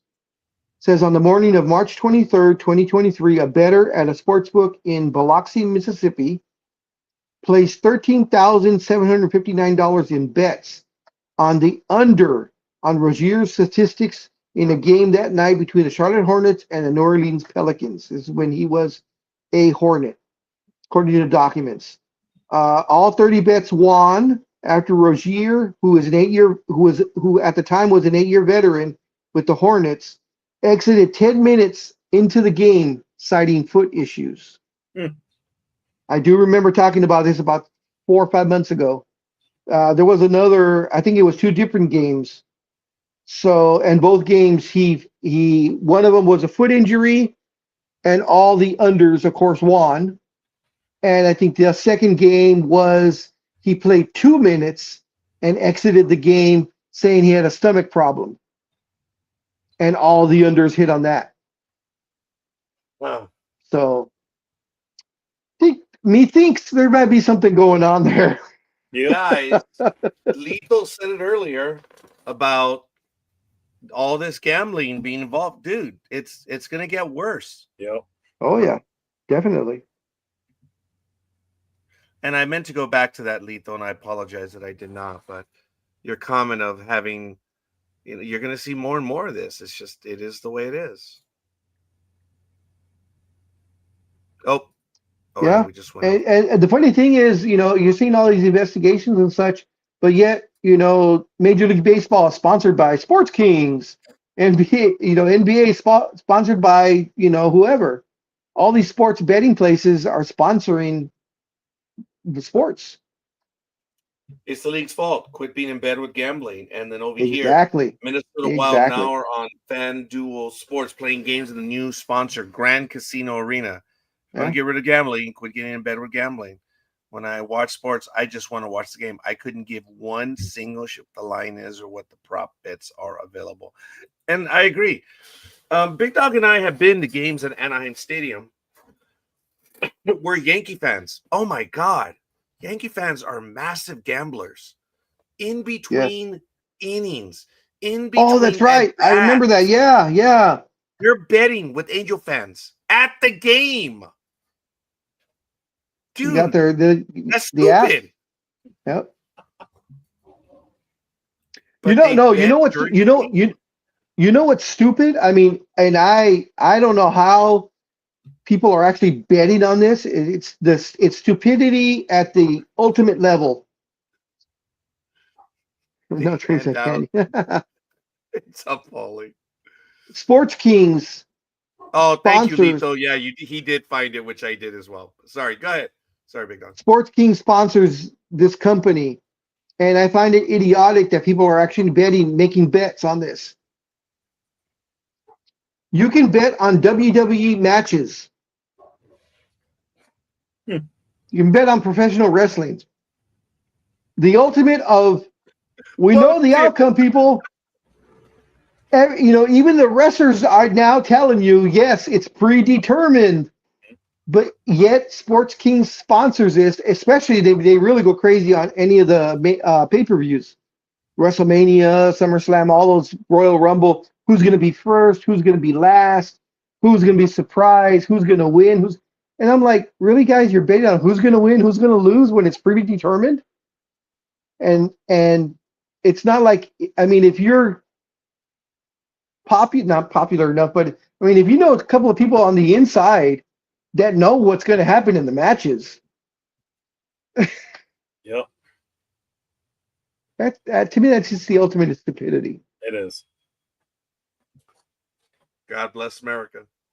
Yeah, America.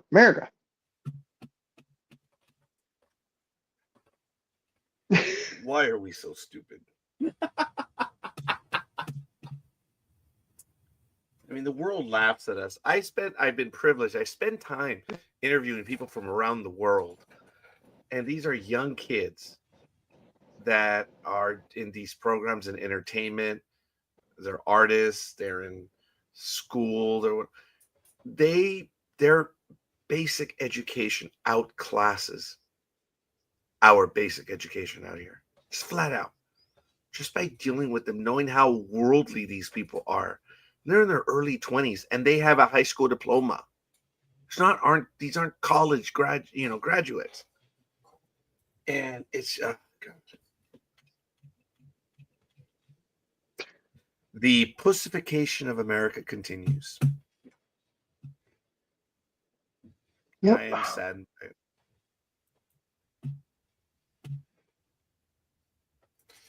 Yeah. I mean, going back to the sports betting on professional sports.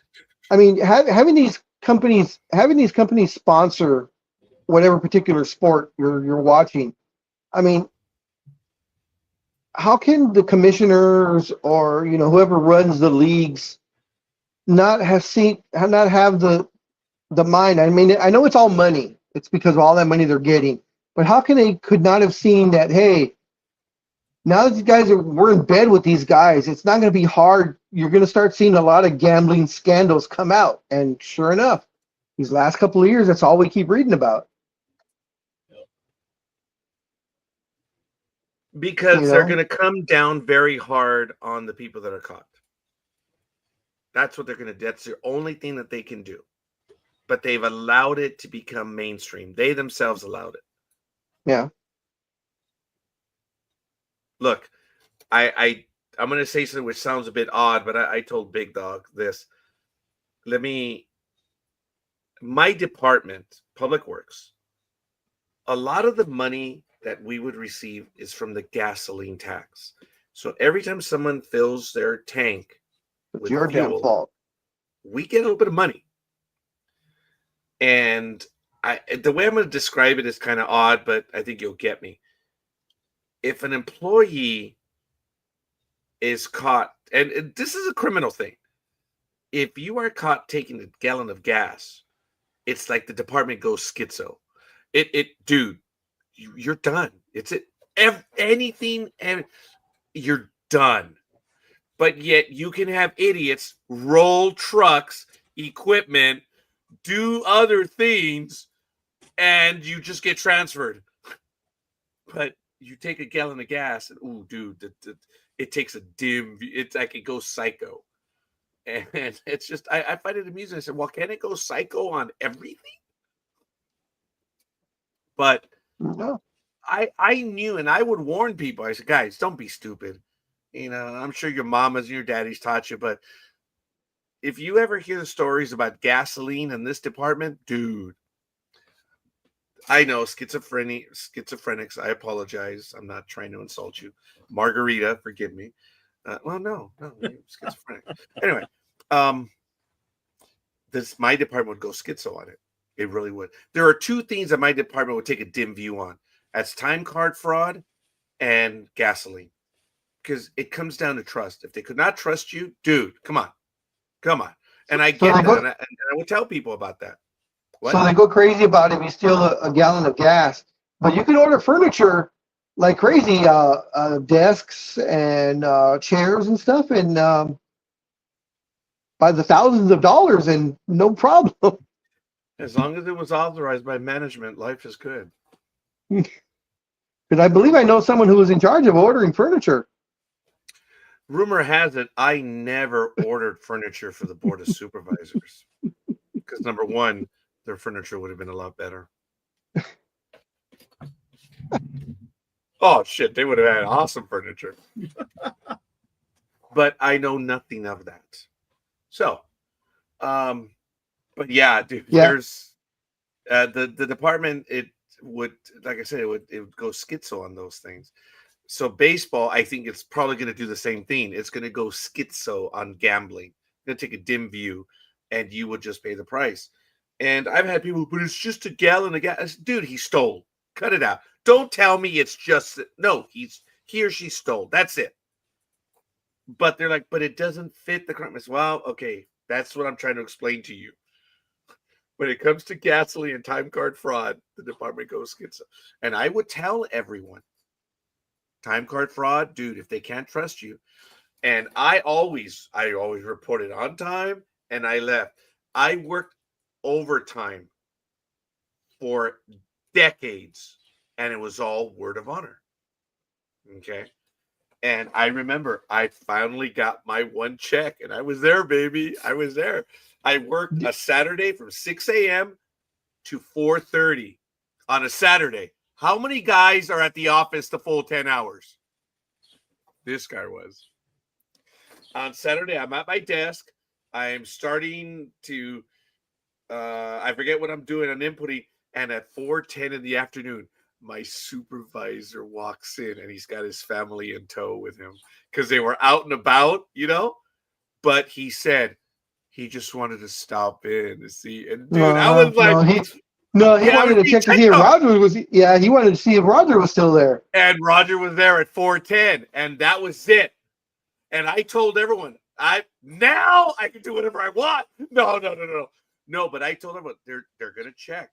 They will check, and if you're not there, dude, you're done. You're done. Isn't that what Gig was in charge of? What's that? Isn't that what Gig was in charge of? Time cards? What? No, she would not. Or payroll or something? Or what did she do? She was a payroll clerk.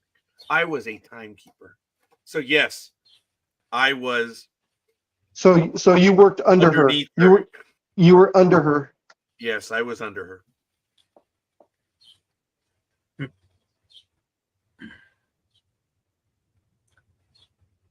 Yeah. Yes. I told you it was really cool. One of my fondest memories of her was it sucked when you had to work the holiday. So I would work Thanksgiving and you have to work one Monday, Tuesday, and Wednesday. Obviously Thursday and Friday were off.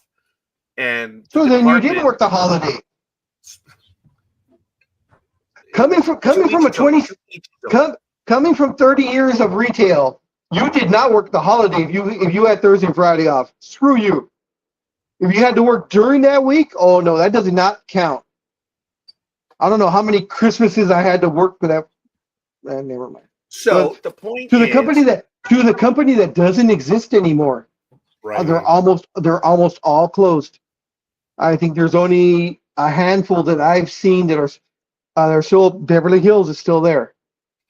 I think that's going to be the last one. Well, they filed bankruptcy and Thrifty Ice Cream was purchased. Yes, and it was purchased by the company that owns Monster. Yeah. So that's interesting. I wonder what they're going to do. Hopefully, they continue it. How much they bought them for? Yeah, it was only like $8 or $9 million. Yeah. No, it was a little more than that. But dude, come on, Thrifty Ice Cream. Now I don't know if Philly, since he's an East Coaster, I don't know if Thrifty Ice Cream is known out there at all. Oh no, I don't eat ice cream. Oh well, when you are a regular person. When I was a kid around here, I heard Saunders. Remember Saunders? Okay, I've heard of them. That's the one I think of. because I know a lot of the names change when you cross the Mississippi for whatever reason. Like over here, it's Dreyer's ice cream, and I think in East Coast is Breyers. And I know Carl's Jr. is different. It's Carl's Jr. with us, and it's Hardee's. Hardee's is East Coast. When you're a regular person, of Wow. Pittsburgh, Yes, Wawa's awesome. Is Wawa okay? So we don't have Wawa here, and we also don't have Buc-ee's here. Now, is Wawa like Buc-ee's? well, Buc-ee's is like a major gas station, Yeah. isn't it? It's like It is, but when you walk into the Buc-ee's, it's like a small Walmart. Right. So I Wawa's want to go to small. Buc-ee's when I go to Texas. That's why I'm going to So drive. I'm not going to fly. well, Buckeye's getting one, so it's actually drivable to get. But yeah, Buckeye, Arizona. Just before you get into Phoenix, they're building one now. It's supposed to be, I think it's supposed to be open in a couple of months. They've been building since last year. I will get it when I go to Texas. I can't wait. And I think I'm going to drive. I don't want to fly. I'm going to drive now. And I think I'm going to go to Sacramento driving. I don't know why. I'm a moron, but.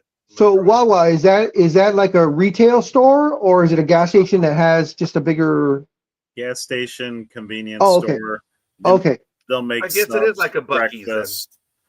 Yeah, but it's the size of like a big gas station. Oh. Okay. All right. If you're in the Southeast, you go to Publix. Yeah, I've heard of them. Oh, oops. And there's also Sheetz in the Pittsburgh area, which is just like Wawa. Sheetz. Okay. We're lucky on the West Coast. We have numerous. I mean, we have the ubiquitous 7-Eleven, but we have the AM/PM. Yeah. We also have Circle K, and the one that's starting to make inroads. But okay, but there's a theme. I think Circle K is nationwide. Yeah. The one that's really making inroads, and I tell Big Dog, when I see it, I will stop there. And that is Chevron Extra Mile. Oh yeah, Chevron. Yeah, they're starting to become a little more known. They're clean. They're loaded. The variety of okay, cover your ears. Coffee and other stuff is just really good. And you can walk in there 2-3 in the morning. Coffee as hot as can be, and the restrooms are clean. I got some breaking news. This coming from Adam Schefter of ESPN. New Orleans Saints and quarterback Tyler Shaw have reached an agreement today on a fully guaranteed $10.795 million contract. Per Rock Nation Sports, he was the number 40 pick. And he is the last player selected in the 2025 draft. At pick 40 is the last player selected in the 2025 draft just to secure a fully guaranteed contract. That's because what's his thing? He's the free agent, right? The quarterback for. Has anyone signed him? Well, oh shit! I can't believe I said that. Has anyone signed the former? You talking about Shedar Sanders or? Well, no, he's with Cleveland. He's with Cleveland. Oh no, the Raider quarterback that went to the Saints. No, he retired. Oh, really? He retired. David Carr. Good he's back. Yeah, Derek Carr. Yeah, too many injuries. Yeah. His head, right? I thought it was his back. Midwest, you go to Quick Trip or Speedway. Speedway was. I've heard of those both of the Speedway is starting to come out here now. We have Speedway. Yes, actually they are. You guys know that 7-Eleven extended to Japan, and the first franchisee in Japan now bought out 7-Eleven. Yeah, I can see that happening. That's Tony, crazy. growing up, do you ever remember seeing? Actually, I don't know if they went out. I know they went east to a certain point, but I don't know how far. But do you ever remember seeing a thrifty drugstore growing up? No. Okay, I don't think they went. I don't think they went northeast. Because Dwayne Reed is real big with you guys, or no? Because I know in New York they're everywhere. Dwayne Reed I guess would be like the retail pharmacies, like a CVS, right? CVS, yeah. Okay. Was Rite Aid out with you guys? Yeah, we have Rite Aid and CVS. Okay. How about Payless Drugs? Okay. I think Payless was Midwest. Because it went for us, it was Thrifty Drugstore, and then they merged with Payless Drugs, which made Thrifty Payless. And then a few years later, Rite Aid wanted to come to the West Coast because it was untapped potential for them, but they didn't want to pay all the money for the liquor licenses or the pharmacy licenses. So they just bought Thrifty Payless. Because they're like, okay, we buying them, we're getting all those, the certifications and everything will automatically come. We just transfer ownership. So that's how they came in. Okay. But Raj, Thrifties came 4 years short of 100 years. They were originally 1929. They opened in Wilshire Boulevard, downtown LA, and now they're gone.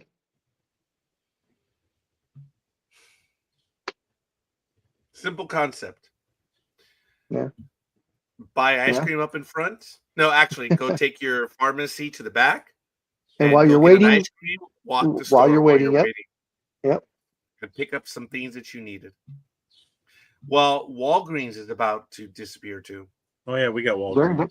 I heard they're closing out. I think I read about a month ago they're closing like 500 stores nationwide.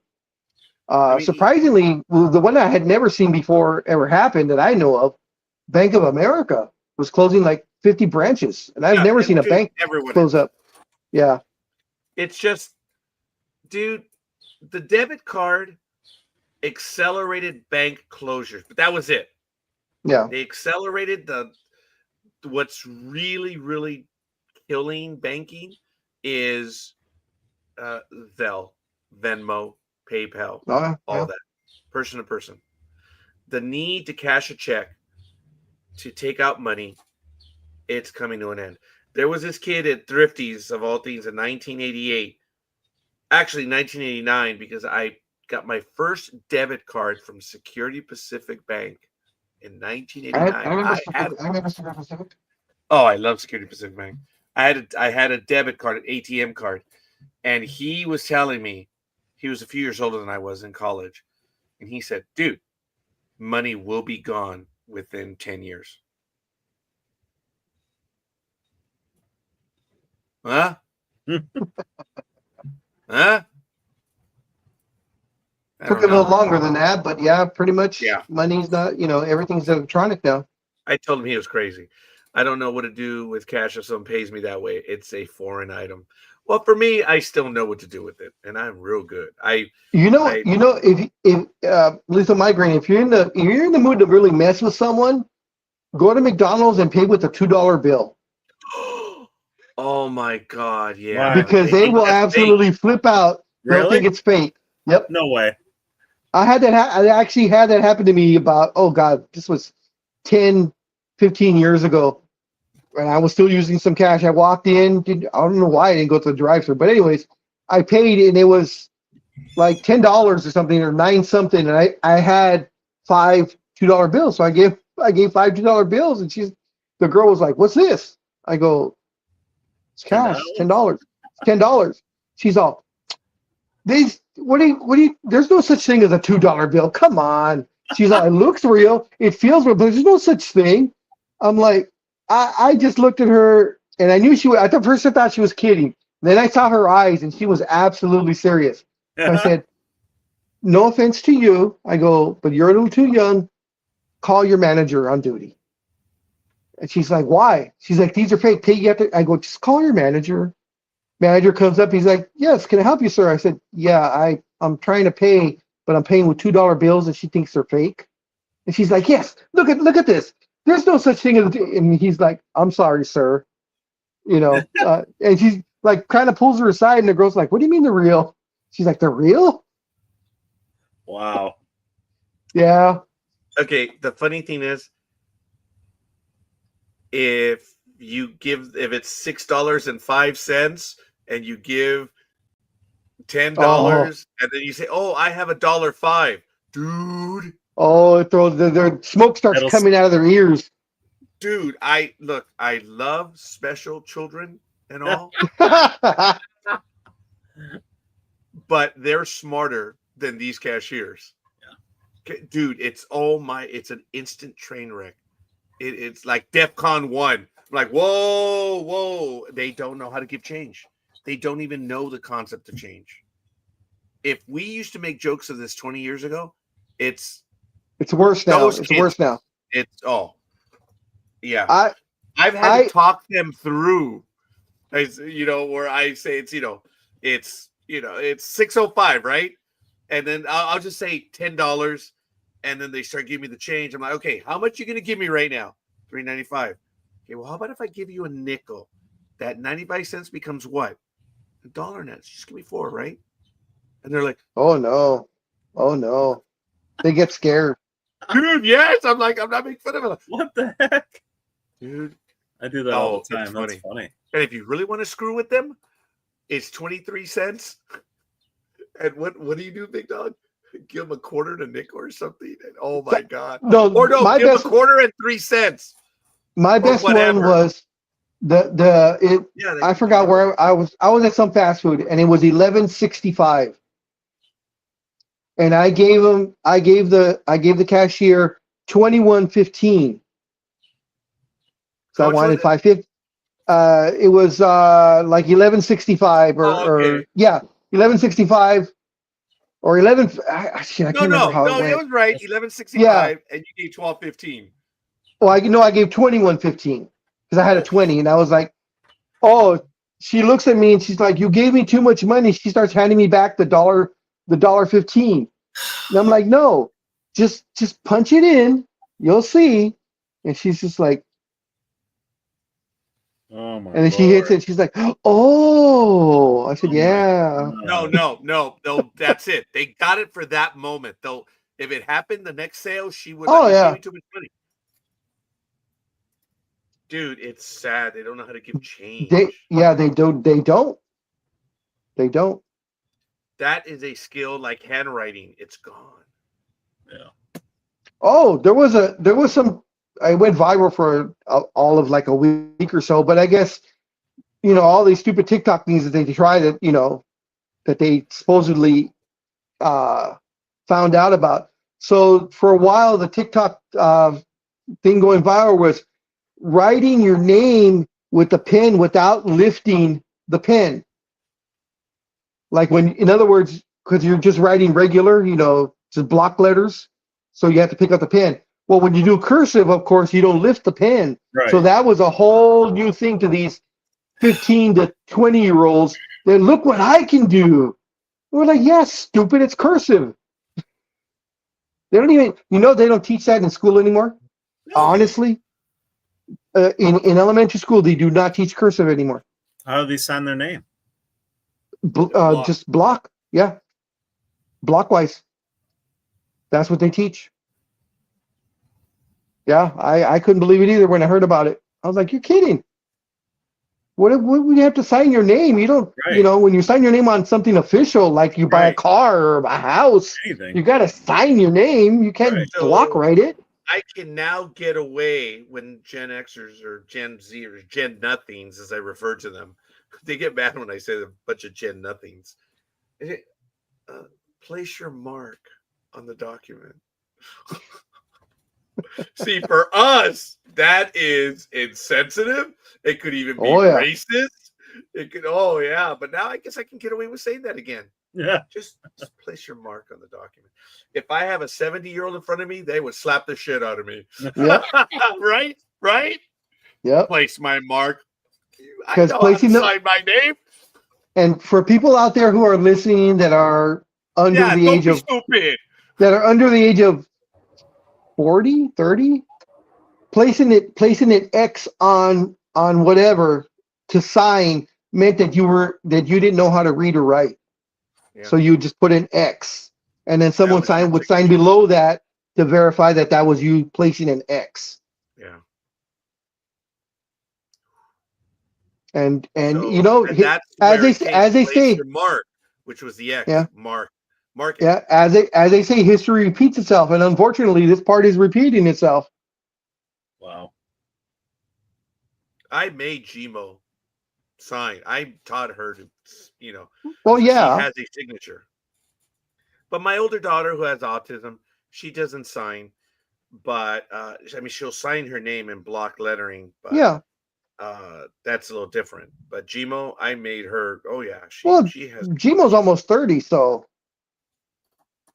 she should know. Well, she did. She had one. She has a beautiful signature too.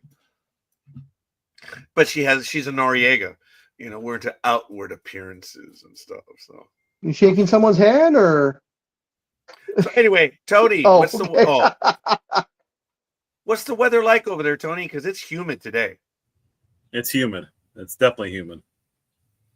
Yeah. Yeah, What's it's warm. we're at about 73 right now. Oh my God, Tony, as I started the program, I don't know if 83. Ugh. I think we're gonna be about there, but the humidity is gonna suck. Yesterday, around 1 or 2 o'clock, I was It was outside. nasty. I forget what happened, but it got dark. And I'm like, oh, and I went outside. Ooh, there's a big cloud that's blocking out the sun. I like it. It got cool all of a sudden, or cooler.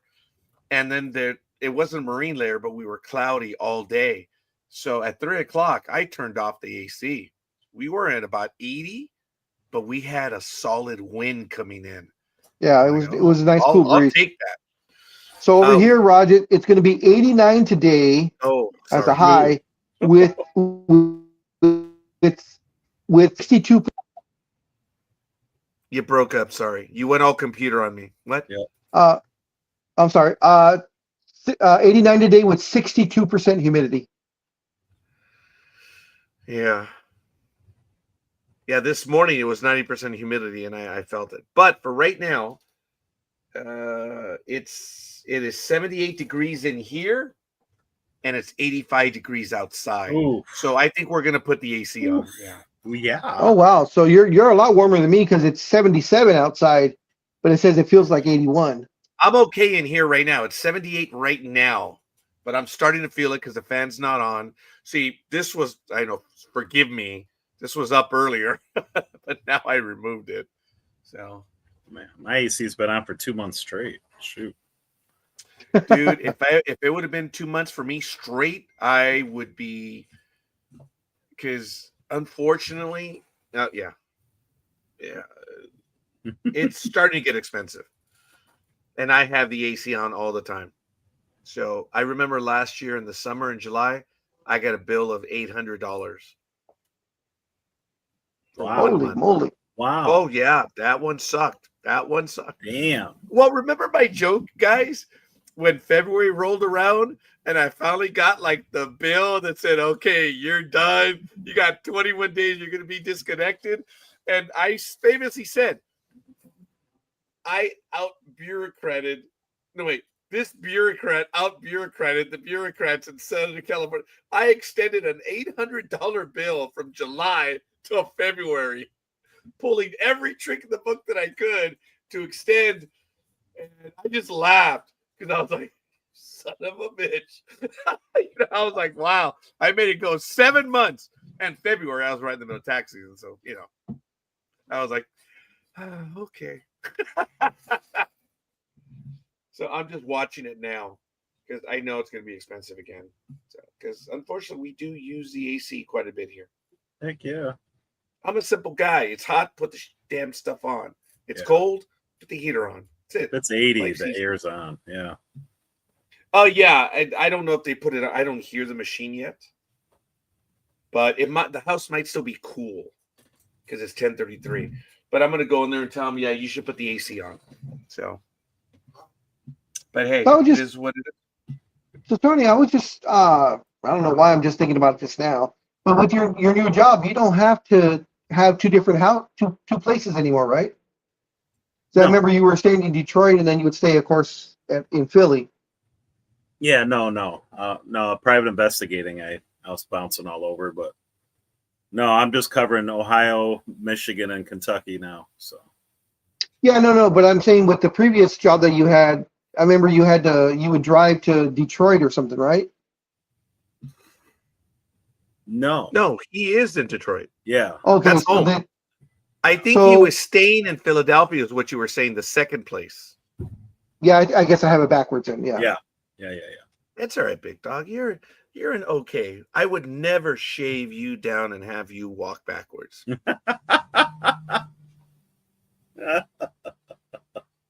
That's not you, big dog. Well, not since that night in Vegas, anyways. Damn, I can't do that. I still can't do that. I still cannot do that gesture, looking up because of the neck. So When are they going to fix your do- neck? What? When are they going to What? fix it? When are they Well, going they're to going to fix start it? with the wrist first. Thank God they're not going to do both. So I'm willing to try one. But if they mess this one up, I'm not going to do the right. So. But the left one is worse. The left one is worse off, though, correct? Yes, it is. Yeah. So well. So the order. Dude, they both hurt. I mean, don't get me wrong. They both hurt. So it's going to be the left wrist, then the right wrist, then your neck. We'll see. They're still arguing over that. We haven't received the final one yet. The next AME is April 2nd or April 3rd. Yes. Of next year? Yeah. Holy shit. It's not the word I said. Damn. Wow. Yeah, I know. You said a four-letter word.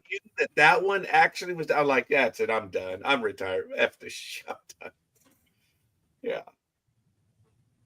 The most I ever spent thinking about the retirement was maybe 4 minutes one day. That was it. I mean, I had already come to that conclusion. Now, are you? How am I going to phrase this? No. This is a serious question. Okay. It's actually serious. I don't know based on my reaction here. So, are you retired of your own volition, or have you been medically retired like I was? By my own volition. Okay. That's what okay. So that's why I think you're. That's why I think you're more at ease than I was when I was retired, because it was forced on me. I was not ready to retire yet. Okay. Now I'm fine because it's been almost 8 years now. It's been 8 years now.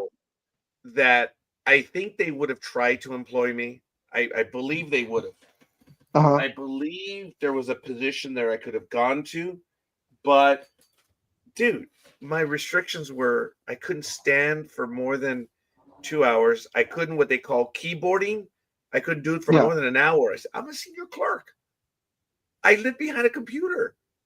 I can't do it. I wasn't going to waste the departments. I wasn't going to waste anyone's time. I'm like, dude, I looked at these restrictions. I'm like, what the fuck were you 30 years ago? No, just kidding. Just kidding. Yeah. I looked at them and I just laughed and I said, there's no way. I'm not gonna do that. But I have not been officially retired yet. The paperwork's still going through. It's hilarious, dude. It is just so funny. I mean, it took a while because remember my congestive heart failure was first diagnosed in 2011, and I went 6 more years. I think I just got an update because I can go online to check, and there's like 7 steps. Uh-huh. Oh, okay. So here are my milestones. It was officially done on June 10th to retire on the 13th. And it was just updated yesterday. So case milestones. This is what they refer to it as. Intake, done. Certification. A retirement benefit specialist carefully reviewing your account, reviewing your eligibility, done. Board approval. Congratulations on your retirement. Your retirement has been officially approved by the Board of Retirement. And your personnel department has been notified of your retirement date. So they're going to send me a confirmation. Trial disbursement, done. Lacera is calculating your retirement benefit payment and beginning the payroll process to disperse your first retirement benefit payment. That's it. That is now done. The final calculation is what's in process, and then the first payment and completed. That's it. I have 3 steps left. But the trial disbursement, I got to see if they sent me something. Now, is that through your employer? Or No, is this Social is my Security? retirement agency, Lacera. LA County Employees Retirement Association. Oh, okay. Oh, So and this is how dickish my employer was. Oh, dude, this is what they do, and F them. I notified them over a month ago, so I contacted them this week. I said, "Hey, it's been 4 weeks. Do you have an update on my final check?" They didn't respond. Later that day, one of my coworkers / supervisors, well, he was never my supervisor, but he says, "Royer, they need your ID. The one that expired in January, right?" "Yes. If not, they're not going to pay you." I said, "Oh. Okay. I'm going to win that lawsuit, but is it worth the effort?" They actually told him, "Well, we will not give him his final check unless he turns in his ID." Dude, no. That's not county policy. That is a dick has a stick up his ass. Roger's retiring. Let's F with him. They cannot withhold my check. My ID expired. It's not valid anymore. Okay. It's no longer valid. I haven't been at work almost 3 years. So anyway, I'm like, okay, that's what they want. Here's my ID. I took it the very next day. I'm like, shut the fuck up. They thought that I was gonna go Choose your battles mode and fight them on it. I'm like, there's the ID. Shut the fuck up. Where's the check? So Raj, are you also going to be getting Social Security or no? No. Well, I mean, no, I'm not. In good conscience, no. I have to be really disabled. And the reality is, I have minions that work under me. The empire is growing. I told you I'm going to have 3 executive assistants. 1 to bring me coffee, 1 to answer my phone calls, and the other to go to lunch with. Tweedledum, Tweedledummer, and Tweedledumbest? Sure.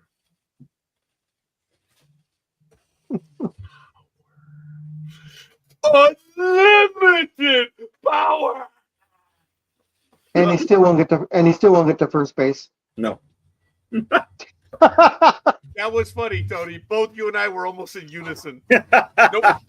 Because it's not about that. It's not about that. It's having thousands of miles between the two of you, and you both simultaneously answer. Nope. That was funny. So I'm really happy about that. And it looks like, fortunately, I'm going to be able to bring my daughter back onto my insurance because she's disabled. That's a big deal for me. And I thought they were going to fight me on it because 2 weeks ago, they said, "Oh, we have a problem. Your birth certificate." It's like, oh, they're going to bitch about Adiel's birth certificate. No, they bitched about her birth certificate. I'm like, why? You have translators in Spanish. Well, the way it works in Mexico is the dates that are given are the dates of the actual input of the record into the system. You have to read the narrative for the date of birth. These translators got the information wrong. So I went in there and I told them on the phone and I sent them, I'll even highlight it for you. The next day they're like, sorry, UPS truck, chase them, go get them. Anyway. That was UPS. Yeah, UPS. Yeah, that was. I saw it in the window behind you. Must have seen it. Okay. Yeah, in the window behind you. Yeah. Okay. Anyway, it is what it is. It's done. And I'm not going to get Social Security because I have to be disabled where I can't work, a job. And I'm not going to go that way. But I will qualify for Social Security as early as 62. I'm not. I'm going to wait till I have to. So you could get it at 62. You don't have to wait to 65 or whatever. Everyone and anyone can get it at 62. So, okay. Tony, you're younger than we are. So your retirement age is definitely 67 for 100% benefit. And if anyone is watching, SSA.gov.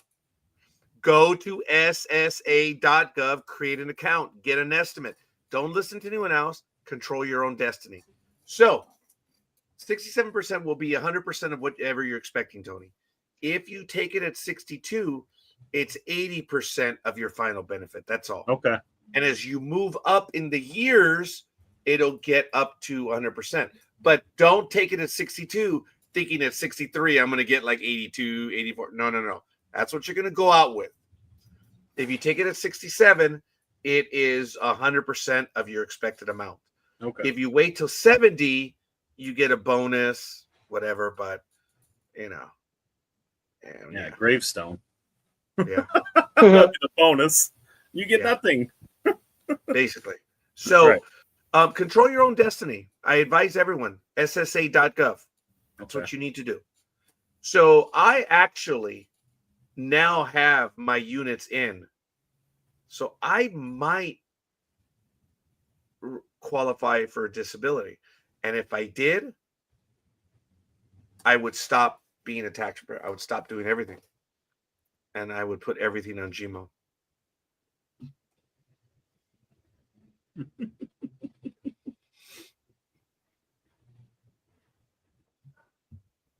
Yeah.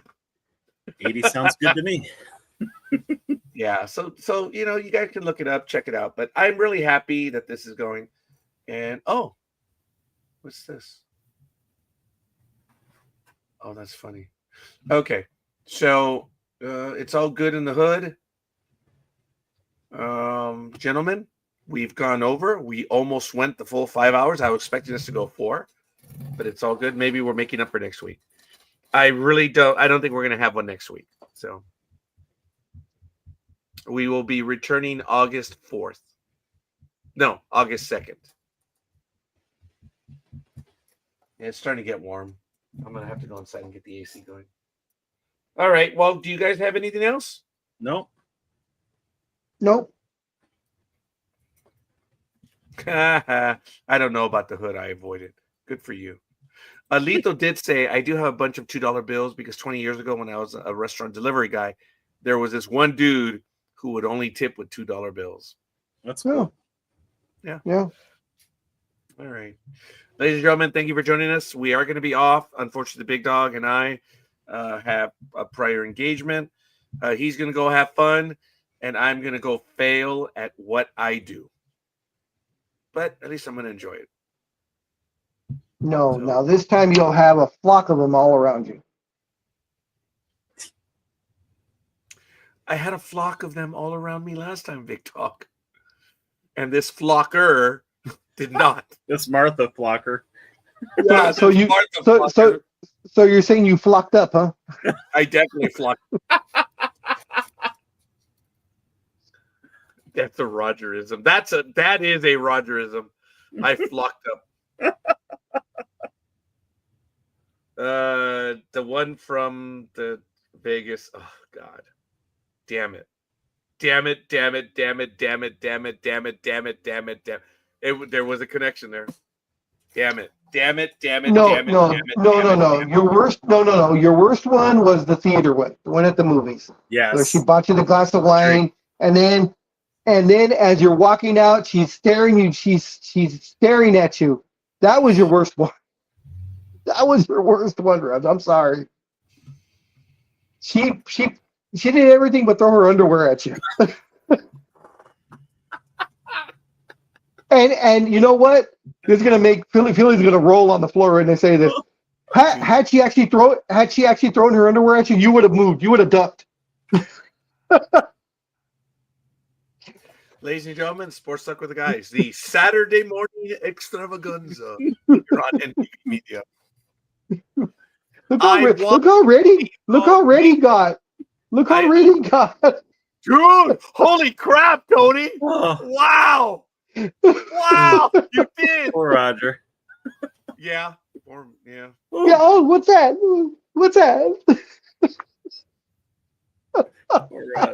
Poor Rog.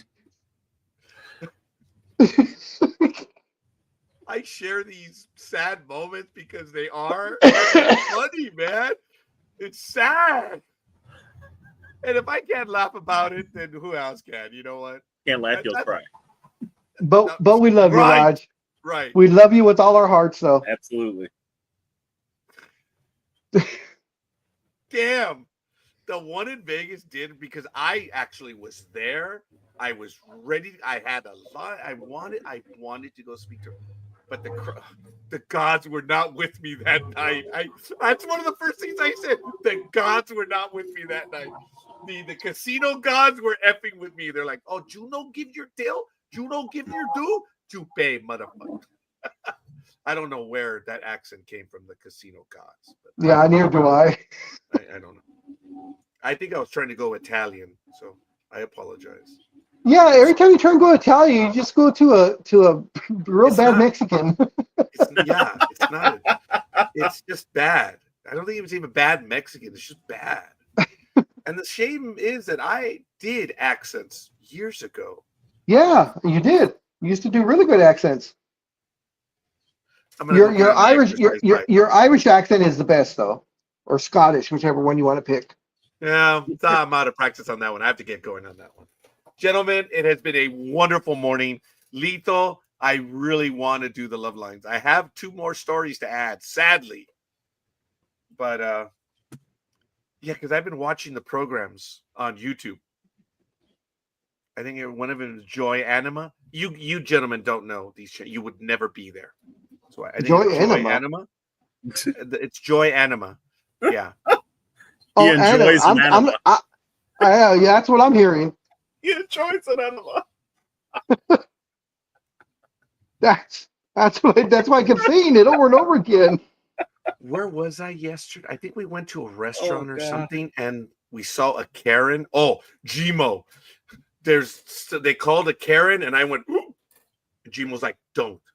You never know." I'm like, "I know there's a Karen in the wild."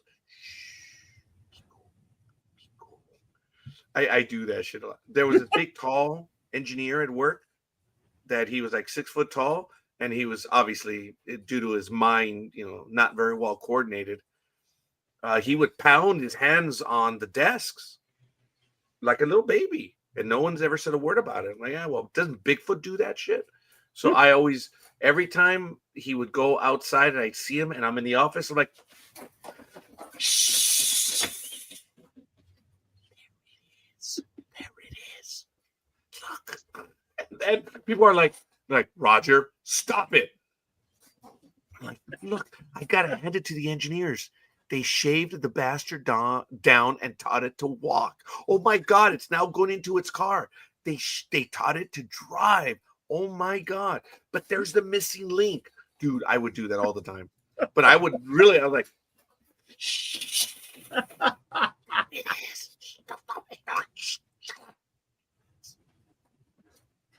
All right. Oh my God. That was funny. So before we go off the air, I got 2 jokes. One's a really bad one, and one's a funny one. So do the bad one first.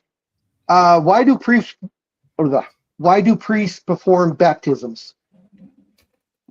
Oh, okay. Yeah, that's my memory. Go ahead. I just heard that. They like to wash their sex toys. Oh, no. Look at Tony. Look at Tony. I had actually not heard that one. No, mine was a little different than what I heard. That's not the one I I heard. can told you. remember that one. Oh, I I have told not you. heard that one. All right. Okay. Now here's a funny one. So Roger, Tony, and Peter enter a taxi. We're all drunk. The taxi driver knew that we were drunk, and he started the engine, turned it off again, and then said, "We reached our destination." Peter, who was the first guy, gave him money. The second guy, Tony, said, "Thank you," then gave him money too, while Roger slapped the taxi driver on the back of the head. The taxi driver was shocked, thinking Roger knew what he did. So the driver asked, "What'd you do that for?" Roger replied, "Control your speed next time. You nearly killed us."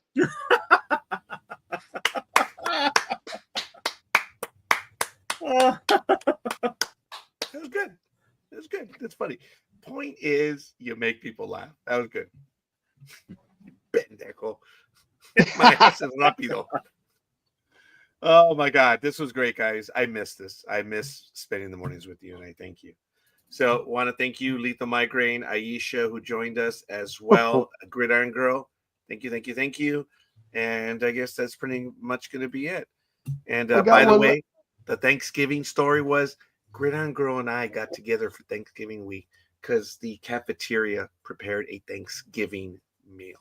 So we had Thanksgiving together. It was kind of cool. Go ahead, Big That's Dog, cool. please. I got one last one. Go. Two priests are driving down the road and they get pulled over by a cop. The cop walks up to the car and tells the priest, "We're looking for two child molesters." The priests look at each other and say, "We'll do it." I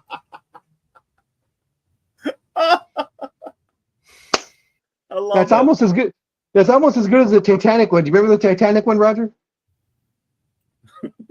The Titanic's going down, and three guys are there. The first one was a teacher. No, oh shit! How does it go? Hold on, I got to think of the. Oh, and Arc 54. Thank you for joining us earlier.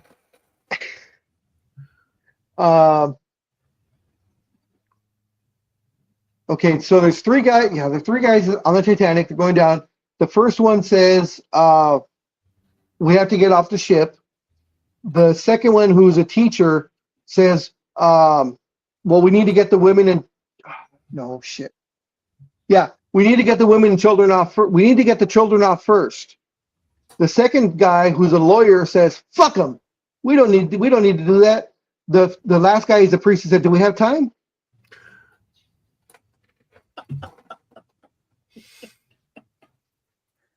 I'll find the right way on that one another time. I got it. I'm good. I'm already there. I'll just wave at you. No. Dude, the minute you actually say that is when you've lost faith. Then you actually do go there. Stop it. Always have faith. Anyway, no theology right here. No nothing. Ladies and gentlemen, it's been a wonderful morning. Thank you, Philly Special, for joining. Big Dog, as always. I'm the scorekeeper. I asked the Big Dog. Actually, I'm going to ask the Philly Special to take us out. All right, everyone, have a great weekend. We'll see you in 2 weeks. If you're going to party, just don't drink and drive.